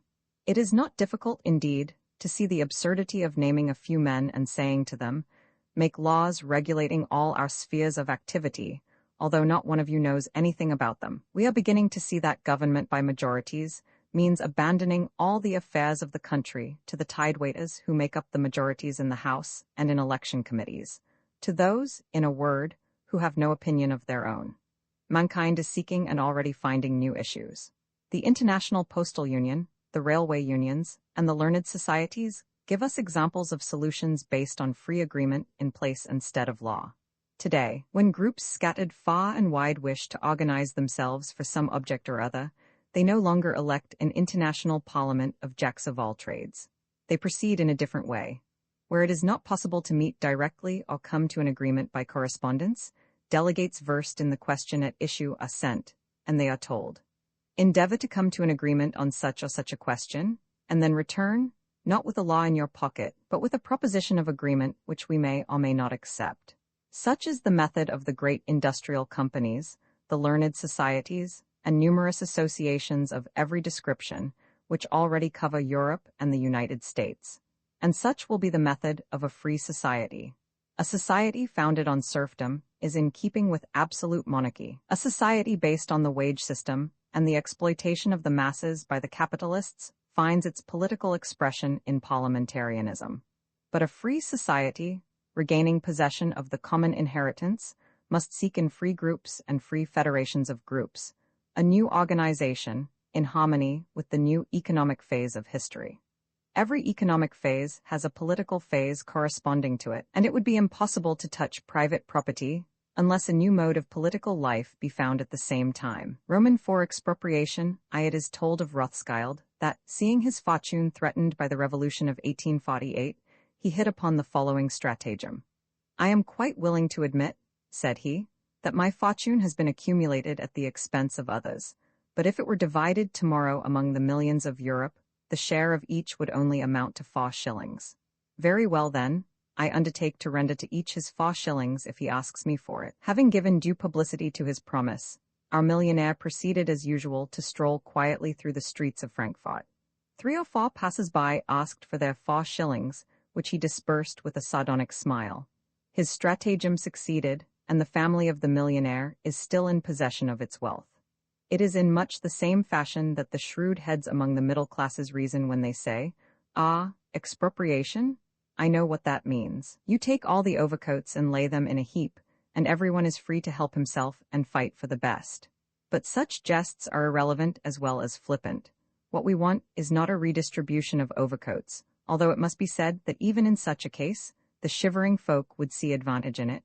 Nor do we want to divide up the wealth of the Rothschilds. What we do want is so to arrange things that every human being born into the world shall be ensured the opportunity, in the first instance of learning some useful occupation, and of becoming skilled in it, and next, that he shall be free to work at his trade without asking leave of master or owner, and without handing over to landlord or capitalist the lion's share of what he produces. As to the wealth held by the Rothschilds or the Vanderbilts, it will serve us to organize our system of communal production. The day when the laborer may till the ground without paying away half of what he produces, the day when the machines necessary to prepare the soil for rich harvests are at the free disposal of the cultivators, the day when the worker in the factory produces for the community and not the monopolist. That day will see the workers clothed and fed, and there will be no more Rothschilds or other exploiters. No one will then have to sell his working power for a wage that only represents a fraction of what he produces. So far, so good, say our critics, but you will have Rothschilds coming in from the outside. How are you to prevent a person from amassing millions in China and then settling amongst you? How are you going to prevent such a one from surrounding himself with lackeys and wage slaves, from exploiting them and enriching himself at their expense? You cannot bring about a revolution all over the world at the same time. Well, then, are you going to establish custom houses on your frontiers to search all who enter your country and confiscate the money they bring with them? Anarchist policemen firing on travelers would be a fine spectacle. But at the root of this argument, there is a great error. Those who propound it have never paused to inquire whence come the fortunes of the rich. A little thought would, however, suffice to show them that these fortunes have their beginnings in the poverty of the poor. When there are no longer any destitute, there will no longer be any rich to exploit them. Let us glance for a moment at the Middle Ages, when great fortunes began to spring up. A feudal baron seizes on a fertile valley.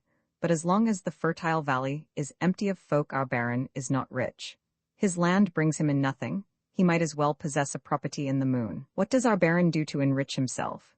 He looks out for peasants, for poor peasants. If every peasant farmer had a piece of land, free from rent and taxes, if he had in addition the tools and the stock necessary for farm labor, who would plow the lands of the baron?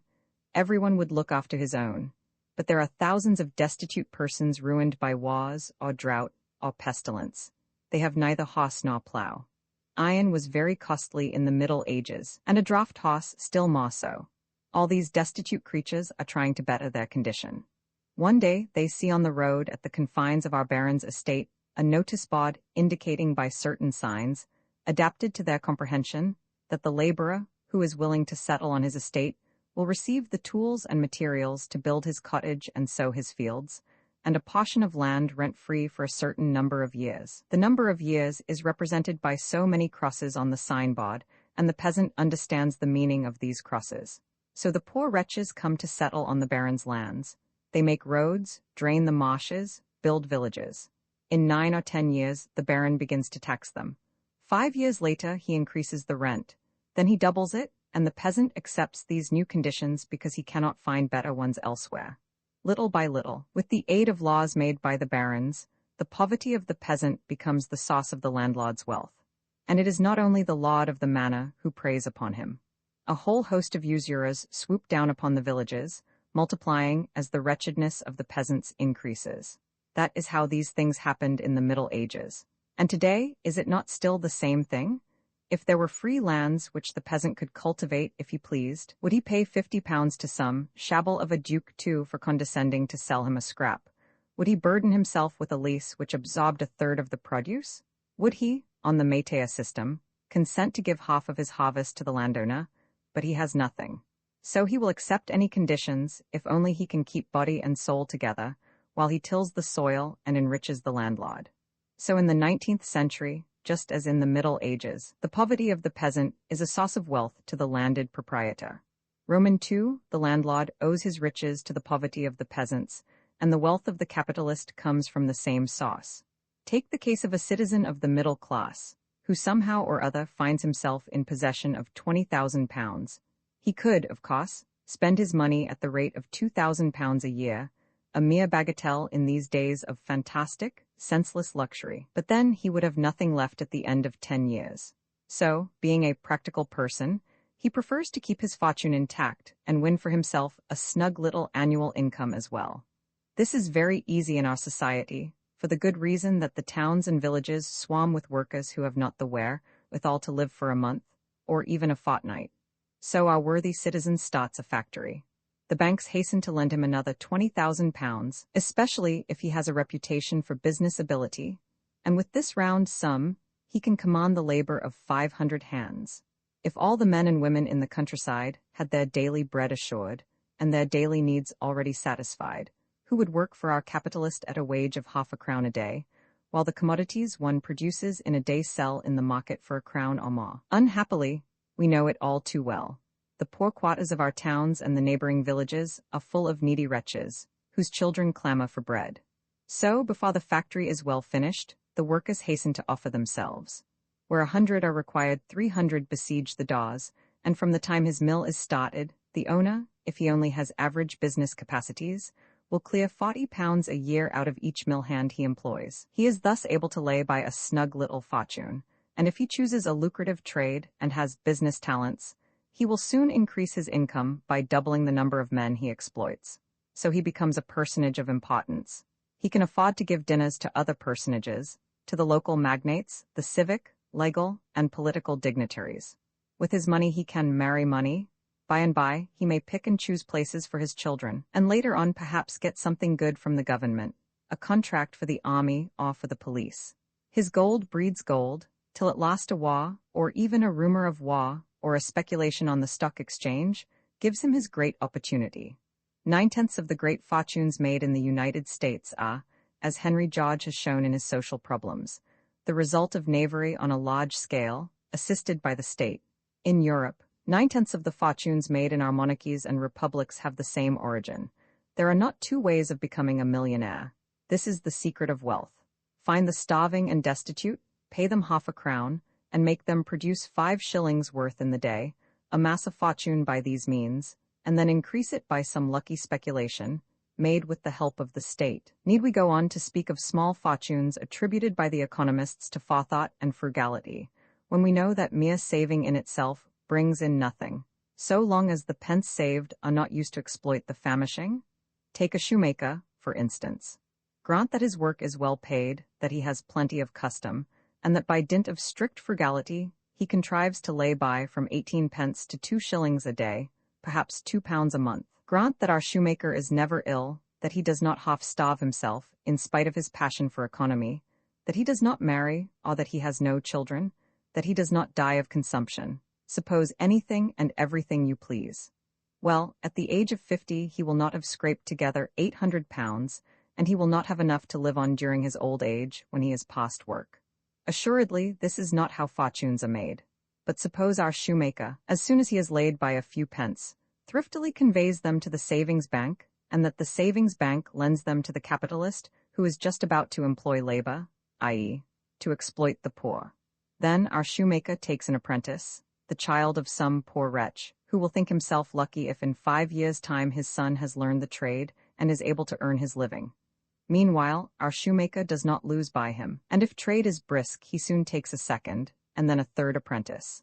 By and by he will take 2 or 3 working men, poor wretches, thankful to receive half a crown a day for work that is worth 5 shillings, and if our shoemaker is in luck, that is to say, if he is keen enough and mean enough, his working men and apprentices will bring him in nearly £1 a day, over and above the product of his own toil.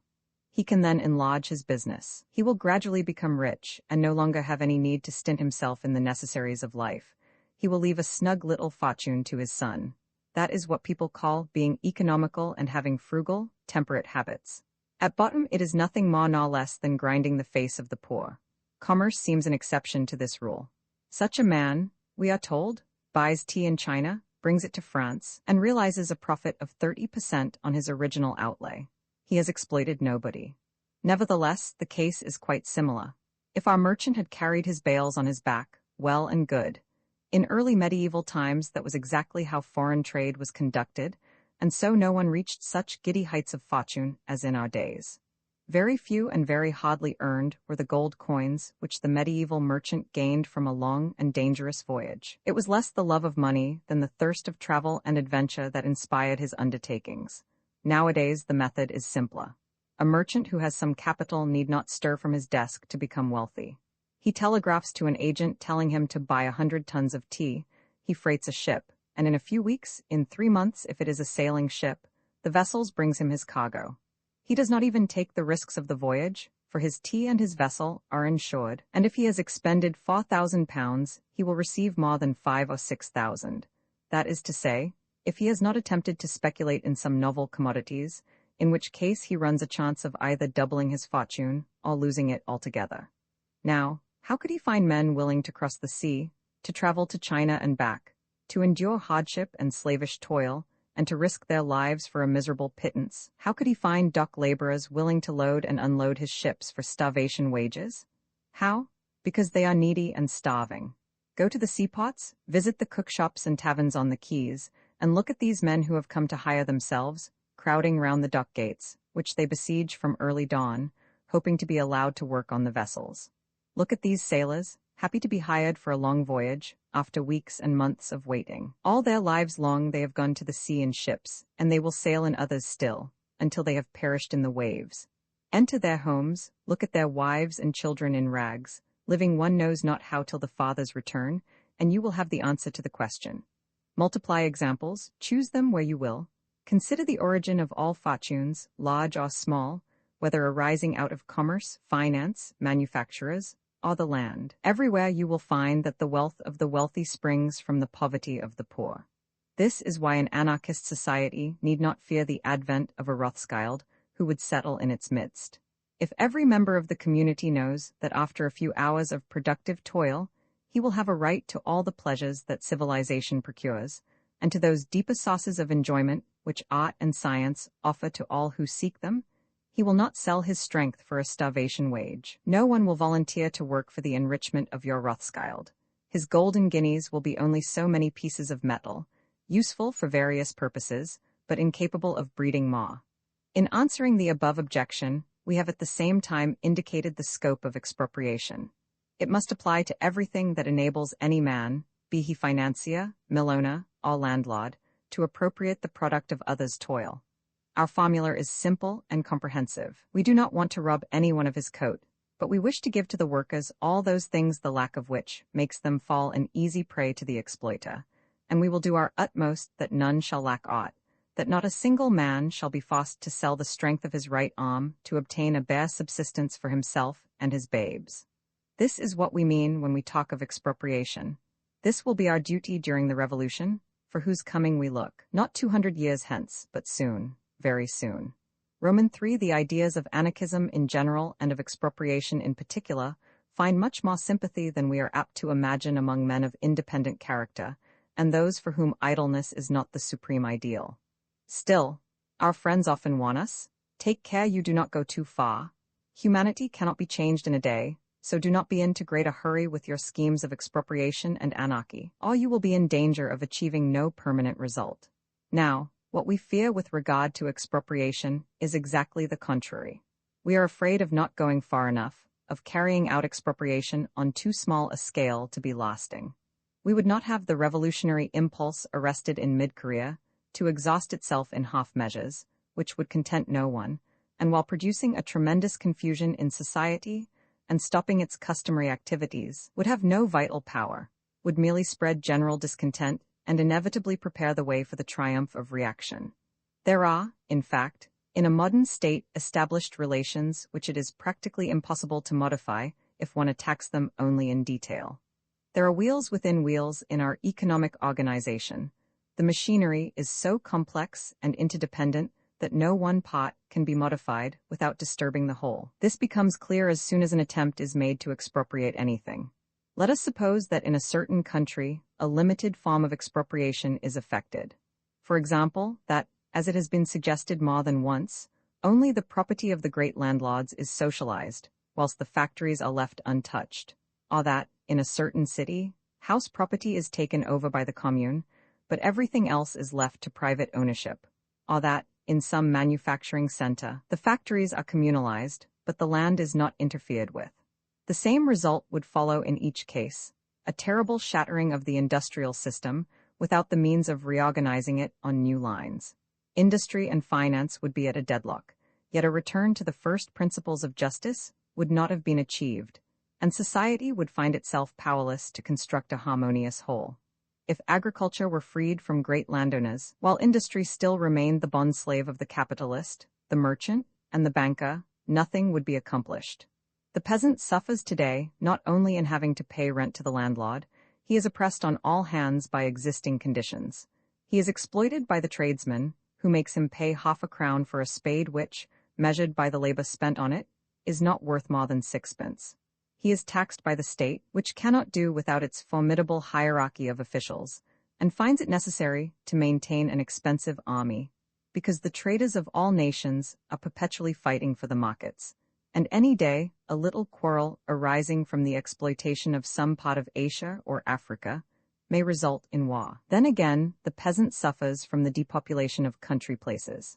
The young people are attracted to the large manufacturing towns by the bait of high wages paid temporarily by the producers of articles of luxury, or by the attractions of a more stirring life.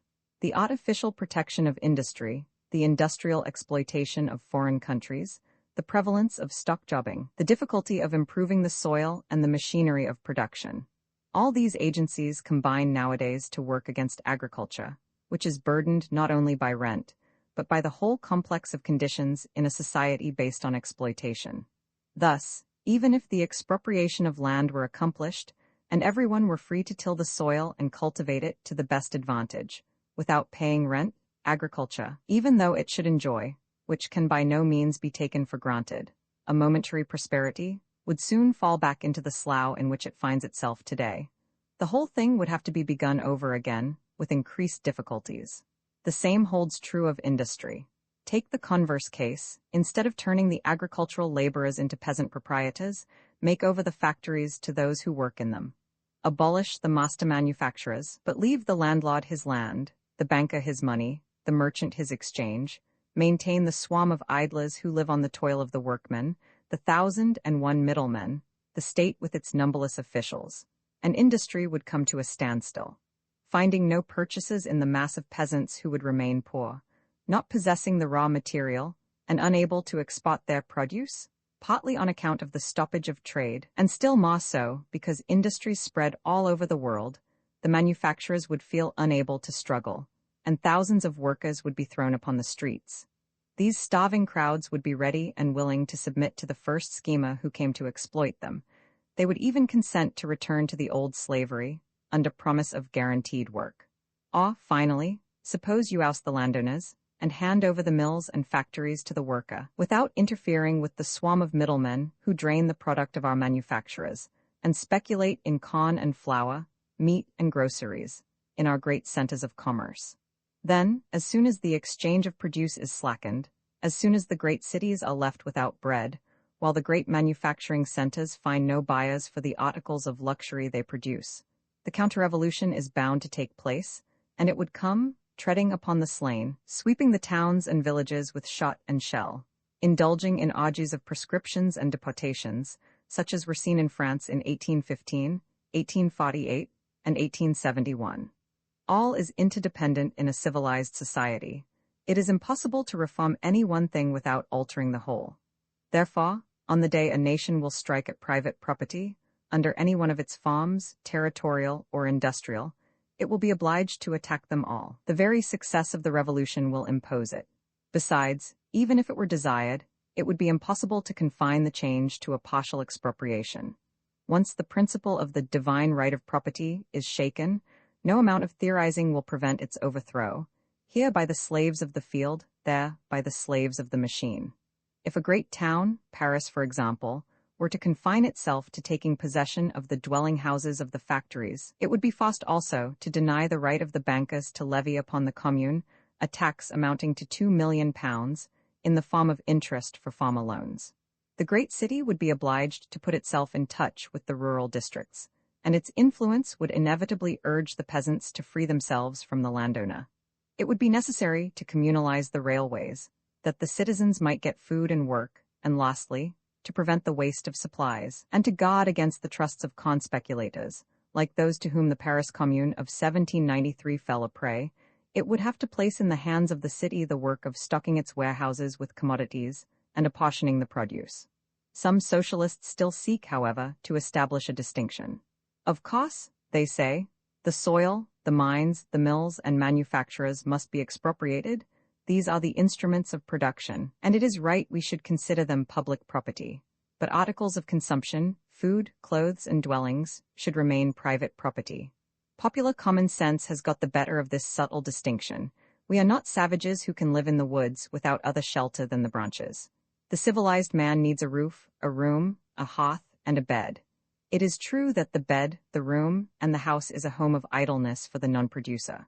But for the worker, a room, properly heated and lighted, is as much an instrument of production as the tool or the machine. It is the place where the nerves and sinews gather strength for the work of the morrow. The rest of the workman is the daily repairing of the machine. The same argument applies even more obviously to food.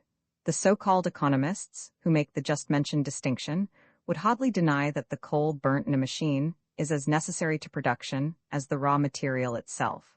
How then can food, without which the human machine could do no work, be excluded from the list of things indispensable to the producer? Can this be a relic of religious metaphysics? The rich man's feast is indeed a matter of luxury, but the food of the worker is just as much a part of production as the fuel burnt by the steam engine. The same with clothing. We are not New Guinea savages. And if the dainty gowns of our ladies must rank as objects of luxury, there is nevertheless a certain quantity of linen, cotton, and woolen stuff, which is a necessity of life to the producer. The shirt and trousers in which he goes to his work, the jacket he slips on after the day's toil is over, are as necessary to him as the hammer to the anvil. Whether we like it or not, this is what the people mean by a revolution. As soon as they have made a clean sweep of the government, they will seek first of all to ensure to themselves decent dwellings and sufficient food and clothes, free of capitalist rent. And the people will be right. The methods of the people will be much more in accordance with science than those of the economists, who draw so many distinctions between instruments of production and articles of consumption. The people understand that this is just the point where the revolution ought to begin, and they will lay the foundations of the only economic science worthy the name, a science which might be called the study of the needs of humanity and of the economic means to satisfy them. If the coming revolution is to be a social revolution, it will be distinguished from all former uprisings not only by its aim, but also by its methods. To attain a new end, new means are required. The three great popular movements which we have seen in France during the last 100 years differ from each other in many ways, but they have one common feature. In each case, the people strove to overturn the old regime and spent their heart's blood for the cause. Then, after having borne the brunt of the battle, they sank again into obscurity. A government, composed of men more or less honest, was formed and undertook to organize a new regime. The Republic in 1793, Labor in 1848, the Free Commune in 1871. Imbued with Jacobin ideas, this government occupied itself first of all with political questions, such as the reorganization of the machinery of government, the purifying of the administration, the separation of church and state, civic liberty, and such matters. It is true the workmen's clubs kept an eye on the members of the new government and often imposed their ideas on them. But even in these clubs, whether the leaders belonged to the middle or the working classes, it was always middle-class ideas which prevailed. They discussed various political questions at great length, but forgot to discuss the question of bread. Great ideas sprang up at such times, ideas that have moved the world. Words were spoken which still stir our hearts at the interval of more than a century. But the people were starving in the slums. From the very commencement of the revolution, industry inevitably came to a stop. The circulation of produce was checked, and capital concealed itself. The master, the employer, had nothing to fear at such times. He fattened on his dividends, if indeed he did not speculate on the wretchedness around, but the wage earner was reduced to live from hand to mouth. Want knocked at the door. Famine was abroad in the land, such famine as had hardly been seen under the old regime. The giantists are starving us, was the cry in the workmen's quarters in 1793, and thereupon the giantists were guillotined, and full powers were given to the Mountain and to the Commune. The Commune indeed concerned itself with the question of bread, and made heroic efforts to feed Paris. At Lyons, Fauché and Collot de Herbois established city granaries, but the sums spent on filling them were woefully insufficient. The town councils made great efforts to procure corn, the bakers who hoarded flour were hanged, and still the people lacked bread. Then they turned on the royalist conspirators and laid the blame at their door. They guillotined a dozen or 15 a day, servants and duchesses alike, especially servants, for the duchesses had gone to Coblentz. But if they had guillotined 100 dukes and viscounts every day, it would have been equally hopeless. The want only grew. For the wage earner cannot live without his wage, and the wage was not forthcoming. What difference could 1,000 copses more or less make to him? Then the people began to grow weary. So much for your vaunted revolution. You are more wretched than ever before, whispered the reactionary in the ears of the worker.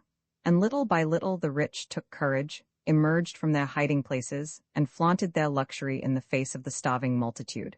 They dressed up like scented fops and said to the workers, "Come, enough of this foolery. What have you gained by your revolution?" And sick at heart, his patience at an end, the revolutionary had at last to admit to himself that the cause was lost once more. He retreated into his hovel and awaited the worst. Then reaction proudly asserted itself and accomplished a counter-revolutionary stroke.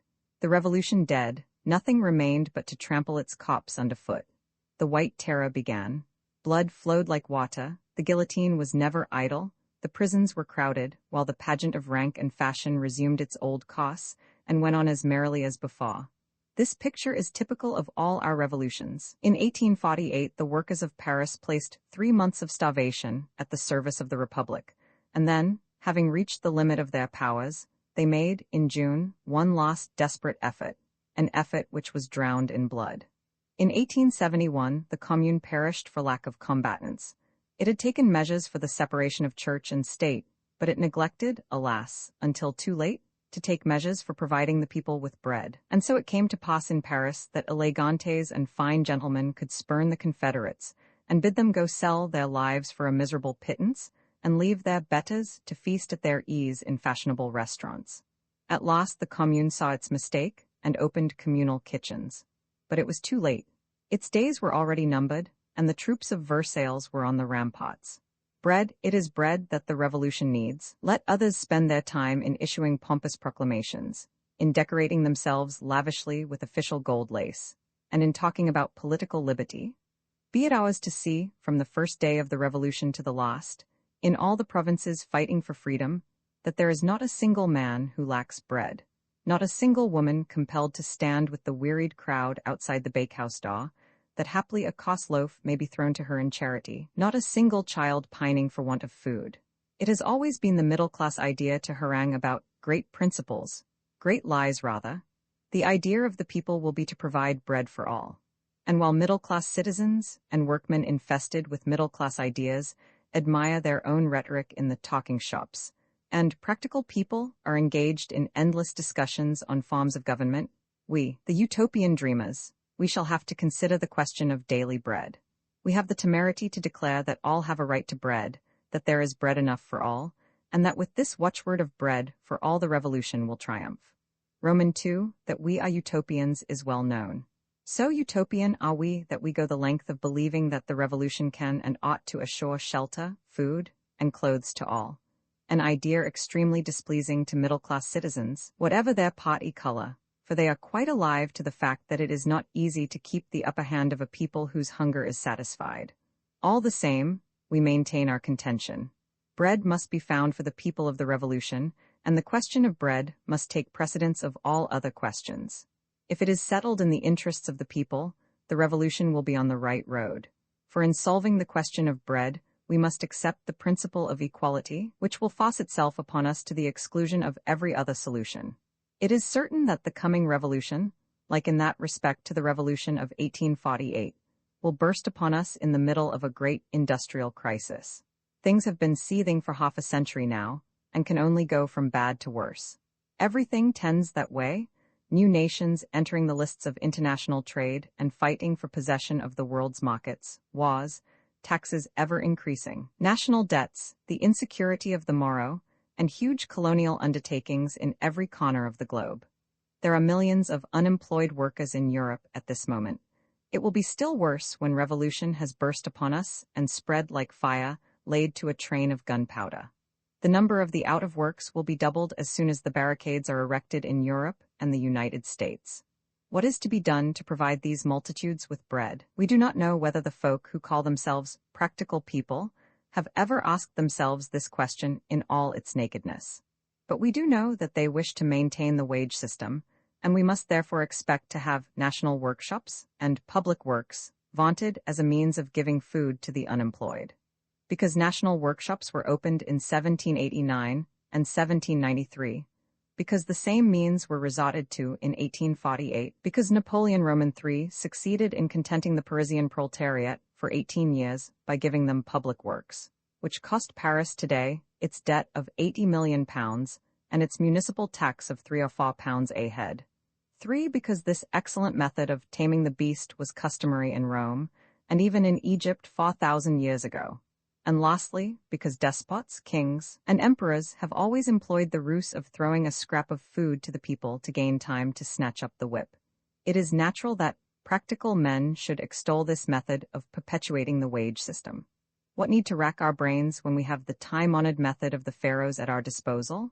Yet should the revolution be so misguided as to start on this path, it would be lost. In 1848, when the national workshops were opened on February 27, the unemployed of Paris numbered only 8,000. A fortnight later they had already increased to 49,000. They would soon have been 100,000, without counting those who crowded in from the provinces. Yet at that time, trade and manufacturers in France employed half as many hands as today, and we know that in time of revolution exchange and industry suffer most from the general upheaval. We have only to think, indeed, of the number of workmen whose labor depends directly or indirectly upon export trade, or of the number of hands employed in producing luxuries, whose consumers are the middle-class minority. A revolution in Europe means, then, the unavoidable stoppage of at least half the factories and workshops. It means millions of workers and their families thrown on the streets. And our practical men would seek to avert this truly terrible situation by means of national relief works. That is to say, by means of new industries created on the spot to give work to the unemployed. It is evident, as Proudhon had already pointed out more than 50 years ago, that the smallest attack upon property will bring in its train the complete disorganization of the system based upon private enterprise and wage labor. Society itself will be forced to take production in hand, in its entirety, and to reorganize it to meet the needs of the whole people. But this cannot be accomplished in a day, or even in a month. It must take a certain time to reorganize the system of production, and during this time, millions of men will be deprived of the means of subsistence. What then is to be done? There is only one really practical solution of the problem: boldly to face the great task which awaits us, and instead of trying to patch up a situation which we ourselves have made untenable, to proceed to reorganize production on a new basis. Thus, the really practical course of action, in our view, would be that the people should take immediate possession of all the food of the insurgent communes, keeping strict account of it all, that none might be wasted, and that by the aid of these accumulated resources, everyone might be able to tide over the crisis.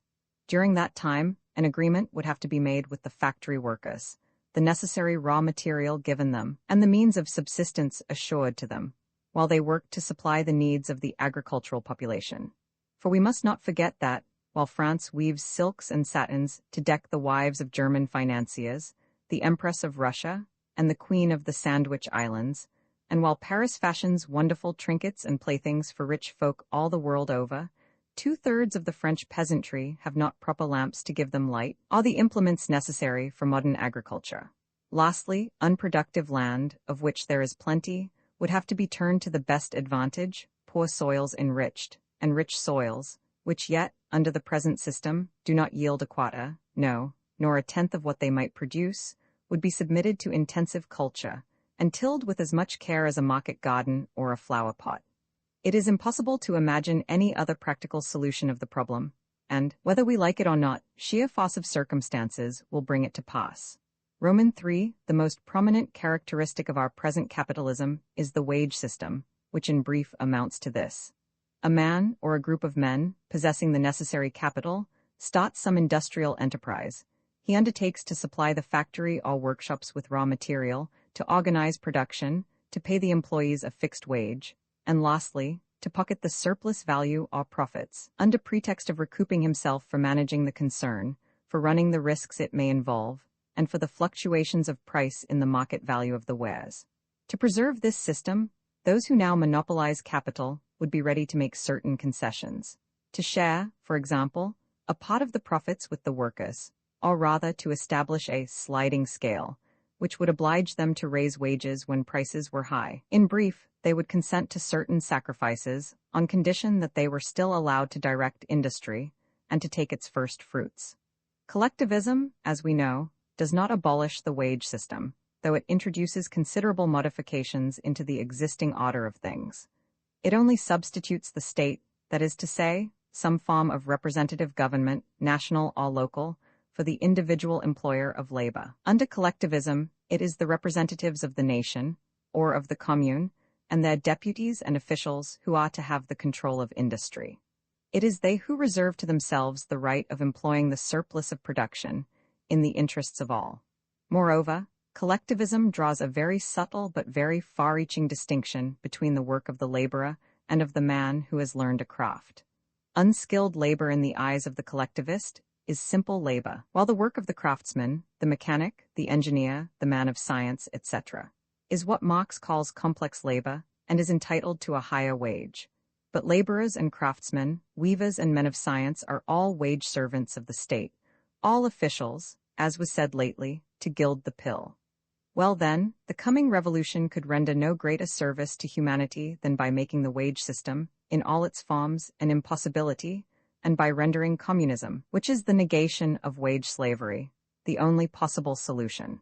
For even admitting that the collectivist modification of the present system is possible, if introduced gradually during a period of prosperity and peace, though for my part I question its practicability even under such conditions. It would become impossible in a period of revolution, when the need of feeding hungry millions would spring up with the first call to arms. A political revolution can be accomplished without shaking the foundations of industry, but a revolution where the people lay hands upon property will inevitably paralyze exchange and production. The millions of public money flowing into the treasury would not suffice for paying wages to the millions of out-of-works. This point cannot be too much insisted upon. The reorganization of industry on a new basis, and we shall presently show how tremendous this problem is, cannot be accomplished in a few days. Nor, on the other hand, will the people submit to be half-starved for years in order to oblige the theorists who uphold the wage system. To tide over the period of stress, they will demand what they have always demanded in such cases: communization of supplies, the giving of rations. It will be in vain to preach patience. The people will be patient no longer, and if food is not forthcoming, they will plunder the bakeries. Then, if the people are not strong enough to carry all before them, they will be shot down, to give collectivism a fair field for experiment. To this end, order must be maintained at any price: order, discipline, obedience. And as the capitalists will soon realize that when the people are shot down by those who call themselves revolutionists, the revolution itself will become hateful in the eyes of the masses, they will certainly lend their support to the champions of order, even though they are collectivists. In such a line of conduct, the capitalists will see a means of hereafter crushing the collectivists in their turn. And if order is established in this fashion, the consequences are easy to foresee. Not content with shooting down the marauders, the faction of order will search out the ringleaders of the mob. They will set up again the law courts and reinstate the hangman. The most ardent revolutionists will be sent to the scaffold. It will be 1793 over again. Do not let us forget how reaction triumphed in the last century. First the Habitists and the madmen were guillotined, those whom Mignet, with the memory of the struggle fresh upon him, still called anarchists. The Dantonists soon followed them, and when the party of Robespierre had guillotined these revolutionaries, they in their turn had to mount the scaffold, whereupon the people, sick of bloodshed, and seeing the revolution lost, threw up the sponge, and let the reactionaries do their worst.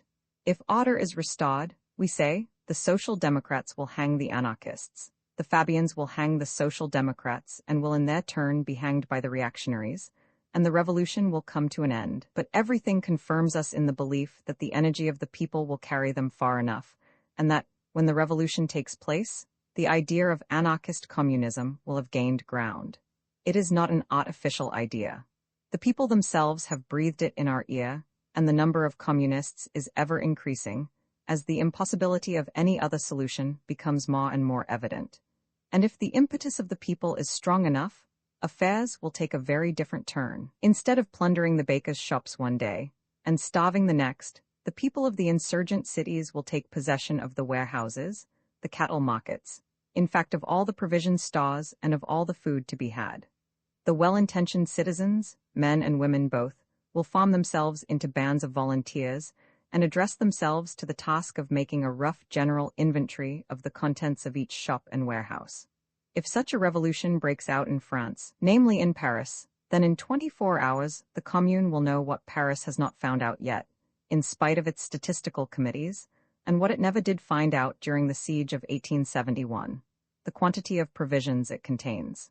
In 48 hours, millions of copies will be printed of the tables giving a sufficiently exact account of the available food, the places where it is stored, and the means of distribution. In every block of houses, in every street, in every town ward, groups of volunteers will have been organized, and these commissariat volunteers will find it easy to work in unison and keep in touch with each other. If only the Jacobin bayonets do not get in the way, if only the self-styled scientific theorists do not thrust themselves in to darken counsel, or rather let them expound their muddle-headed theories as much as they like, provided they have no authority, no power, and that admirable spirit of organization inherent in the people, above all in every social grade of the French nation, but which they have so seldom been allowed to exercise, will initiate, even in so huge a city as Paris, and in the midst of a revolution, an immense guild of free workers, ready to furnish to each and all the necessary food. Give the people a free hand, and in 10 days the food service will be conducted with admirable regularity. Only those who have never seen the people hard at work, only those who have passed their lives buried among the documents, can doubt it. Speak of the organizing genius of the great misunderstood, the people, to those who have seen it in Paris in the days of the barricades, or in London during the great dockers' strike, when 500,000 starving folk had to be fed, and they will tell you how superior it is to the official ineptness of bumbledom. And even supposing we had to endure a certain amount of discomfort and confusion for a fortnight or a month, surely that would not matter very much. For the mass of the people it would still be an improvement on their former condition. And besides, in times of revolution, one can dine contentedly enough on a bit of bread and cheese while eagerly discussing events. In any case, a system which springs up spontaneously, under stress of immediate need, will be infinitely preferable to anything invented between four walls by hidebound theorists sitting on any number of committees. Roman 4. The people of the great towns will be driven by force of circumstances to take possession of all the provisions, beginning with the barest necessaries, and gradually extending communism to other things, in order to satisfy the needs of all the citizens. The sooner it is done the better. The sooner it is done the less misery there will be and the less strife. But upon what basis must society be organized in order that all may have their due share of food produce? This is the question that meets us at the outset. We answer that there are no two ways of it. There is only one way in which communism can be established equitably, only one way which satisfies our instincts of justice and is at the same time practical, namely, the system already adopted by the agrarian communes of Europe. Take, for example, a peasant commune, no matter where, even in France, where the Jacobins have done their best to destroy all communal usage. If the commune possesses woods and copses, then, so long as there is plenty of wood for all, everyone can take as much as he wants, without other let or hindrance than the public opinion of his neighbors. As to the timber trees, which are always scarce, they have to be carefully apportioned. The same with the communal pasture land. While there is enough and to spare, no limit is put to what the cattle of each homestead may consume, nor to the number of beasts grazing upon the pastures. Grazing grounds are not divided, nor is fodder doled out, unless there is scarcity. All the Swiss communes, and scores of thousands in France and Germany, wherever there is communal pasture land, practice this system. And in the countries of Eastern Europe, where there are great forests and no scarcity of land, you will find the peasants felling the trees as they need them, and cultivating as much of the soil as they require, without any thought of limiting each man's share of timber or of land. But the timber will be allowanced, and the land parceled out, to each household according to its needs, as soon as either becomes scarce, as is already the case in Russia. In a word, the system is this: no stint or limit to what the community possesses in abundance, but equal sharing and dividing of those commodities which are scarce or apt to run short. Of the 350 million who inhabit Europe, 200 million still follow this system of natural communism. It is a fact worth remarking that the same system prevails in the great towns in the distribution of one commodity at least, which is found in abundance, the water supplied to each house. As long as there is no fear of the supply running short, no water company thinks of checking the consumption of water in each house. Take what you please, but during the great droughts, if there is any fear of the supply failing, the water companies know that all they have to do is to make known the fact, by means of a short advertisement in the papers, and the citizens will reduce their consumption of water and not let it run to waste. But if water were actually scarce, what would be done? Recourse would be had to a system of rations. Such a measure is so natural, so inherent in common sense, that Paris twice asked to be put on rations during the 2 sieges which it underwent in 1871. Is it necessary to go into details, to prepare tables, showing how the distribution of rations may work, to prove that it is just and equitable, infinitely more just and equitable than the existing state of things? All these tables and details will not serve to convince those of the middle classes, nor, alas, those of the workers tainted with middle-class prejudices, who regard the people as a mob of savages ready to fall upon and devour each other, as soon as the government ceases to direct affairs. But those only who have never seen the people resolve and act on their own initiative could doubt for a moment that if the masses were masters of the situation, they would distribute rations to each and all in strictest accordance with justice and equity. If you were to give utterance, in any gathering of people, to the opinion that delicacies, game and such like, should be reserved for the fastidious palates of aristocratic idlers and black bread given to the sick in the hospitals, you would be hissed. But say at the same gathering, preach at the street corners and in the marketplaces, that the most tempting delicacies ought to be kept for the sick and feeble, especially for the sick. Say that if there are only 5 brace of partridge in the entire city, and only 1 case of sherry, they should go to sick people and convalescents. Say that after the sick come the children. For them, the milk of the cows and goats should be reserved if there is not enough for all. To the children and the aged the last piece of meat, and to the strong man dry bread, if the community be reduced to that extremity. Say, in a word, that if this or that article of consumption runs short and has to be doled out, to those who have most need most should be given. Say that and see if you do not meet with universal agreement. The man who is full-fed does not understand this, but the people do understand, and have always understood it. And even the child of luxury, if he is thrown on the street and comes into contact with the masses, even he will learn to understand. The theorists, for whom the soldier's uniform and the barrack mess table are civilization's last word, would like no doubt to start a regime of national kitchens and Spartan broth. They would point out the advantages thereby gained, the economy in fuel and food, if such huge kitchens were established, where everyone could come for their rations of soup and bread and vegetables. We do not question these advantages. We are well aware that important economies have already been achieved in this direction, as for instance when the handmill, or quern, and the baker's oven attached to each house were abandoned. We can see perfectly well that it would be more economical to cook broth for 100 families at once, instead of lighting 100 separate fires. We know, besides, that there are 1,000 ways of preparing potatoes, but that cooked in one huge pot for 100 families they would be just as good. We know, in fact, that variety in cooking being a matter of the seasoning introduced by each cook or housewife, the cooking together of 100 weight of potatoes would not prevent each cook or housewife from dressing and serving them in any way she pleased. And we know that stock made from meat can be converted into 100 different soups to suit 100 different tastes. But though we are quite aware of all these facts, we still maintain that no one has a right to force a housewife to take her potatoes from the communal kitchen ready cooked if she prefers to cook them herself in her own pot on her own fire. And above all, we should wish each one to be free to take his meals with his family, or with his friends, or even in a restaurant, if it seemed good to him.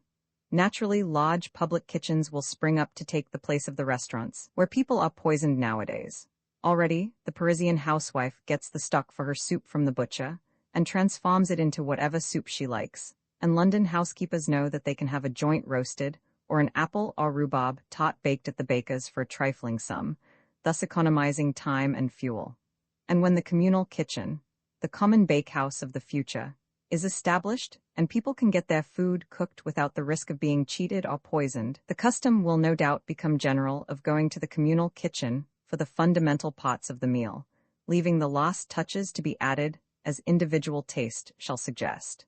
But to make a hard and fast rule of this, to make a duty of taking home our food ready cooked, that would be as repugnant to our modern minds as the ideas of the convent or the barrack, morbid ideas born in brains warped by tyranny or superstition.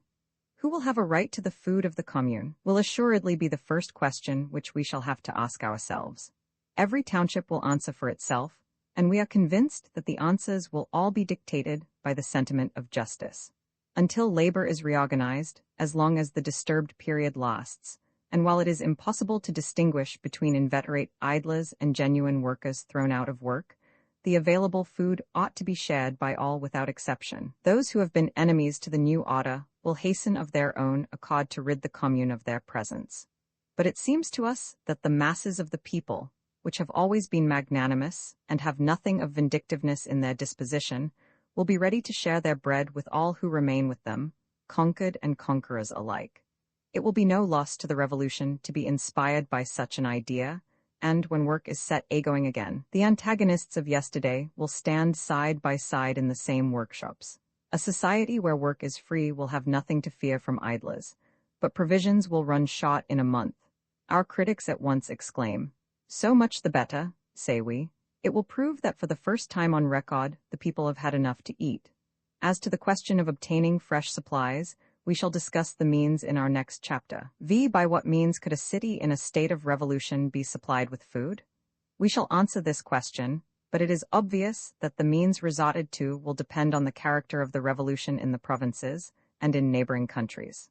If the entire nation, or, better still, if all Europe should accomplish the social revolution simultaneously and start with thoroughgoing communism, our procedure would be simplified. But if only a few communities in Europe make the attempt, other means will have to be chosen. The circumstances will dictate the measures. We are thus led, before we proceed further, to glance at the state of Europe, and without pretending to prophesy, we may try to foresee what cost the revolution will take, or at least what will be its essential features. Certainly, it would be very desirable that all Europe should rise at once, that expropriation should be general, and that communistic principles should inspire all and sundry. Such a universal rising would do much to simplify the task of our century. But all the signs lead us to believe that it will not take place. That the revolution will embrace Europe, we do not doubt. If one of the four great continental capitals, Paris, Vienna, Brussels, or Berlin, rises in revolution and overturns its government, it is almost certain that the three others will follow its example within a few weeks' time. It is, moreover, highly probable that the peninsulas, and even London and St. Petersburg, would not be long in following suit. But whether the revolution would everywhere exhibit the same characteristics is highly doubtful. It is more than probable that expropriation will be everywhere carried into effect on a larger scale, and that this policy carried out by any one of the great nations of Europe will influence all the rest. Yet the beginnings of the revolution will exhibit great local differences, and its costs will vary in different countries. In 1789–93, the French peasantry took 4 years to finally rid themselves of the redemption of feudal rights, and the bourgeois to overthrow royalty. Let us keep that in mind, and therefore be prepared to see the revolution develop itself somewhat gradually. Let us not be disheartened if here and there its steps should move less rapidly. Whether it would take an avowedly socialist character in all European nations, at any rate at the beginning, is doubtful. Germany, be it remembered, is still realizing its dream of a united empire. Its advanced parties see visions of a Jacobin republic like that of 1848 and of the organization of labor according to Louis Blanc, while the French people, on the other hand, want above all things a free commune, whether it be a communist commune or not. There is every reason to believe that, when the coming revolution takes place, Germany will go further than France went in 1793. The 18th century revolution in France was an advance on the English Revolution of the 17th, abolishing as it did at one stroke the power of the throne and the landed aristocracy, whose influence still survives in England. But if Germany goes further, and does greater things than France did in 1793, there can be no doubt that the ideas which will foster the birth of her revolution will be those of 1848, while the ideas which will inspire the revolution in Russia will probably be a combination of those of 1789 with those of 1848. Without, however, attaching to these forecasts a greater importance than they merit, we may safely conclude this much. The revolution will take a different character in each of the different European nations. The point attained in the socialization of wealth will not be everywhere the same. Will it therefore be necessary, as is sometimes suggested, that the nations in the vanguard of the movement should adapt their pace to those who lag behind? Must we wait till the communist revolution is ripe in all civilized countries? Clearly not. Even if it were a thing to be desired, it is not possible. History does not wait for the laggards. Besides, we do not believe that in any one country the revolution will be accomplished at a stroke, in the twinkling of an eye, as some socialists dream. Point 4, it is highly probable that if one of the 5 or 6 large towns of France, Paris, Lyons, Marseille, Lille, Saint-Étienne, Bordeaux, were to proclaim the Commune, the others would follow its example, and that many smaller towns would do the same. Probably also various mining districts and industrial centers would hasten to rid themselves of owners and masters, and form themselves into free groups. But many country places have not advanced to that point. Side by side with the revolutionized communes, such places would remain in an expectant attitude and would go on living on the individualist system. Undisturbed by visits of the bailiff or the tax collector, the peasants would not be hostile to the revolutionaries, and thus, while profiting by the new state of affairs, they would defer the settlement of accounts with the local exploiters. but with that practical enthusiasm which always characterizes agrarian uprisings. Witness the passionate toil of 1792, they would throw themselves into the task of cultivating the land, which, freed from taxes and mortgages, would become so much dearer to them. As to other countries, revolution would break out everywhere, but revolution under divers aspects. In one country state socialism, in another federation, everywhere more or less socialism, not conforming to any particular rule. Let us now return to our city in revolt and consider how its citizens can provide foodstuffs for themselves. How are the necessary provisions to be obtained if the nation as a whole has not accepted communism? This is the question to be solved. Take, for example, one of the large French towns, take the capital itself, for that matter. Paris consumes every year thousands of tons of grain, 400,000 head of oxen, 300,000 calves, 400,000 swine, and more than 2 million of sheep, besides great quantities of game. This huge city devours, besides, more than 20 million pounds of butter, 200 million eggs, and other produce in like proportion. It imports flour and grain from the United States and from Russia, Hungary, Italy, Egypt, and the Indies. Livestock from Germany, Italy, Spain, even Romania and Russia. And as for groceries, there is not a country in the world that it does not lay under contribution. Now, let us see how Paris or any other great town could be revictualled by homegrown produce, supplies of which could be readily and willingly sent in from the provinces. To those who put their trust in authority, the question will appear quite simple. They would begin by establishing a strongly centralized government, furnished with all the machinery of coercion: the police, the army, the guillotine. This government would draw up a statement of all the produce contained in France. It would divide the country into districts of supply, and then command that a prescribed quantity of some particular foodstuff be sent to such a place on such a day, and delivered at such a station, to be there received on a given day by a specified official and stored in particular warehouses. Now, we declare with the fullest conviction, not merely that such a solution is undesirable, but that it never could by any possibility be put into practice. It is wildly utopian. Pen in hand, one may dream such a dream in the study, but in contact with reality, it comes to nothing. This was proved in 1793. For, like all such theories, it leaves out of account the spirit of independence that is in man. The attempt would lead to a universal uprising, to 3 or 4 Vendées, to the villages rising against the towns, all the country up in arms defying the city for its arrogance in attempting to impose such a system upon the country. We have already had too much of Jacobin utopias. Let us see if some other form of organization will meet the case. During the Great French Revolution, the provinces starved the large towns and killed the revolution. And yet, it is a known fact that the production of grain in France during 1792-3 had not diminished. Indeed, the evidence goes to show that it had increased. But after having taken possession of the manorial lands, after having reaped a harvest from them, the peasants would not part with their grain for paper money. They withheld their produce, waiting for a rise in the price, or the introduction of gold. The most rigorous measures of the National Convention were without avail, and her executions failed to break up the ring, or force the farmers to sell their corn. For it is a matter of history that the commissaries of the Convention did not scruple to guillotine those who withheld their grain from the market, and pitilessly executed those who speculated in foodstuffs. All the same, the corn was not forthcoming, and the townsfolk suffered from famine. But what was offered to the husbandman in exchange for his hard toil? Assignats, scraps of paper decreasing in value every day, promises of payment, which could not be kept. A 40-pound note would not purchase a pair of boots, and the peasant, very naturally, was not anxious to barter a year's toil for a piece of paper with which he could not even buy a shirt. As long as worthless paper money, whether called assignats or labor notes, is offered to the peasant producer, it will always be the same. The country will withhold its produce, and the towns will suffer want, even if the recalcitrant peasants are guillotined as before. We must offer to the peasant in exchange for his toil not worthless paper money, but the manufactured articles of which he stands in immediate need.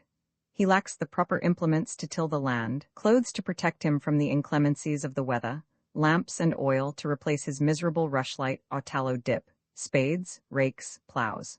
All these things, under present conditions, the peasant is forced to do without, not because he does not feel the need of them, but because, in his life of struggle and privation, 1,000 useful things are beyond his reach, because he has not money to buy them. Let the town apply itself, without loss of time, to manufacturing all that the peasant needs, instead of fashioning gewgaws for the wives of rich citizens. Let the sewing machines of Paris be set to work on clothes for the country folk, workaday clothes and clothes for Sunday too, instead of costly evening dresses for the English and Russian landlords and the African gold magnates' wives. Let the factories and foundries turn out agricultural implements, spades, rakes, and such like, instead of waiting till the English send them to France in exchange for French wines. Let the towns send no more inspectors to the villages, wearing red, blue, or rainbow-colored scarves, to convey to the peasant orders to take his produce to this place or that, but let them send friendly embassies to the countryfolk and bid them in brotherly fashion, "Bring us your produce, and take from our stores and shops all the manufactured articles you please." Then provisions would pour in on every side. The peasant would only withhold what he needed for his own use, and would send the rest into the cities, feeling for the first time in the course of history that these toiling townsfolk were his comrades, his brethren, and not his exploiters. We shall be told, perhaps, that this would necessitate a complete transformation of industry. Well, yes, that is true of certain departments, but there are other branches which could be rapidly modified in such a way as to furnish the peasant with clothes, watches, furniture, and the simple implements for which the towns make him pay such exorbitant prices at the present time. Weavers, tailors, shoemakers, tinsmiths, cabinet makers, and many other trades and crafts could easily direct their energies to the manufacture of useful and necessary articles, and abstain from producing mere luxuries. All that is needed is that the public mind should be thoroughly convinced of the necessity of this transformation, and should come to look upon it as an act of justice and of progress, and that it should no longer allow itself to be cheated by that dream, so dear to the theorists, the dream of a revolution which confines itself to taking possession of the profits of industry, and leaves production and commerce just as they are now. This, then, is our view of the whole question. Cheat the peasant no longer with scraps of paper, be the sums inscribed upon them ever so large, but offer him in exchange for his produce the very things of which he, the tiller of the soil, stands in need. Then the fruits of the land will be poured into the towns. If this is not done, there will be famine in our cities, and reaction and despair will follow in its train. Romans 7. All the great towns, we have said, buy their grain, their flour, and their meat, not only from the provinces, but also from abroad. Foreign countries send Paris not only spices, fish, and various dainties, but also immense quantities of corn and meat. But when the revolution comes, these cities will have to depend on foreign countries as little as possible. If Russian wheat, Italian or Indian rice, and Spanish or Hungarian wines abound in the markets of Western Europe, it is not that the countries which export them have a superabundance, or that such a produce grows there of itself, like the dandelion in the meadows. In Russia, for instance, the peasant works 16 hours a day, and half starves from 3 to 6 months every year, in order to export the grain with which he pays the landlord and the state. Today, the police appears in the Russian village as soon as the harvest is gathered in, and sells the peasant's lost horse and lost cow for arrears of taxes and rent due to the landlord, unless the victim immolates himself of his own accord by selling the grain to the exporters. Usually, rather than part with his livestock at a disadvantage, he keeps only a 9-month supply of grain and sells the rest. Then, in order to sustain life until the next harvest, he mixes birch bark and tears with his flour for 3 months, if it has been a good year, and for 6 months if it has been bad. While in London, they are eating biscuits made of his wheat. But as soon as the revolution comes, the Russian peasant will keep bread enough for himself and his children. The Italian and Hungarian peasants will do the same. The Hindu, let us hope, will profit by these good examples. And the farmers of America will hardly be able to cover all the deficit in grain which Europe will experience. So it will not do to count on their contributions of wheat and maize satisfying all the wants. Since all our middle-class civilization is based on the exploitation of inferior races and countries with less advanced industrial systems, the revolution will confer a boon at the very outset, by menacing that civilization and allowing the so-called inferior races to free themselves. But this great benefit will manifest itself by a steady and marked diminution of the food supplies pouring into the great cities of Western Europe. It is difficult to predict the course of affairs in the provinces. On the one hand, the slave of the soil will take advantage of the revolution to straighten his bowed back. Instead of working 14 or 15 hours a day, as he does at present, he will be at liberty to work only half that time, which of course would have the effect of decreasing the production of the principal articles of consumption, grain and meat. But, on the other hand, there will be an increase of production as soon as the peasant realizes that he is no longer forced to support the idle rich by his toil. New tracts of land will be cleared, new and improved machines set a-going. Never was the land so energetically cultivated as in 1792, when the peasant had taken back from the landlord the soil which he had coveted so long. Michelet tells us, speaking of the Great Revolution. Of course, before long, intensive culture would be within the reach of all. Improved machinery, chemical manures, and all such matters would soon be supplied by the commune. But everything tends to indicate that at the outset, there would be a falling off in agricultural products, in France and elsewhere. In any case, it would be wisest to count upon such a falling off of contributions from the provinces as well as from abroad. How is this falling off to be made good? Why? By setting to work ourselves. No need to rack our brains for far-fetched panaceas when the remedy lies close at hand. The large towns, as well as the villages, must undertake to till the soil. We must return to what biology calls the integration of functions. After the division of labor, the taking up of it as a whole. This is the course followed throughout nature. Besides, philosophy apart, the force of circumstances would bring about this result. Let Paris see that at the end of 8 months, it will be running short of bread, and Paris will set to work to grow wheat. Land will not be wanting, for it is round the great towns, and round Paris especially, that the parks and pleasure grounds of the landed gentry are to be found. These thousands of acres only await the skilled labor of the husbandman to surround Paris, with fields infinitely more fertile and productive than the steppes of southern Russia, where the soil is dried up by the sun. Nor will labor be lacking. To what should the 2 million citizens of Paris turn their attention, when they would be no longer catering for the luxurious fads and amusements of Russian princes, Romanian grandees, and wives of Berlin financiers? With all the mechanical inventions of the century, with all the intelligence and technical skill of the worker accustomed to deal with complicated machinery, with inventors, chemists, professors of botany, practical botanists like the market gardeners of Gennevilliers, with all the plant that they could use for multiplying and improving machinery, and finally, with the organizing spirit of the Parisian people, their pluck and energy. With all these at its command, the agriculture of the anarchist commune of Paris would be a very different thing from the rude husbandry of the Ardennes. Steam, electricity, the heat of the sun, and the breath of the wind will ere long be pressed into service. The steam plow and the steam harrow will quickly do the rough work of preparation, and the soil, thus cleaned and enriched, will only need the intelligent care of man, and of woman even more than man, to be clothed with luxuriant vegetation, not once but 3 or 4 times in the year. Thus, learning the art of horticulture from experts, and trying experiments in different methods on small patches of soil reserved for the purpose, vying with each other to obtain the best returns, finding in physical exercise, without exhaustion or overwork, the health and strength which so often flags in cities. Men, women, and children will gladly turn to the labor of the fields when it is no longer a slavish drudgery, but has become a pleasure, a festival, a renewal of health and joy. There are no barren lands. The earth is worth what man is worth. That is the last word of modern agriculture. Ask of the earth, and she will give you bread, provided that you ask aright. A district, though it were as small as the 2 departments of the Seine and the Seine-Etoise, and with so great a city as Paris to feed, would be practically sufficient to grow upon it all the food supplies, which otherwise might fail to reach it. The combination of agriculture and industry, the husbandman and the mechanic in the same individual, this is what anarchist communism will inevitably lead us to, if it starts fair with expropriation. Let the revolution only get so far, and famine is not the enemy it will have to fear.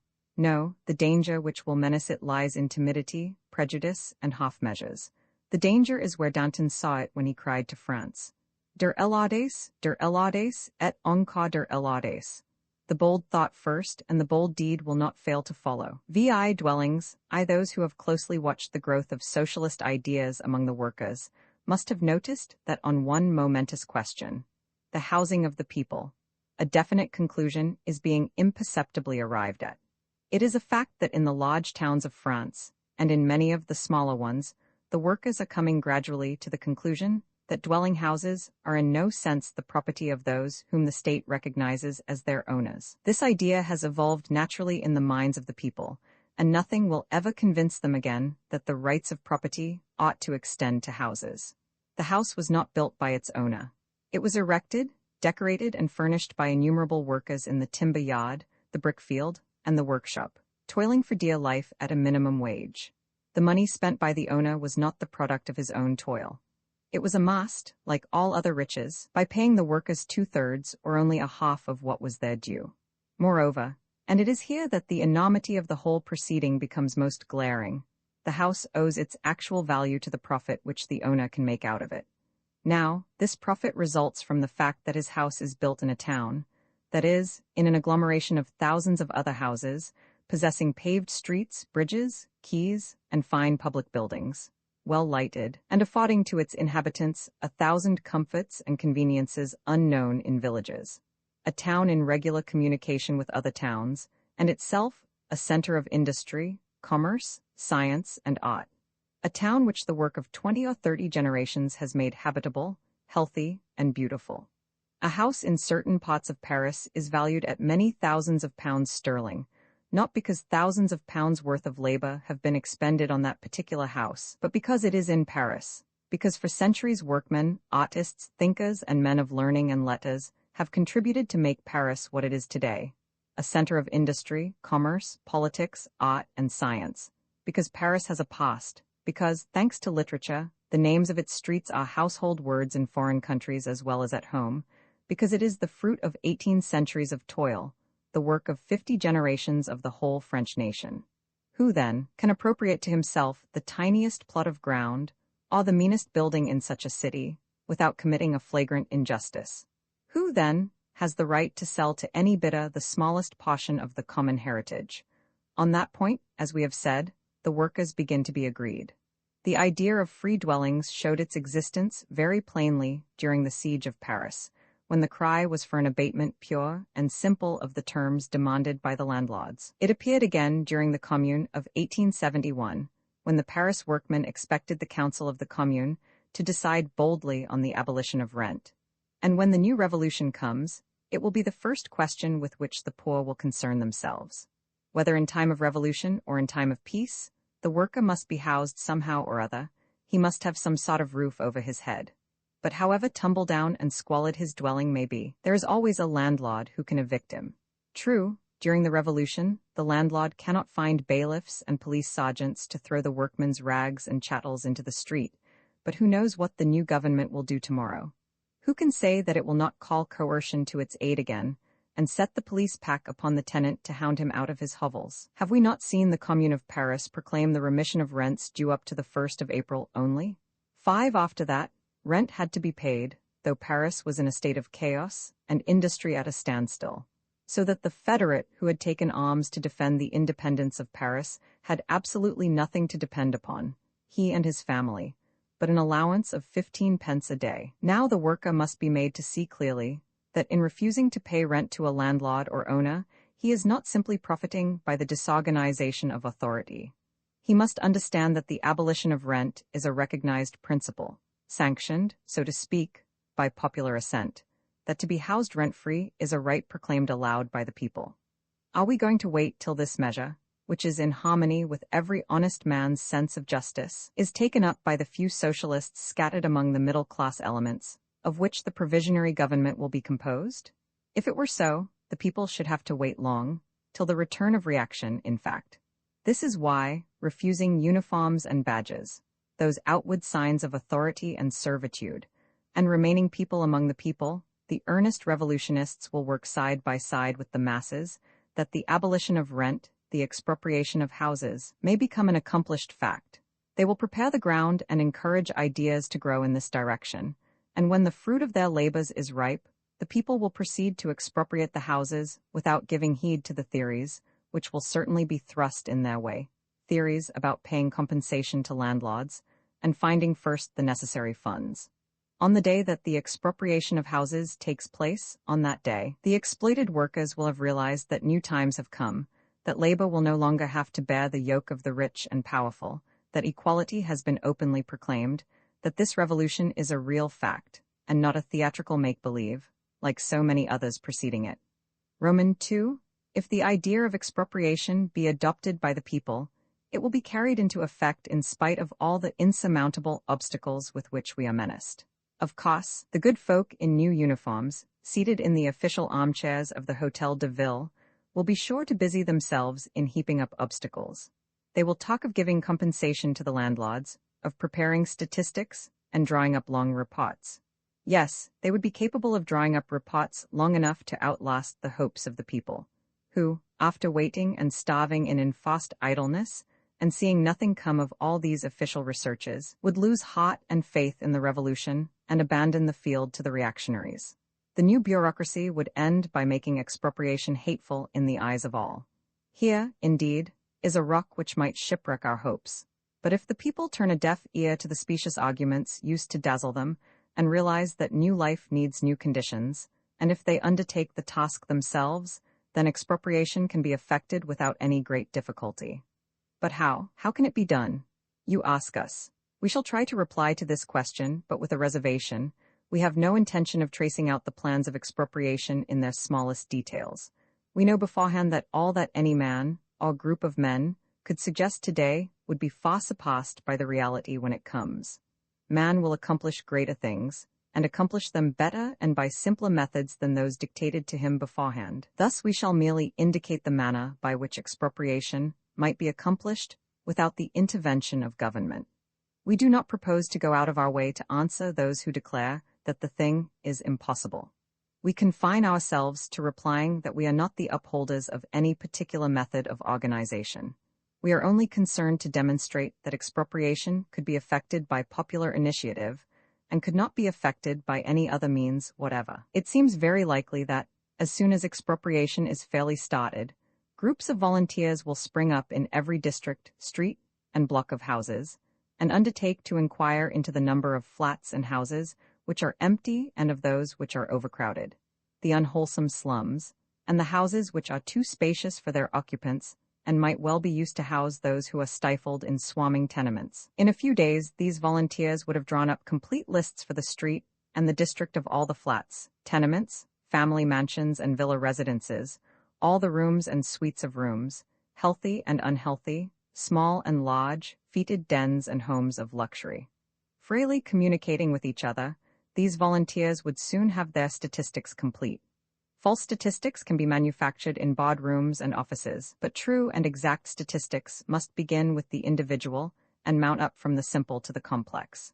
Then, without waiting for anyone's leave, those citizens will probably go and find their comrades who were living in miserable garrets and hovels, and will say to them simply, "It is a real revolution this time, comrades, and no mistake about it. Come to such a place this evening. All the neighborhood will be there. We are going to redistribute the dwelling houses. If you are tired of your slum garret, come and choose one of the flats of 5 rooms that are to be disposed of, and when you have once moved in you shall stay, never fear.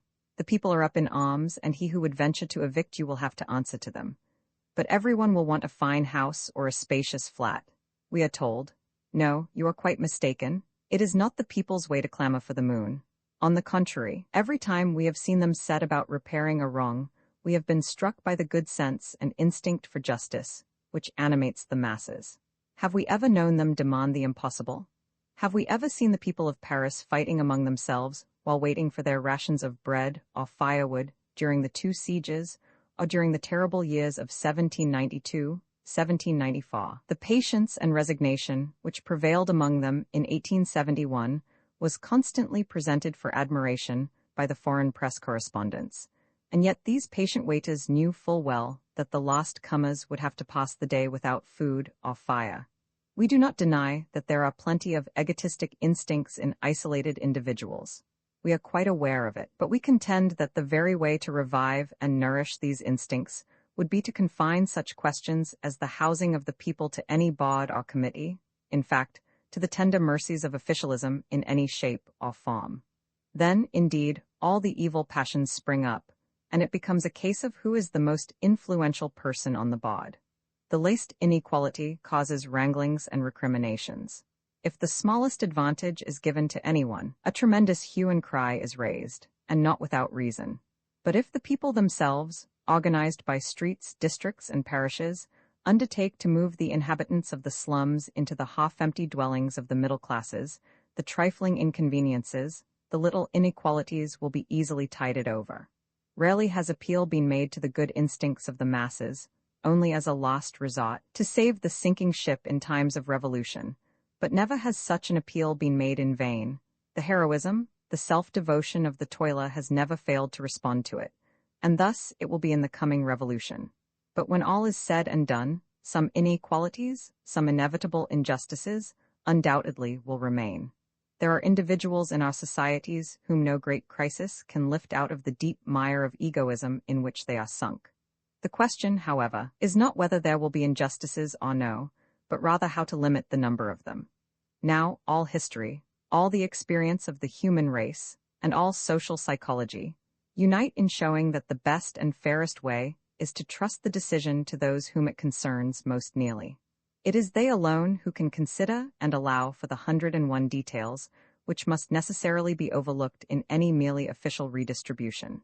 Roman 3. Moreover, it is by no means necessary to make straightway an absolutely equal redistribution of all the dwellings.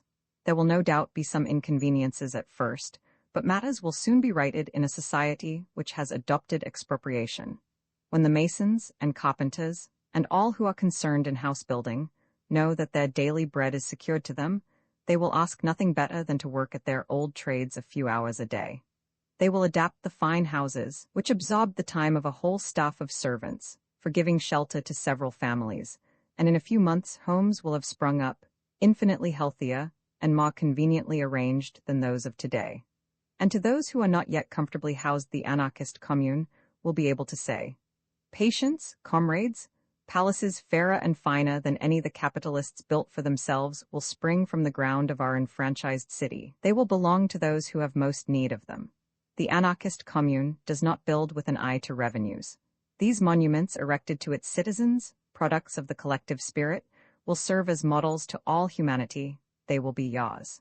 If the people of the revolution expropriate the houses and proclaim free lodgings, the communalizing of houses and the right of each family to a decent dwelling, then the revolution will have assumed a communistic character from the first and started on a course from which it will be by no means easy to turn it. It will have struck a fatal blow at individual property, for the expropriation of dwellings contains in germ the whole social revolution. On the manner of its accomplishment depends the character of all that follows. Either we shall start on a good road leading straight to anarchist communism, or we shall remain sticking in the mud of despotic individualism. It is easy to see the numerous objections, theoretic on the one hand, practical on the other, with which we are sure to be met. As it will be a question of maintaining iniquity at any price, our opponents will of course protest in the name of justice. Is it not a crying shame, they will exclaim, that the people of Paris should take possession of all these fine houses, while the peasants in the country have only tumble-down huts to live in? But do not let us make a mistake. These enthusiasts for justice forget, by a lapse of memory to which they are subject, the crying shame which they themselves are tacitly defending. They forget that in this same city, the worker, with his wife and children, suffocates in a noisome garret, while from his window he sees the rich man's palace. They forget that whole generations perish in crowded slums, starving for air and sunlight, and that to redress this injustice ought to be the first task of the revolution. Do not let these disingenuous protests hold us back. We know that any inequality which may exist between town and country in the early days of the revolution will be transitory and of a nature that will right itself from day to day. For the village will not fail to improve its dwellings as soon as the peasant has ceased to be the beast of burden of the farmer, the merchant, the moneylender, and the state. In order to avoid an accidental and transitory inequality, shall we stay our hand from righting an ancient wrong? The so-called practical objections are not very formidable either. We are bidden to consider the hard case of some poor fellow who by dint of privation has contrived to buy a house just large enough to hold his family. And we are going to deprive him of his hard-earned happiness, to turn him into the street? Certainly not. If his house is only just large enough for his family, by all means let him stay there. Let him work in his little garden too. Our boys will not hinder him, Nay, they will lend him a helping hand if need be. But suppose he lets lodgings, suppose he has empty rooms in his house, then the people will make the lodger understand that he need not pay his farmer landlord any more rent. Stay where you are, but rent-free. No more duns and collectors. Socialism has abolished all that. Or again, suppose that the landlord has a score of rooms all to himself, and some poor woman lives nearby with 5 children in one room. In that case, the people would see whether, with some alterations, these empty rooms could not be converted into a suitable home for the poor woman and her 5 children. Would not that be more just and fair than to leave the mother and her 5 little ones languishing in a garret, while Sir Gorgeous Midas sat at his ease in an empty mansion? Besides, good Sir Gorgeous would probably hasten to do it of his own accord. His wife will be delighted to be freed from half her big, unwieldy house when there is no longer a staff of servants to keep it in order. So you are going to turn everything upside down, say the defenders of law and order. There will be no end to the evictions and removals. Would it not be better to start fresh by turning everybody out of doors and redistributing the houses by lot?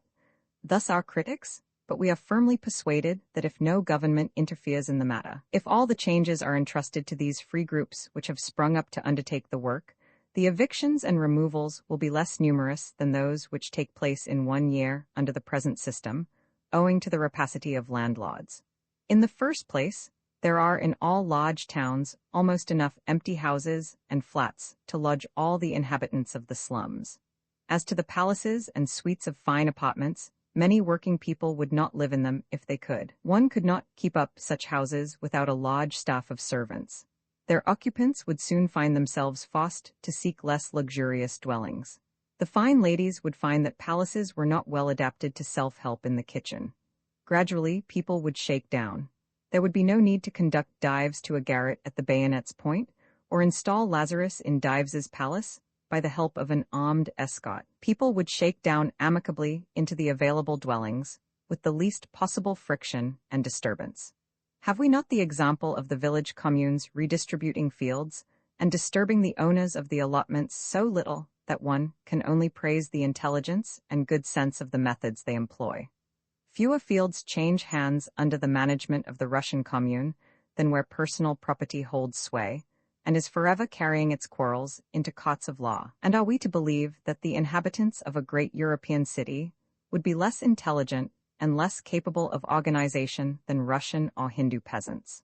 Moreover, we must not blink at the fact that every revolution means a certain disturbance to everyday life, and those who expect this tremendous climb out of the old grooves to be accomplished without so much as jarring the dishes on their dinner tables will find themselves mistaken. It is true that governments can change without disturbing worthy citizens at dinner, but the crimes of society towards those who have nourished and supported it are not to be redressed by any such political sleight of parties.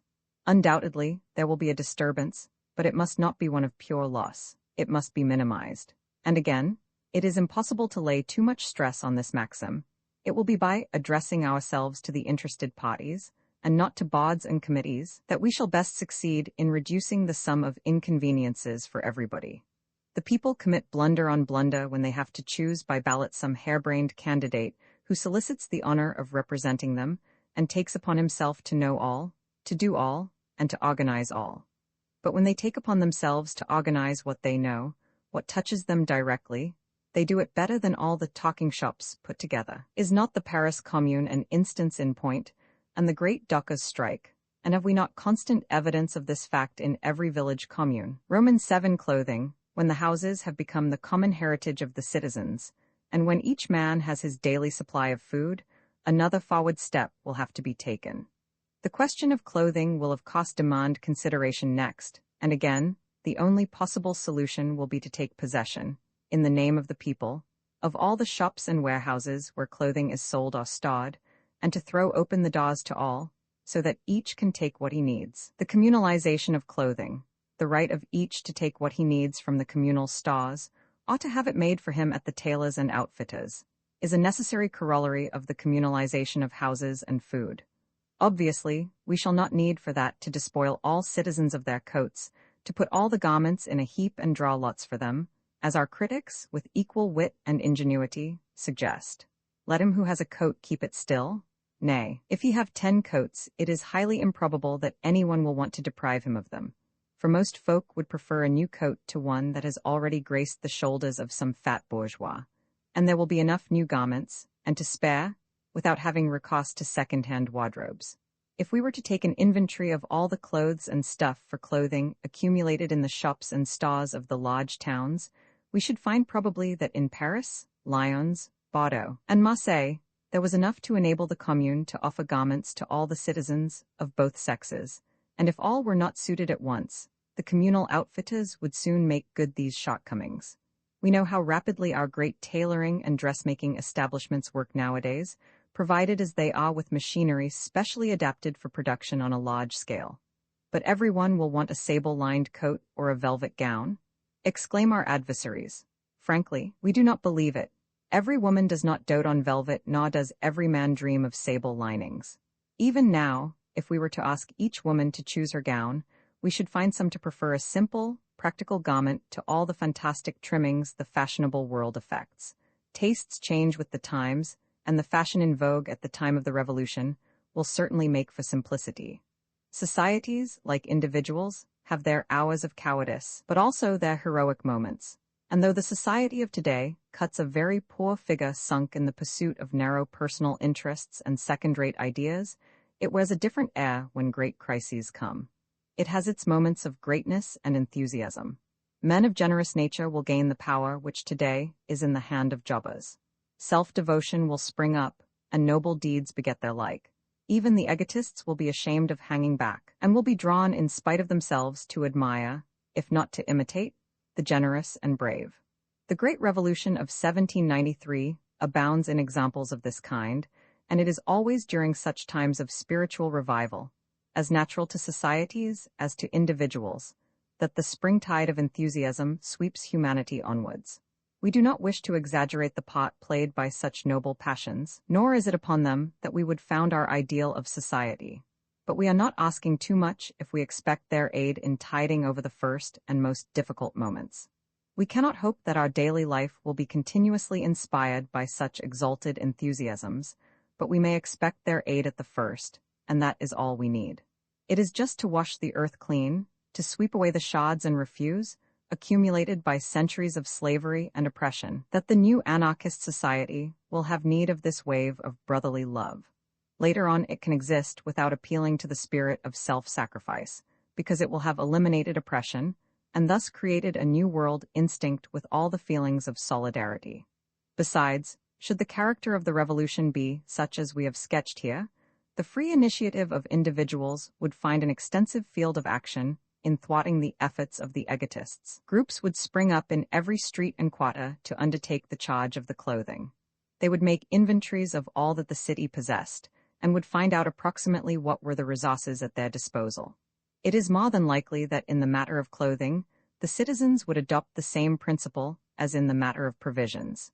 That is to say, they would offer freely from the common store everything which was to be found in abundance, and dole out whatever was limited in quantity. Not being able to offer to each man a sable-lined coat, and to every woman a velvet gown, society would probably distinguish between the superfluous and the necessary, and provisionally at least class sable and velvet among the superfluities of life, ready to let time prove whether what is a luxury today may not become common to all tomorrow. While the necessary clothing would be guaranteed to each inhabitant of the anarchist city, it would be left to private activity to provide for the sick and feeble those things, provisionally considered as luxuries, and to procure for the less robust such special articles as would not enter into the daily consumption of ordinary citizens. But, it may be urged, this means gray uniformity and the end of everything beautiful in life and art. Certainly not, we reply.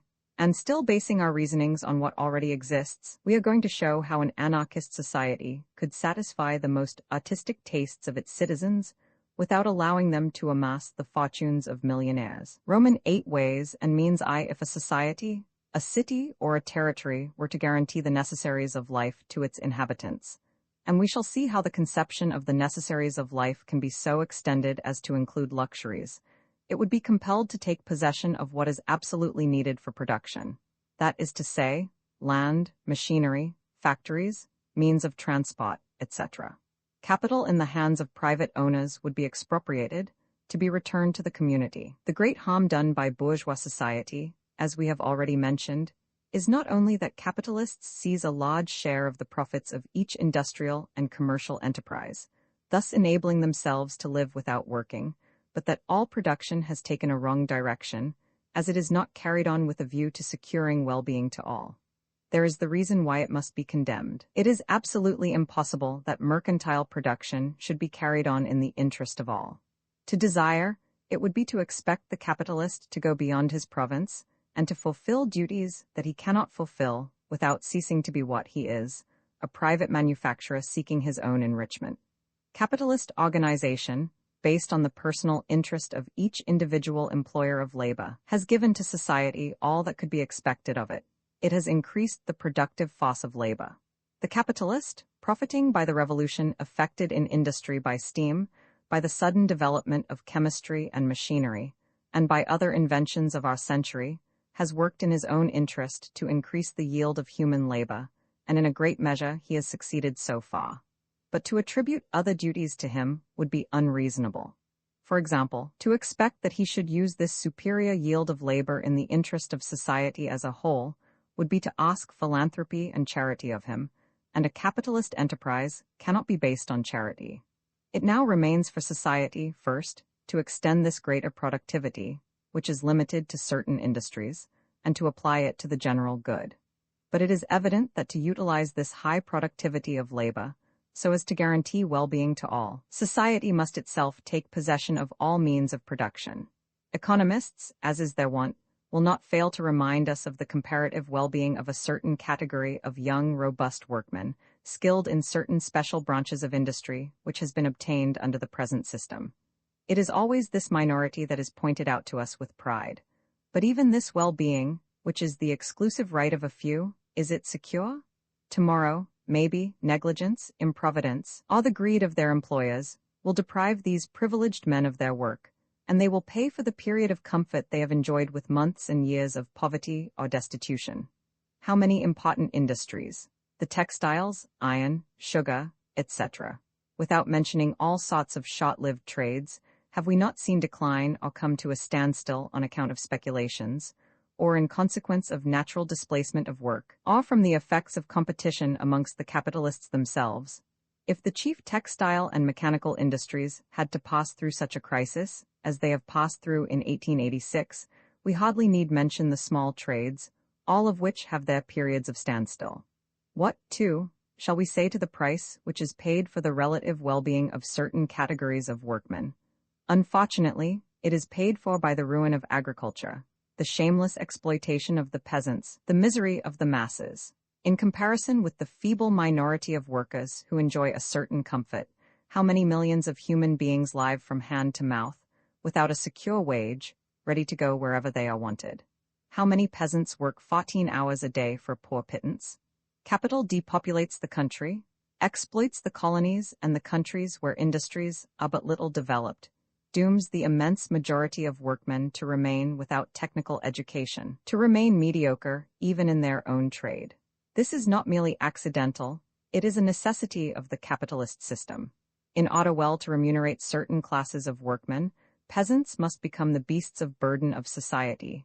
The country must be deserted for the town.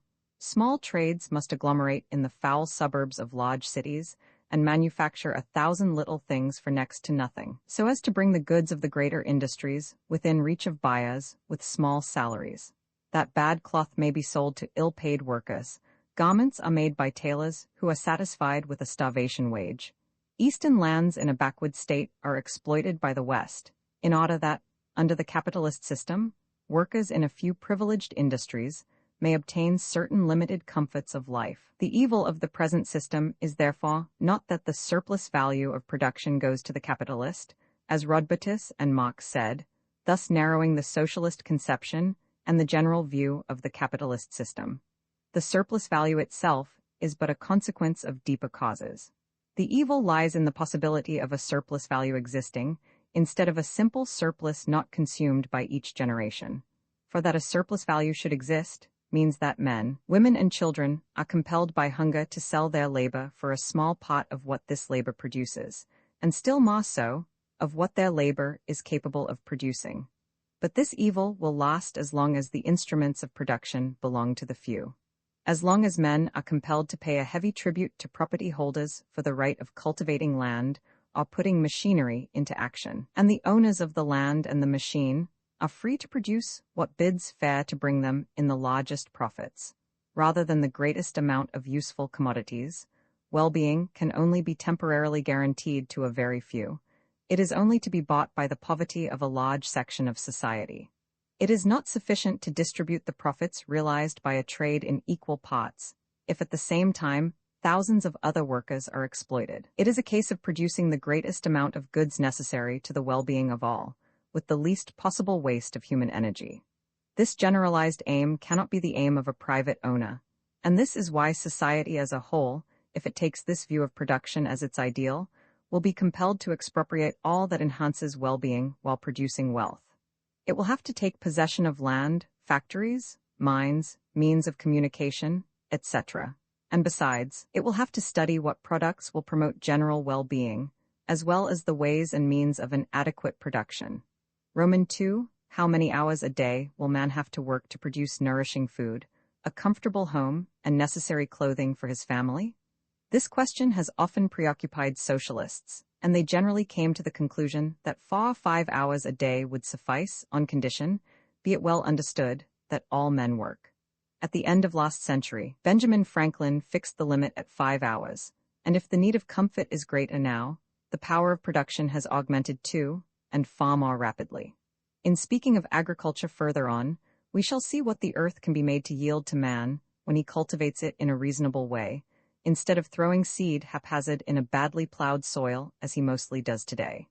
In the great farms of Western America, some of which cover 30 square miles but have a poorer soil than the manured soil of civilized countries, only 10 to 15 English bushels per English acre are obtained. That is to say, half the yield of European farms or of American farms in the eastern states. And nevertheless, thanks to machines which enable 2 men to plow 4 English acres a day, 100 men can produce in a year all that is necessary to deliver the bread of 10,000 people at their homes during a whole year. Thus, it would suffice for a man to work under the same conditions for 30 hours, say 6 half-days of 5 hours each, to have bread for a whole year, and to work 30 half-days to guarantee the same to a family of 5 people. We shall also prove by results obtained nowadays that if we took recourse to intensive agriculture, less than 6 half-days' work could procure bread, meat, vegetables, and even luxurious fruit for a whole family. Again, if we study the cost of workmen's dwellings, built in large towns today, we can ascertain that to obtain, in a large English city, a semi-detached little house, as they are built for workmen for £250, from 1,400 to 1,800 half-days' work of 5 hours would be sufficient.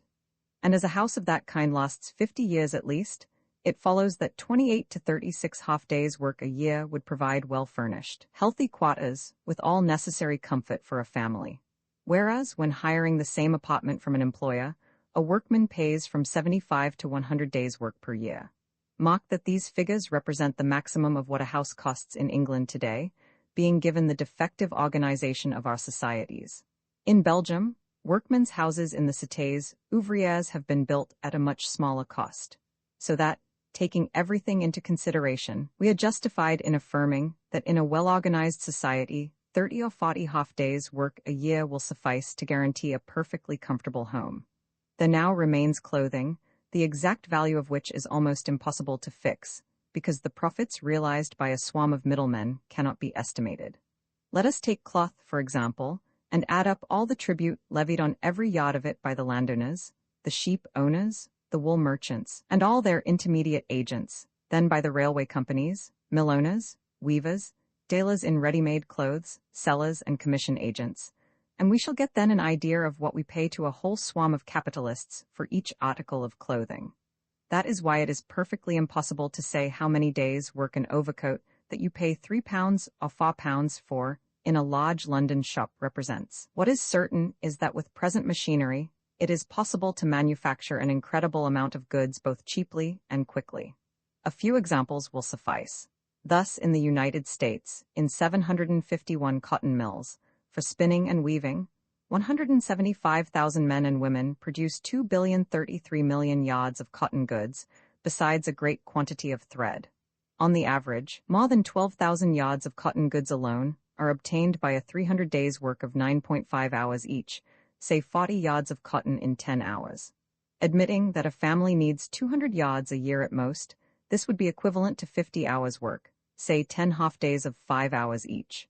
And we should have thread besides, that is to say, cotton to sew with, and thread to weave cloth with, so as to manufacture woolen stuffs mixed with cotton. As to the results obtained by weaving alone, the official statistics of the United States teach us that in 1870, if workmen worked 13 or 14 hours a day, they made 10,000 yards of white cotton goods in a year. 16 years later, 1886, they wove 30,000 yards by working only 55 hours a week. Even in printed cotton goods, they obtained, weaving and printing included, 32,000 yards in 2,670 hours of work a year, say about 12 yards an hour. Thus, to have your 200 yards of white and printed cotton goods, 17 hours work a year would suffice. It is necessary to remark that raw material reaches these factories in about the same state as it comes from the fields, and that the transformations gone through by the piece before it is converted into goods are completed in the course of these 17 hours. But to buy these 200 yards from the tradesman, a well-paid workman must give at the very least 10 to 15 days' work of 10 hours each, say 100 to 150 hours. And as to the English peasant, he would have to toil for a month, or a little more, to obtain this luxury. By this example, we already see that by working 50 half-days per year in a well-organized society, we could dress better than the lower middle classes do today. But with all this, we have only required 60 half-days' work of 5 hours each to obtain the fruits of the earth, 40 for housing and 50 for clothing, which only makes half a year's work, as the year consists of 300 working days if we deduct holidays. There remains still 150 half-days' work, which could be made use of for other necessaries of life, wine, sugar, coffee, tea, furniture, transport, etc., etc. It is evident that these calculations are only approximative, but they can also be proved in another way. When we take into account how many, in the so-called civilized nations, produce nothing, how many work at harmful trades, doomed to disappear, and lastly, how many are only useless middlemen, we see that in each nation the number of real producers could be doubled. And if, instead of every 10 men, 20 were occupied in producing useful commodities, and if society took the trouble to economize human energy, those 20 people would only have to work 5 hours a day without production decreasing. And it would suffice to reduce the waste of human energy, which is going on in the rich families with the scores of useless servants, or in the administrations which occupy one official to every 10 or even 6 inhabitants, and to utilize those forces to augment immensely the productivity of a nation. In fact, work could be reduced to 4 or even 3 hours a day to produce all the goods that are produced now. After studying all these facts together, we may arrive then at the following conclusion. Imagine a society comprising a few million inhabitants engaged in agriculture and a great variety of industries. Paris, for example, with the department of Seine-et-Oise. Suppose that in this society, all children learn to work with their hands as well as with their brains. Admit that all adults, save women, engaged in the education of their children, bind themselves to work 5 hours a day from the age of 20 or 22 to 45 or 50, and that they follow occupations they have chosen themselves in any one of those branches of human work which in this city are considered necessary. Such a society could in return guarantee well-being to all its members, a well-being more substantial than that enjoyed today by the middle classes. And moreover, each worker belonging to this society would have at his disposal at least 5 hours a day which he could devote to science, art, and individual needs which do not come under the category of necessities, but will probably do so later on, when man's productivity will have augmented, and those objects will no longer appear luxurious or inaccessible. Roman 9. The need for luxury. Man is not a being whose exclusive purpose in life is eating, drinking, and providing a shelter for himself. As soon as his material wants are satisfied, other needs, which, generally speaking, may be described as of an artistic character, will thrust themselves forward. These needs are of the greatest variety, they vary with each and every individual. And the more society is civilized, the more will individuality be developed, and the more will desires be varied. Even today, we see men and women denying themselves necessaries to acquire mere trifles, to obtain some particular gratification, or some intellectual or material enjoyment. A Christian or an ascetic may disapprove of these desires for luxury, but it is precisely these trifles that break the monotony of existence and make it agreeable. Would life, with all its inevitable drudge and sorrows, be worth living if, besides daily work, man could never obtain a single pleasure according to his individual tastes? If we wish for a social revolution, it is no doubt, first of all, to give bread to everyone. To transform this execrable society, in which we can every day see capable workmen dangling their arms for want of an employer who will exploit them, women and children wandering shelterless at night, whole families reduced to dry bread, men, women, and children dying for want of care, and even for want of food. It is to put an end to these iniquities that we rebel, but we expect more from the revolution. We see that the worker, compelled to struggle painfully for bare existence, is reduced to ignore the higher delights, the highest within man's reach, of science, and especially of scientific discovery, of art, and especially of artistic creation. It is in order to obtain for all of us joys that are now reserved to a few, in order to give leisure and the possibility of developing everyone's intellectual capacities, that the social revolution must guarantee daily bread to all. After bread has been secured, leisure is the supreme aim. No doubt nowadays, when hundreds and thousands of human beings are in need of bread, coal, clothing, and shelter, luxury is a crime. To satisfy it, the worker's child must go without bread. But in a society in which all have the necessary food and shelter, the needs which we consider luxuries today will be the more keenly felt. And as all men do not and cannot resemble one another, the variety of tastes and needs is the chief guarantee of human progress. There will always be, and it is desirable that there should always be, men and women whose desire will go beyond those of ordinary individuals in some particular direction. Everybody does not need a telescope, because, even if learning were general, there are people who prefer to examine things through a microscope to studying the starry heavens. Some like statues, some like pictures. A particular individual has no other ambition than to possess a good piano, while another is pleased with an accordion. The tastes vary, but the artistic needs exist in all.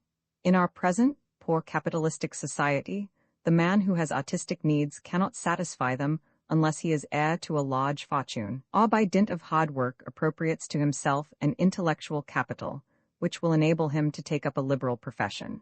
Still, he cherishes the hope of some day satisfying his tastes more or less, and for this reason he reproaches the idealist communist societies with having the material life of each individual as their sole aim. In your communal stores you may perhaps have bread for all, he says to us, but you will not have beautiful pictures, optical instruments, luxurious furniture, artistic jewelry, in short, the many things that minister to the infinite variety of human tastes. And you suppress the possibility of obtaining anything besides the bread and meat which the commune can offer to all, and the drab linen in which all your lady citizens will be dressed. These are the objections which all communist systems have to consider, and which the founders of new societies, established in American deserts, never understood. They believed that if the community could procure sufficient cloth to dress all its members, a music room in which the brothers could strum a piece of music, or act a play from time to time, it was enough. They forgot that the feeling for art existed in the agriculturist as well as in the burgher, and notwithstanding that the expression of artistic feeling varies according to the difference in culture, in the main it remains the same. In vain did the community guarantee the common necessaries of life. In vain did it suppress all education that would tend to develop individuality. In vain did it eliminate all reading save the Bible. Individual tastes broke forth and caused general discontent. Quarrels arose when somebody proposed to buy a piano or scientific instruments, and the elements of progress flagged. The society could only exist on condition that it crushed all individual feeling, all artistic tendency, and all development. Will the anarchist commune be impelled by the same direction? Evidently not, if it understands that while it produces all that is necessary to material life, it must also strive to satisfy all manifestations of the human mind. Roman 2, we frankly confess that, When we think of the abyss of poverty and suffering that surrounds us, when we hear the heartrending cry of the worker walking the streets begging for work, we are loath to discuss the question: how will men act in a society whose members are properly fed to satisfy certain individuals desirous of possessing a piece of Sevres china or a velvet dress? We are tempted to answer: let us make sure of bread to begin with, we shall see to china and velvet later on. But as we must recognize that man has other needs besides food, and as the strength of anarchy lies precisely in that it understands all human faculties and all passions, and ignores none, we shall, in a few words, explain how man can contrive to satisfy all his intellectual and artistic needs. We have already mentioned that by working 5 hours a day, till the age of 45 or 50, man could easily produce all that is necessary to guarantee comfort to society. But the day's work of a man accustomed to toil does not consist of 5 hours. It is a 10 hours day for 300 days a year, and lasts all his life. Of course, when a man is harnessed to a machine, his health is soon undermined and his intelligence is blunted.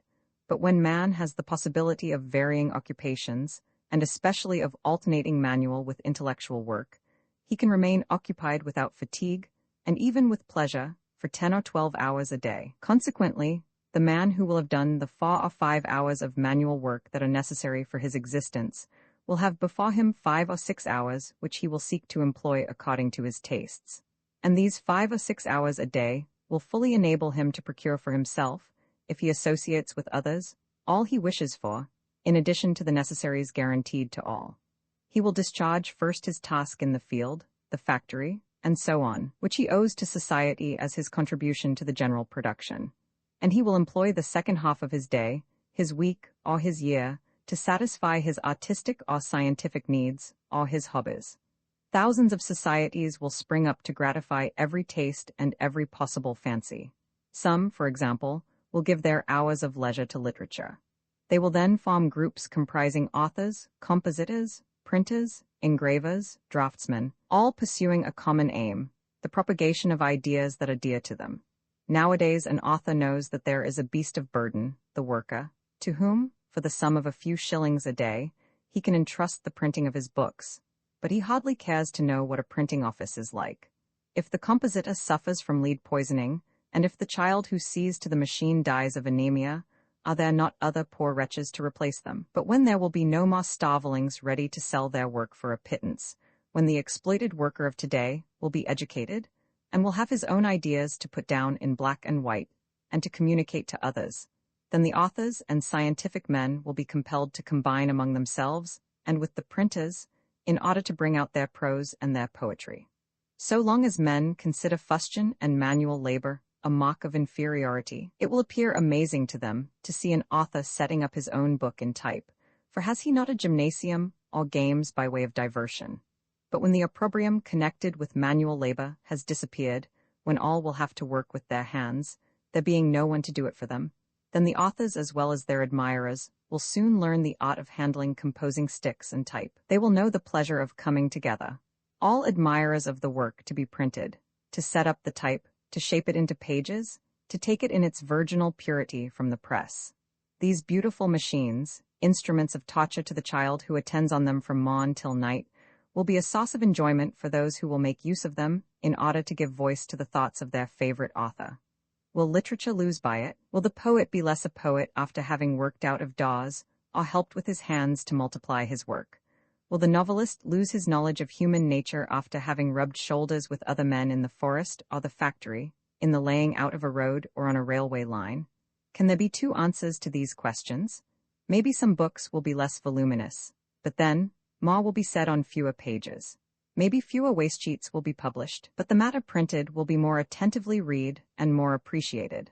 The book will appeal to a larger circle of better educated readers, who will be more competent to judge.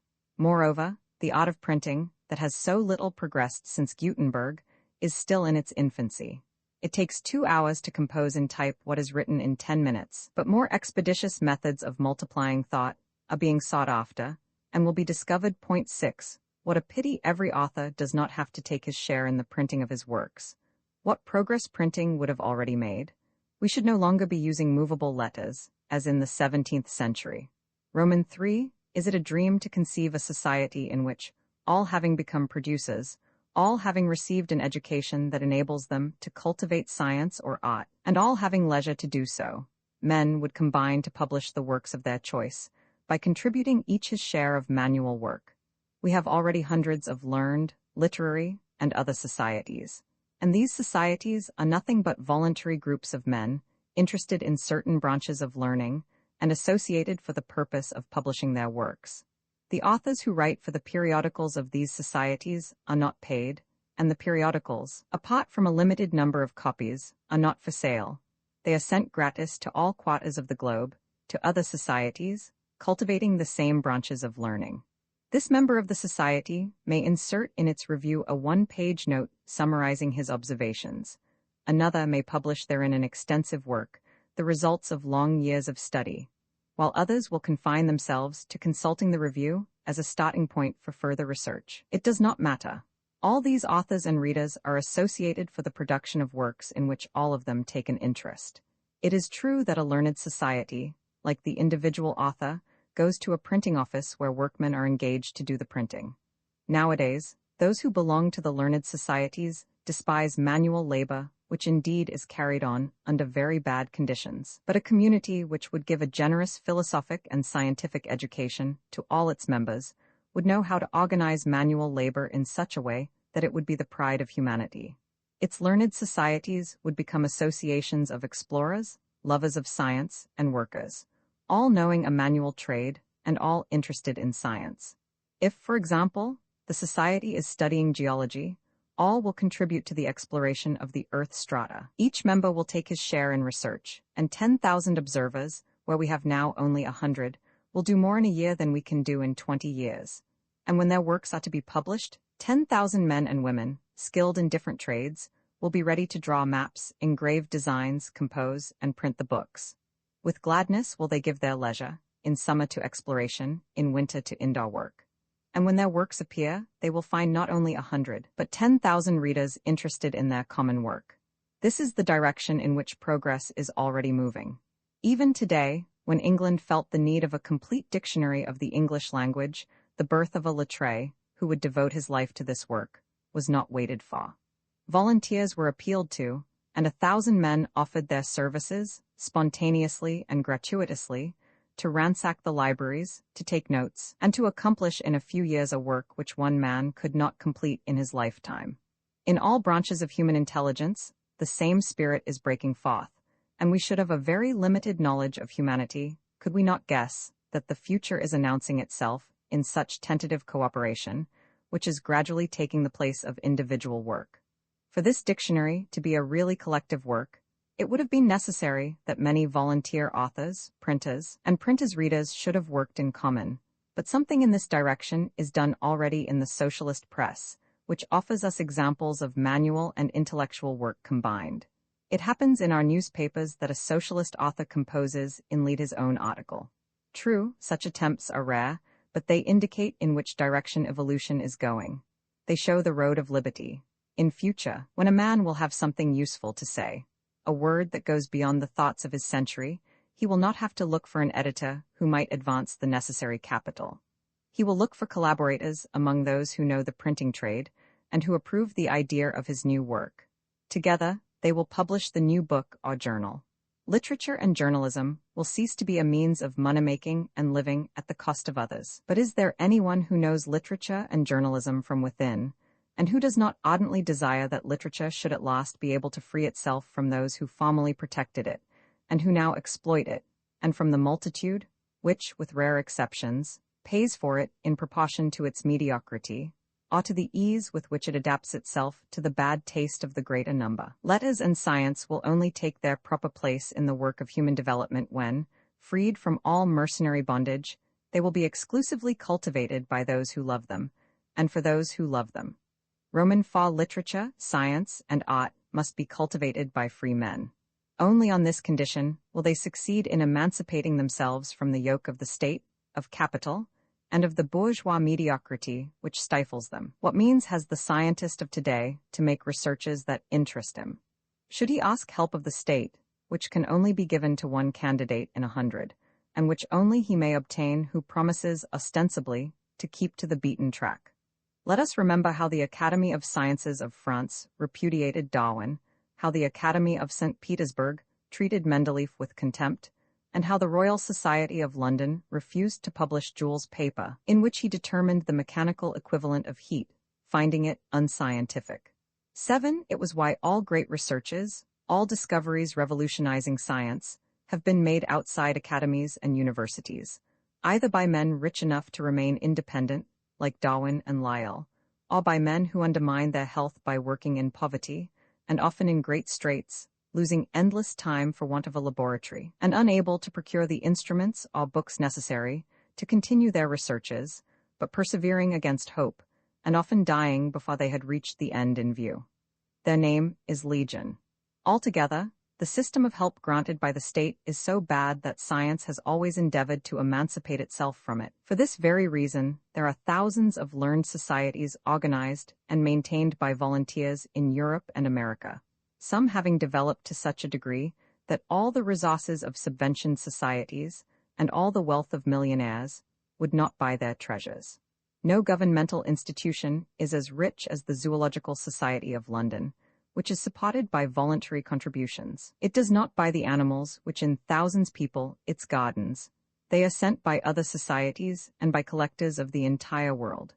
The Zoological Society of Bombay will send an elephant as a gift. Another time a hippopotamus or a rhinoceros is offered by Egyptian naturalists. And these magnificent presents are pouring in every day, arriving from all quarters of the globe: birds, reptiles, collections of insects, etc. Such consignments often comprise animals that could not be bought for all the gold in the world. Thus a traveler who has captured an animal at life's peril, and now loves it as he would love a child, will give it to the society because he is sure it will be cared for. The entrance fee paid by visitors, and they are numberless, suffices for the maintenance of that immense institution. What is defective in the Zoological Society of London, and in other kindred societies, is that the members' fee cannot be paid in work, that the keepers and numerous employees of this large institution are not recognized as members of the society, while many have no other incentive to joining the society than to put the cabalistic letters FZS, Fellow of the Zoological Society, on their cards. In a word, what is needed is a more perfect cooperation. We may say the same about inventors that we have said of scientists. Who does not know what sufferings nearly all great inventions have cost? Sleepless nights, families deprived of bread, want of tools and materials for experiments. This is the history of nearly all those who have enriched industry with inventions which are the truly legitimate pride of our civilization. But what are we to do to alter the conditions that everybody is convinced are bad? Patents have been tried, and we know with what results. The inventor sells his patent for a few pounds, and the man who has only lent the capital pockets the enormous profits often resulting from the invention. Besides, patents isolate the inventor. They compel him to keep secret his researches, which therefore end in failure, whereas the simplest suggestion, coming from a brain less absorbed in the fundamental idea, sometimes suffices to fertilize the invention and make it practical. Like all state control, patents hamper the progress of industry. Thought being incapable of being patented, patents are a crying injustice in theory, and in practice, they result in one of the great obstacles to the rapid development of invention. What is needed to promote the spirit of invention is, first of all, the awakening of thought, the boldness of conception, which our entire education causes to languish. It is the spreading of a scientific education, which would increase the number of inquirers 100-fold. It is faith that humanity is going to take a step forward, because it is enthusiasm, the hope of doing good, that has inspired all the great inventors. The social revolution alone can give this impulse to thought, this boldness, this knowledge, this conviction of working for all. Then we shall have vast institutes supplied with motor power and tools of all sorts, immense industrial laboratories open to all inquirers, where men will be able to work out their dreams, after having acquitted themselves of their duty towards society. Machinery palaces where they will spend their 5 or 6 hours of leisure, where they will make their experiments, where they will find other comrades, experts in other branches of industry, likewise coming to study some difficult problem, and therefore able to help and enlighten each other. the encounter of their ideas and experience causing the longed-for solution to be found. And yet again, this is no dream. Solonoy Gorodok, in Petersburg, has already partially realized it as regards technical matters. It is a factory well furnished with tools and free to all. Tools and motor power are supplied gratis, only metals and wood are charged for at cost price. Unfortunately, workmen only go there at night when worn out by 10 hours labor in the workshop. Moreover, they carefully hide their inventions from each other, as they are hampered by patents and capitalism, that bane of present society, that stumbling block in the path of intellectual and moral progress. And what about art? From all sides, we hear lamentations about the decadence of art. We are, indeed, far behind the great masters of the Renaissance. The technicalities of art have recently made great progress. Thousands of people gifted with a certain amount of talent cultivate every branch, but art seems to fly from civilization. Technicalities make headway, but inspiration frequents artists' studios less than ever. Where, indeed, should it come from? Only a grand idea can inspire art. Art is in our ideal synonymous with creation. It must look ahead, but save a few rare, very rare exceptions, the professional artist remains too philistine to perceive new horizons. Moreover, this inspiration cannot come from books. It must be drawn from life, and present society cannot arouse it. Raphael and Murillo painted at a time when the search of a new ideal could be pursued while retaining the old religious traditions.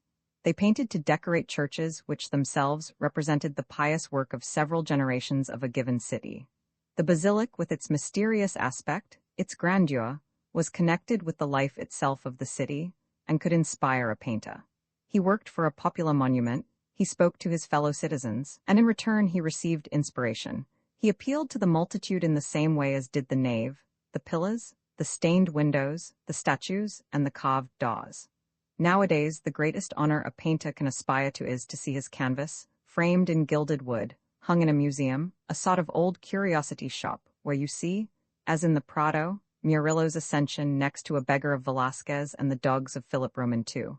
Poor Velázquez and poor Murillo, poor Greek statues which lived in the acropolis of their cities and are now stifled beneath the red cloth hangings of the Louvre.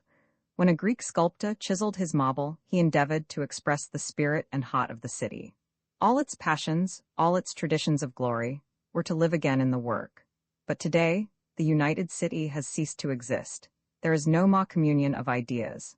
The town is a chance agglomeration of people who do not know one another, who have no common interest, save that of enriching themselves at the expense of one another. The fatherland does not exist.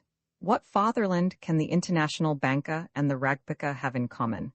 Only when cities, territories, nations, or groups of nations will have renewed their harmonious life, will art be able to draw its inspiration from ideals held in common. Then will the architect conceive the city's monument, which will no longer be a temple, a prison, or a fortress. Then will the painter, the sculptor, the carver, the ornament worker know where to put their canvases, their statues, and their decoration, deriving their power of execution from the same vital source, and gloriously marching all together towards the future. But till then, art can only vegetate. The best canvases of modern artists are those that represent nature, villages, valleys, the sea with its dangers, the mountain with its splendors. But how can the painter express the poetry of work in the fields if he has only contemplated it, imagined it, if he has never delighted in it himself? If he only knows it as a bird of passage, knows the country he saws over in his migrations.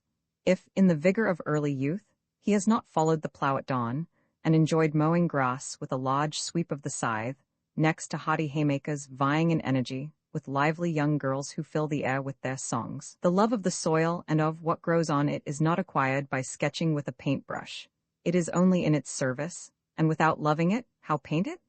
This is why all that the best painters have produced in this direction is still so imperfect, not true to life, nearly always merely sentimental. There is no strength in it. You must have seen a sunset when returning from work. You must have been a peasant among peasants to keep the splendor of it in your eye. You must have been at sea with fishermen at all hours of the day and night, have fished yourself, struggled with the waves, faced the storm, and after rough work experienced the joy of hauling a heavy net, or the disappointment of seeing it empty, to understand the poetry of fishing. You must have spent time in a factory, known the fatigues and the joys of creative work, forged metals by the vivid light of a blast furnace, have felt the life in a machine, to understand the power of man, and to express it in a work of art. You must, in fact, be permeated with popular feelings to describe them. Besides, the works of future artists who will have lived the life of the people, like the great artists of the past, will not be destined for sale. They will be an integral part of a living whole that would not be complete without them, any more than they would be complete without it. Men will go to the artist's own city to gaze at his work, and the spirited and serene beauty of such creations will produce its beneficial effect on heart and mind. Art, in order to develop, must be bound up with industry by 1,000 intermediate degrees, blended, so to say, as Ruskin and the great socialist poet Morris have proved so often and so well. Everything that surrounds man, in the street, in the interior and exterior of public monuments, must be of a pure artistic form, but this can only be realized in a society in which all enjoy comfort and leisure. Then only shall we see art associations, of which each member will find room for his capacity, for art cannot dispense with an infinity of purely manual and technical supplementary works. These artistic associations will undertake to embellish the houses of their members, as those kind volunteers, the young painters of Edinburgh, did in decorating the walls and ceilings of the great hospital for the poor in their city. A painter or sculptor who has produced a work of personal feeling will offer it to the woman he loves, or to a friend. Executed for love's sake, will his work, inspired by love, be inferior to the art that today satisfies the vanity of the Philistine because it has cost much money? The same will be done as regards all pleasures not comprised in the necessaries of life. He who wishes for a grand piano will enter the association of musical instrument makers, and by giving the association part of his half-day's leisure, he will soon possess the piano of his dreams. If he is fond of astronomical studies, he will join the association of astronomers, with its philosophers, its observers, its calculators, with its artists in astronomical instruments, its scientists and amateurs, and he will have the telescope he desires by taking his share of the associated work, for it is especially the rough work that is needed in an astronomical observatory. Bricklayers, carpenters, founders, mechanics' work, the last touch being given to the instrument of precision by the artist. In short, the 5 or 7 hours a day which each will have at his disposal, after having consecrated several hours to the production of necessities, would amply suffice to satisfy all longings for luxury, however varied. Thousands of associations would undertake to supply them. What is now the privilege of an insignificant minority would be accessible to all. Luxury, ceasing to be a foolish and ostentatious display of the bourgeois class, would become an artistic pleasure. Everyone would be the happier for it. In collective work, performed with a light heart to attain a desired end, a book, a work of art, or an object of luxury, each will find an incentive and the necessary relaxation that makes life pleasant. In working to put an end to the division between master and slave, we work for the happiness of both, for the happiness of humanity.